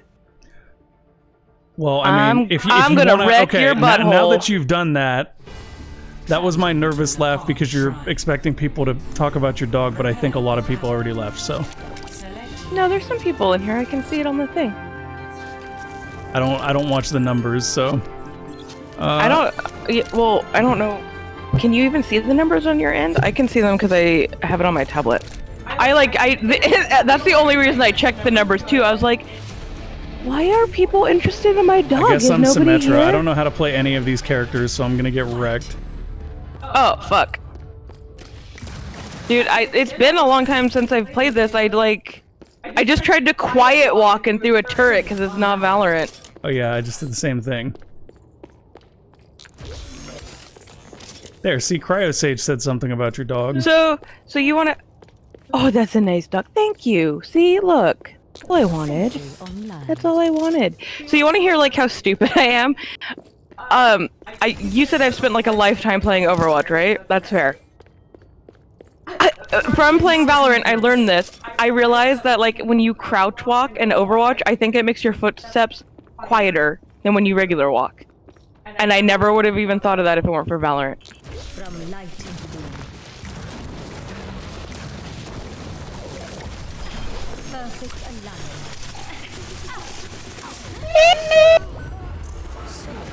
God dang it. You know Sim's one of my bays. I do. When you play as much as you do, everybody is one of your bays. That's not true. This next round, I'm not super great with all these guys. And yet again, I'm not super great with anybody in this game. If the character is like an angry, edgy, bitchy female in any way, shape, or form, it's my bae. Look at Junk and his little boba tea. He's so cute. Y'all see what I'm dealing with here? His little boba tea. I love boba teas.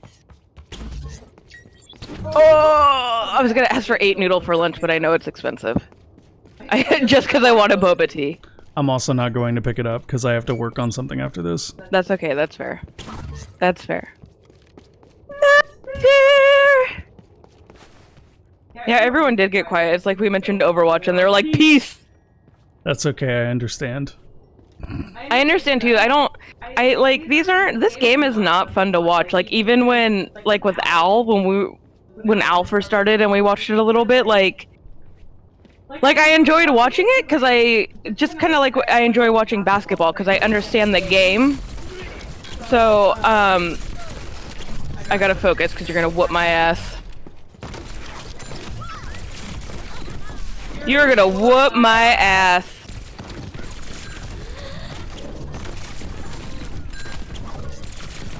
Ah! So anyways, like even when we watch, oh my god, did I kill you right as you killed me? God, you got me first though.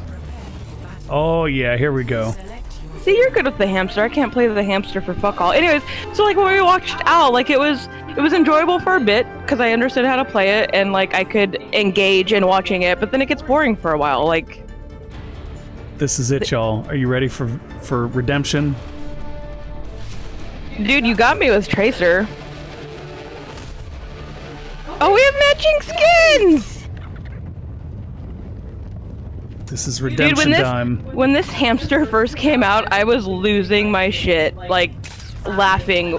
Like I went into the beta server and was trying them out, and I just couldn't handle it. It was so ridiculous to me that I just was laughing. Dude, and then like in the beta, I played Widow just to like get an idea of how to snipe his little hamster head, and like when you kill him, he like his body flies out of his little ball.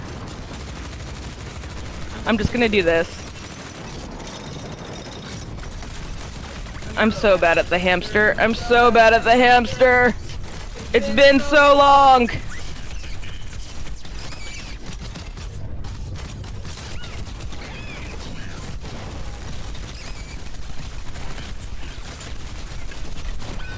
How? How? Because I shot you right in the face. I focused your face. Oh, okay, yeah, I don't headshot very often. Oh, you haven't played a lot of Echo, and I have though. This might not be fair. And she's kinda OP. Jesus. I'm getting wrecked, y'all. This is what happens when me you with don't play Tracer, bad though. games, huh? You got me with Tracer though. That was pretty fair. I thought you'd either pick Tracer or Baptiste, especially because Baptiste could self-heal. And I thought Junk would be good for Tracer because of the trap, but I wasn't good with it, so you wrecked me. Soldier is actually probably a really good counter for Echo because she flies. I know, because she flies, which is why I wanted auto-aim. And he has a heal. Doesn't matter, she still puts out damage at a stupid rate. She do. Do you know Mars? Baby, do you know Mars? I do not.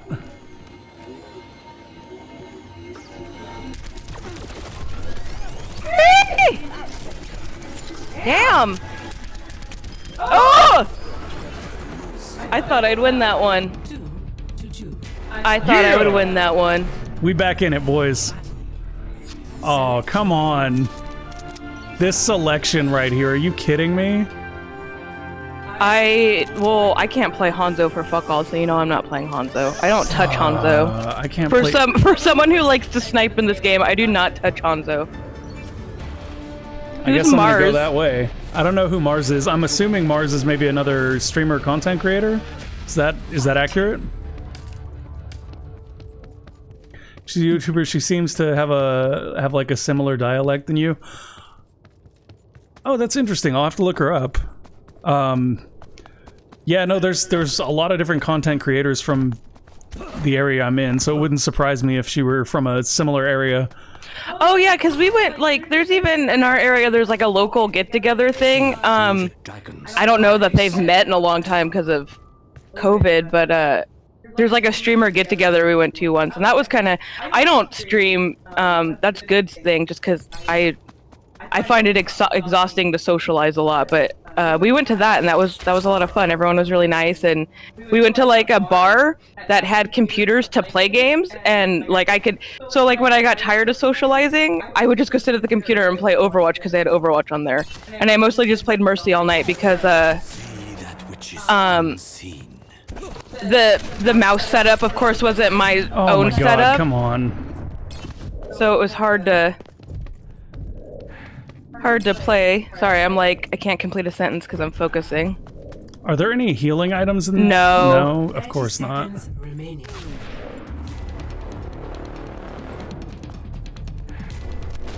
Oh, I didn't mean to do that. I keep pushing shift to like quiet walk and... God dang it. Sorry, BB! How long does this go? I don't know. How many rounds is it set for? Oh, Fuck! yeah. Suck me, baby, suck me. I'm gonna. Straight into the grave, baby, straight into the grave. Cody loves Moira, and like when I play this with him and he picks Moira as a healer, it pisses me off because he doesn't fucking heal. He just sucks everyone. And then you say something to him and he's like, you don't have to heal if everyone's dead. Yep, that's about accurate. Not to mention I do actually heal, she just gets salty. I am a salty baby. Good was talking about how he tries not to cuss a lot when he streams and stuff, and like, if I'm playing a game, everything is F that, F you, some terrible name I'm calling everybody. I never say that stuff in voice though to other players. That's nice. Don't be toxic players, you guys. That's bullshit. Don't ever do that. Allow me to repair the Why'd you throw a healing orb at me? Where are you? Let me suck you! Oh god damn it, that's how long Are it's you been. Get into position. Oh yes. Where'd you go? Dude, she heals when she does damage now. Did you see that? Did you see that? Yeah, she's always done that. Did you not know that? No. Dude, I forgot which side was healing damage with her because it's been so long since I've played. That sucked. Dude, that's okay. That's okay. That, like, no, I know it's okay, but it actually actively pisses me off. Because I should have won that round, and you know I should have, but I threw the wrong orb at you. Like, I would have killed you when I dashed through you right there. I would have killed you if I'd thrown the right orb in the beginning. Who'd you pick for this? The only one that's even partially reasonable, even though I suck with her and you'll probably kill me. Yeah, I used to suck with her when I first started, but I kind of figured out... I got better with her. I'm not gonna say I'm great with her, but... It's just knowing the range of her freeze crap. Dude, I think, like, and one of the reasons I got better with her is because I got killed by so many people playing her that I finally figured it out. Like, there's nothing more irritating than me, because, like, May has this cute, adorable face, right? Like, she's freaking cute. And there's nothing more agitating to me than, like, getting frozen by an enemy May, and then she just shoots you point blank in the face with her, you know, while staring at you adorably, and it's like, fuck you.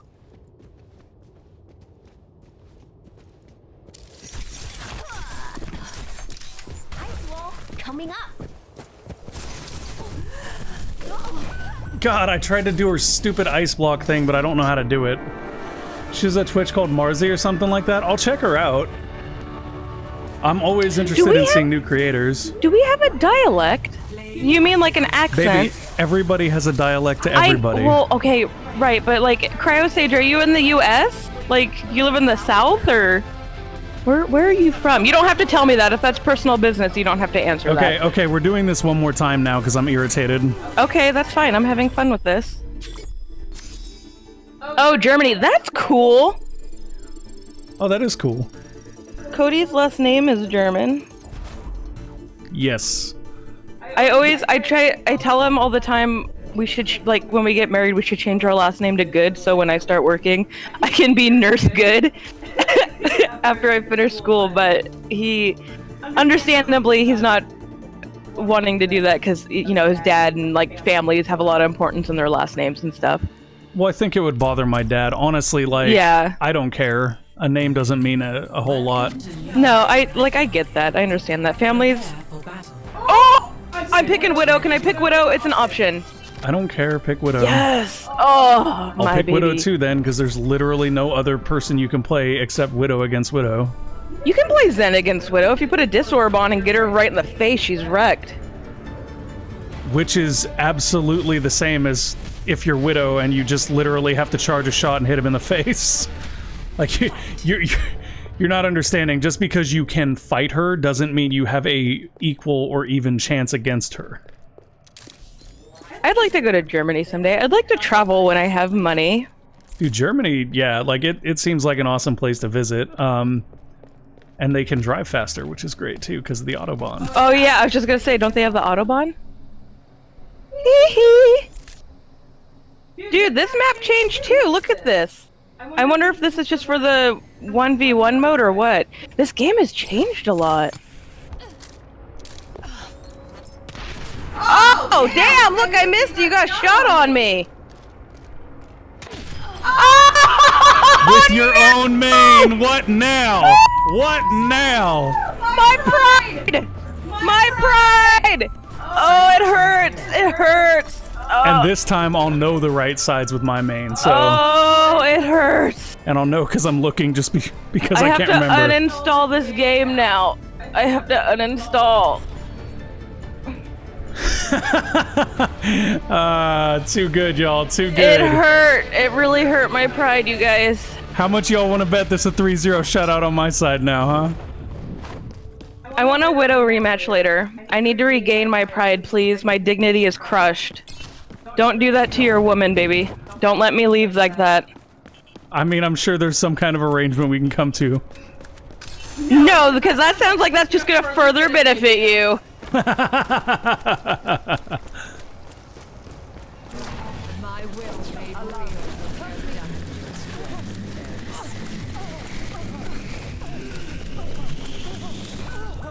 How? How? I threw a healing orb when you threw a damage orb. All right. Select your hero. God, this is That's gonna fine, suck. that's fair. That's fair. You hurt my pride, I hurt your pride. We're even. We're even. I need to turn down the volume, all that moaning. Is it me yelling? I'm so sorry. I'm so sorry. Usually when Good and I stream, I'm too quiet and no one can hear me, but today I'm really loud and obnoxious. I apologize. Baby, you're playing Overwatch, that's why. Well, I was loud earlier in WoW too. I just... It's okay. It's not bad to be audible. Fuck, I don't even know what this chick does. Ash? You've played Ash? So long ago that I legit can't remember. The E's the dynamite, the left shift is the shotgun, I think.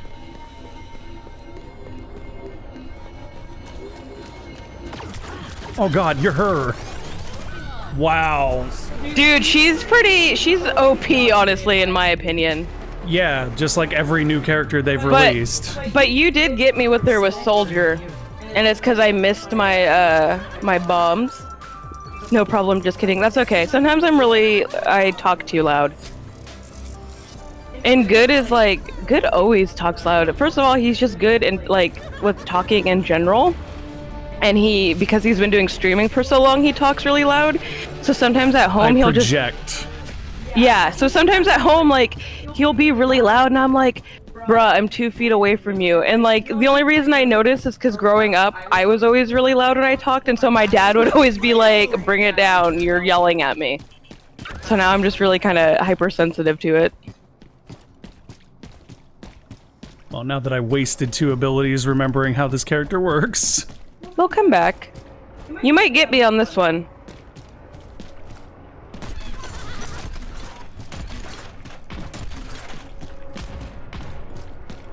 Why you hiding? Because I'm Junkrat and it's stupid to expose yourself when you can bounce shots at the target. Yeah, this map looks nice in daylight. Oh my gosh.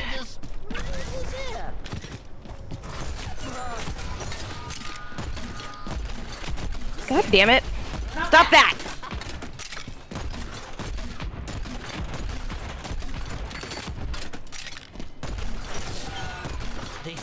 Stop that.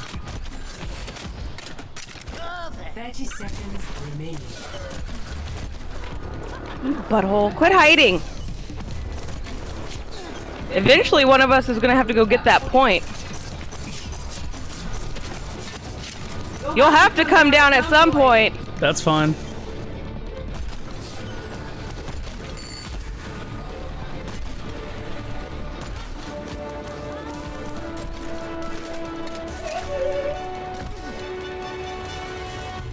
Capture the objective. Correct. Oh, come on. And now you're dead. Oh shit. I can't play Doomfist at all. Are you gonna fist me, baby? No, because Doomfist isn't really good for me either. Maybe I wanted you to fist me. Wow. I don't think that might be terms of service.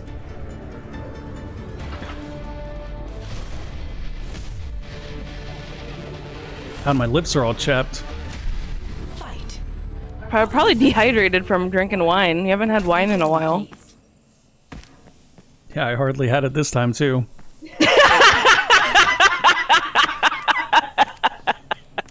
Glad you I'm think sorry, it's funny. I was up late and I was like, A pain in my ass? Yeah. no, I love you. Share with me.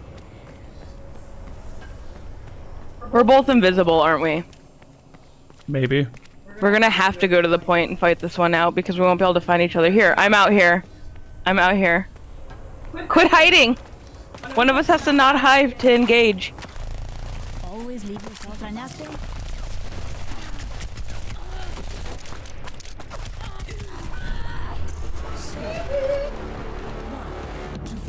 Alright, this one went decidedly worse for me than last time.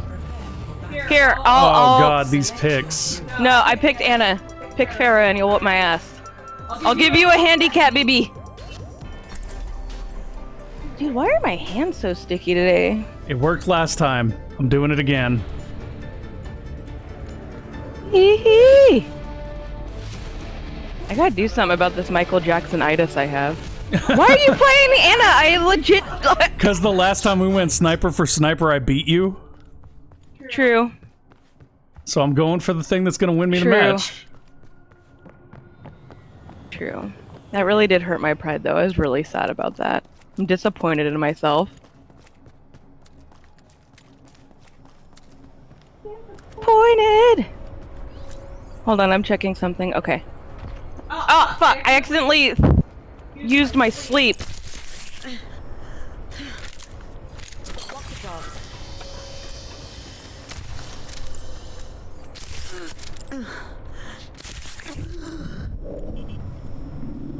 Come on, peek! Do it! Do it! Do it! I just need one more. Did you heal? Stop that.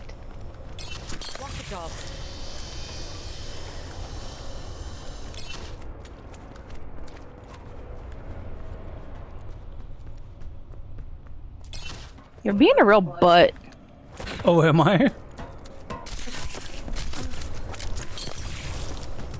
Fuck! I fucked that up. 30 seconds remaining. Oh, come on! I tried to point blank you with the sleep darts. Grandma got you! Alright, alright. You Look play at me this in my crappy little game teacup. more than I do, you win. Play of the game. Well, that's Are you- just insult to Are injury. you over this? I said we could go till 3:30. We have 15 more minutes. You want to go have a widow off? No, I don't want to go have a widow off. We can do one more round, I guess. Okay. I'm not so irritated that I have to quit. God, that round As was long just as- brutal. As long as we're done by 4. Yeah, but look who you whooped my ass with. Oh, my pride. My poor baby widow. No, I don't want to leave the game. Just let me start the next one already. Oh, okay, I guess leave the game. I need a shower. I'm Oh. stanky, y'all. Wow, okay. I'm gonna rejoin the game. Key internet people. Okay, I rejoined the game, but I don't know how to... Hold on. Let's do this. Okay. I think you have to start the game. Ah, there we go. Yeah. Yeah. I am 30... I'm 36. Prepare for battle. And I will be 30 tomorrow. Holy shit. This is tough. And the only thing about being 30 that like really gets to me is I like, as a younger person, I never thought I'd live this long for whatever reason. Dude, I think everybody feels that way because I did. Be right back. Dude, I thought you'd pick the hamster, so I picked Sombra to hack you out of your little ball. And I picked Sombra because if you pick the hamster against Sombra, you lose automatically. Like, you literally can't beat Sombra as the hamster. Okay, I'm gonna not be invisible, otherwise Always leave yourself a back door. neither of us will ever engage. Hey there.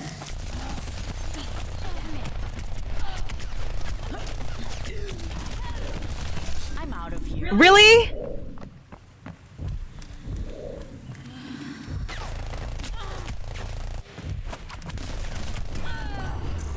Run from me! Dang it. Dang it! Gosh darn it! Oh, Select your hero. two of your faves are here. Who you gonna go with? I mean, that's not really a question if you think about it. I know who you're gonna pick. I mean, I don't know. You haven't been doing good with her. You might want Yeah. to change it up.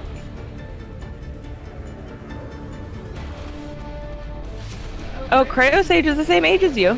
Yeah, I was born in the same year, September though. So you're just a wee bit older than I am. Probably a bit wiser too. A wee bit. Where are you, Edgelord King?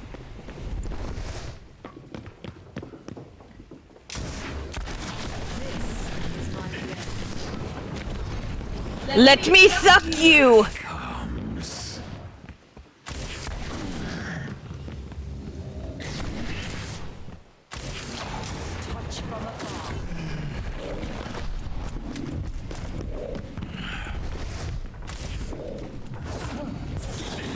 God dang it. Get close to me, baby. 2-2.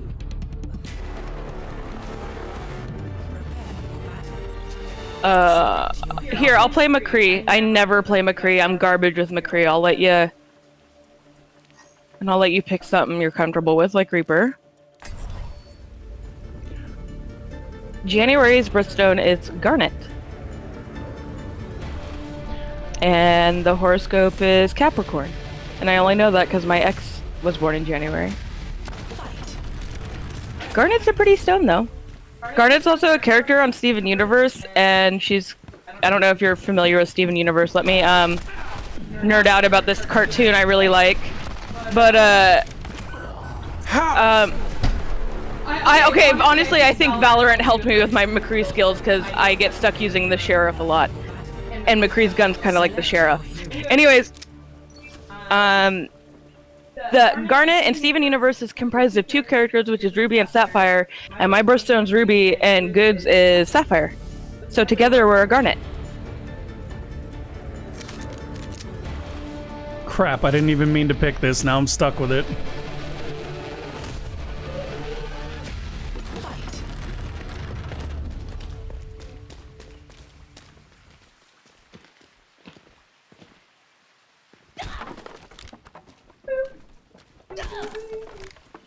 Boo boo. Boo.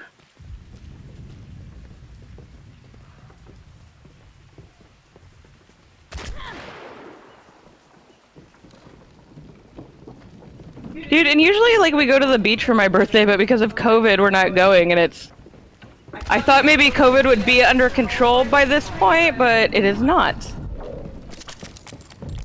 Especially because people don't wear their mask. Oh my god, you know what I saw when I went to use the restroom? I was looking at my phone, baby, and some bus driver in France, he asked... Ooh, you're gonna whoop my ass. He asked people to wear a mask on the bus because, I just heard you, like, throw your hands down or something, I'm sorry. Anyways, redemption arc. He asked people getting on the bus to wear a mask because it's like a mandate in France, and they like dragged him off the bus and physically beat him and killed him. Where? In France. What a fucking bunch of psychos. Dude, isn't that nuts? Yeah. It's really sad and insane. Blizzard only does shit games nowadays. Yeah. I blame Activision for that. Pretty much. I mean, Shadowlands looks promising as a return for WoW, maybe, but yeah, in general, Blizzard does games that are designed around making money. The thing that bugs me about it, like, honestly, I've always had a little bit of a bone to pick with Blizzard because people tend to give them a pass on everything. Really? How did I miss that?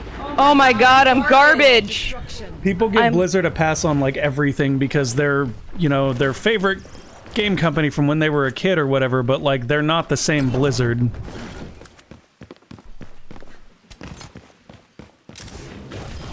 Predictable. Oh, come on, Widow. Oh my god, no! Get fucked! Yes! Oh no, I gotta play this more. I can't play Widow at all. Your fucking cat is stuck to my pant leg. Your hero. He's trying to help me. Help me, Orion! He's such a butthole. Get France off my people are very France. angry towards outsiders. Huh. We've never been to France, but when we went to Seattle for AMP's thing, a lot of those people were from, well, they were all from France, and they were really nice. But I mean, I've never been there, but they were Yeah, nice. I I mean- liked them, and I enjoyed talking to them. There was a point where we were talking about moving there, actually. Yeah. Well, and like it was interesting. It's always interesting to talk to people from other countries and to hear their perspective from America or about America, especially like right now with our political climate. Cuz like I don't know, it's kind of reassuring to hear that other countries think things aren't right here cuz Oh, that is such bullshit. sorry, baby. Cuz I don't know, sometimes like when you're here and you like just hear the same thing over and over again, you might feel biased or something. Yeah, no, the bus Oh, yeah, the driver bus story she driver was was talking in about was in France. France. No, so we actually almost at one point moved to France because the game company Amplitude Studios that makes Endless Space had a position for a full-time streamer that I almost took, but it would have been a really, really big pay cut for me compared to what I do right now. So No, and like the idea of moving there was really exciting, but I'm kind of glad we didn't because I'm still in the middle of my education here, and okay, I've had enough of this brutality. okay. All right, folks, thank you for hanging out with us on stream today. It's been a blast. Nice meeting all of you that are coming in for the first time and everybody that's been here for a while. As always, it is good to see you. Anything you want to say, B? Thanks. We'll probably be here next Saturday. Yes, we will. And of course, you can check out stuff on my YouTube channel all week long. That is, I think this will work now because the bot's up. Yeah, there you go. And I will check out Mars's channel too because I'm intrigued. Thank you guys for watching, and we will catch you next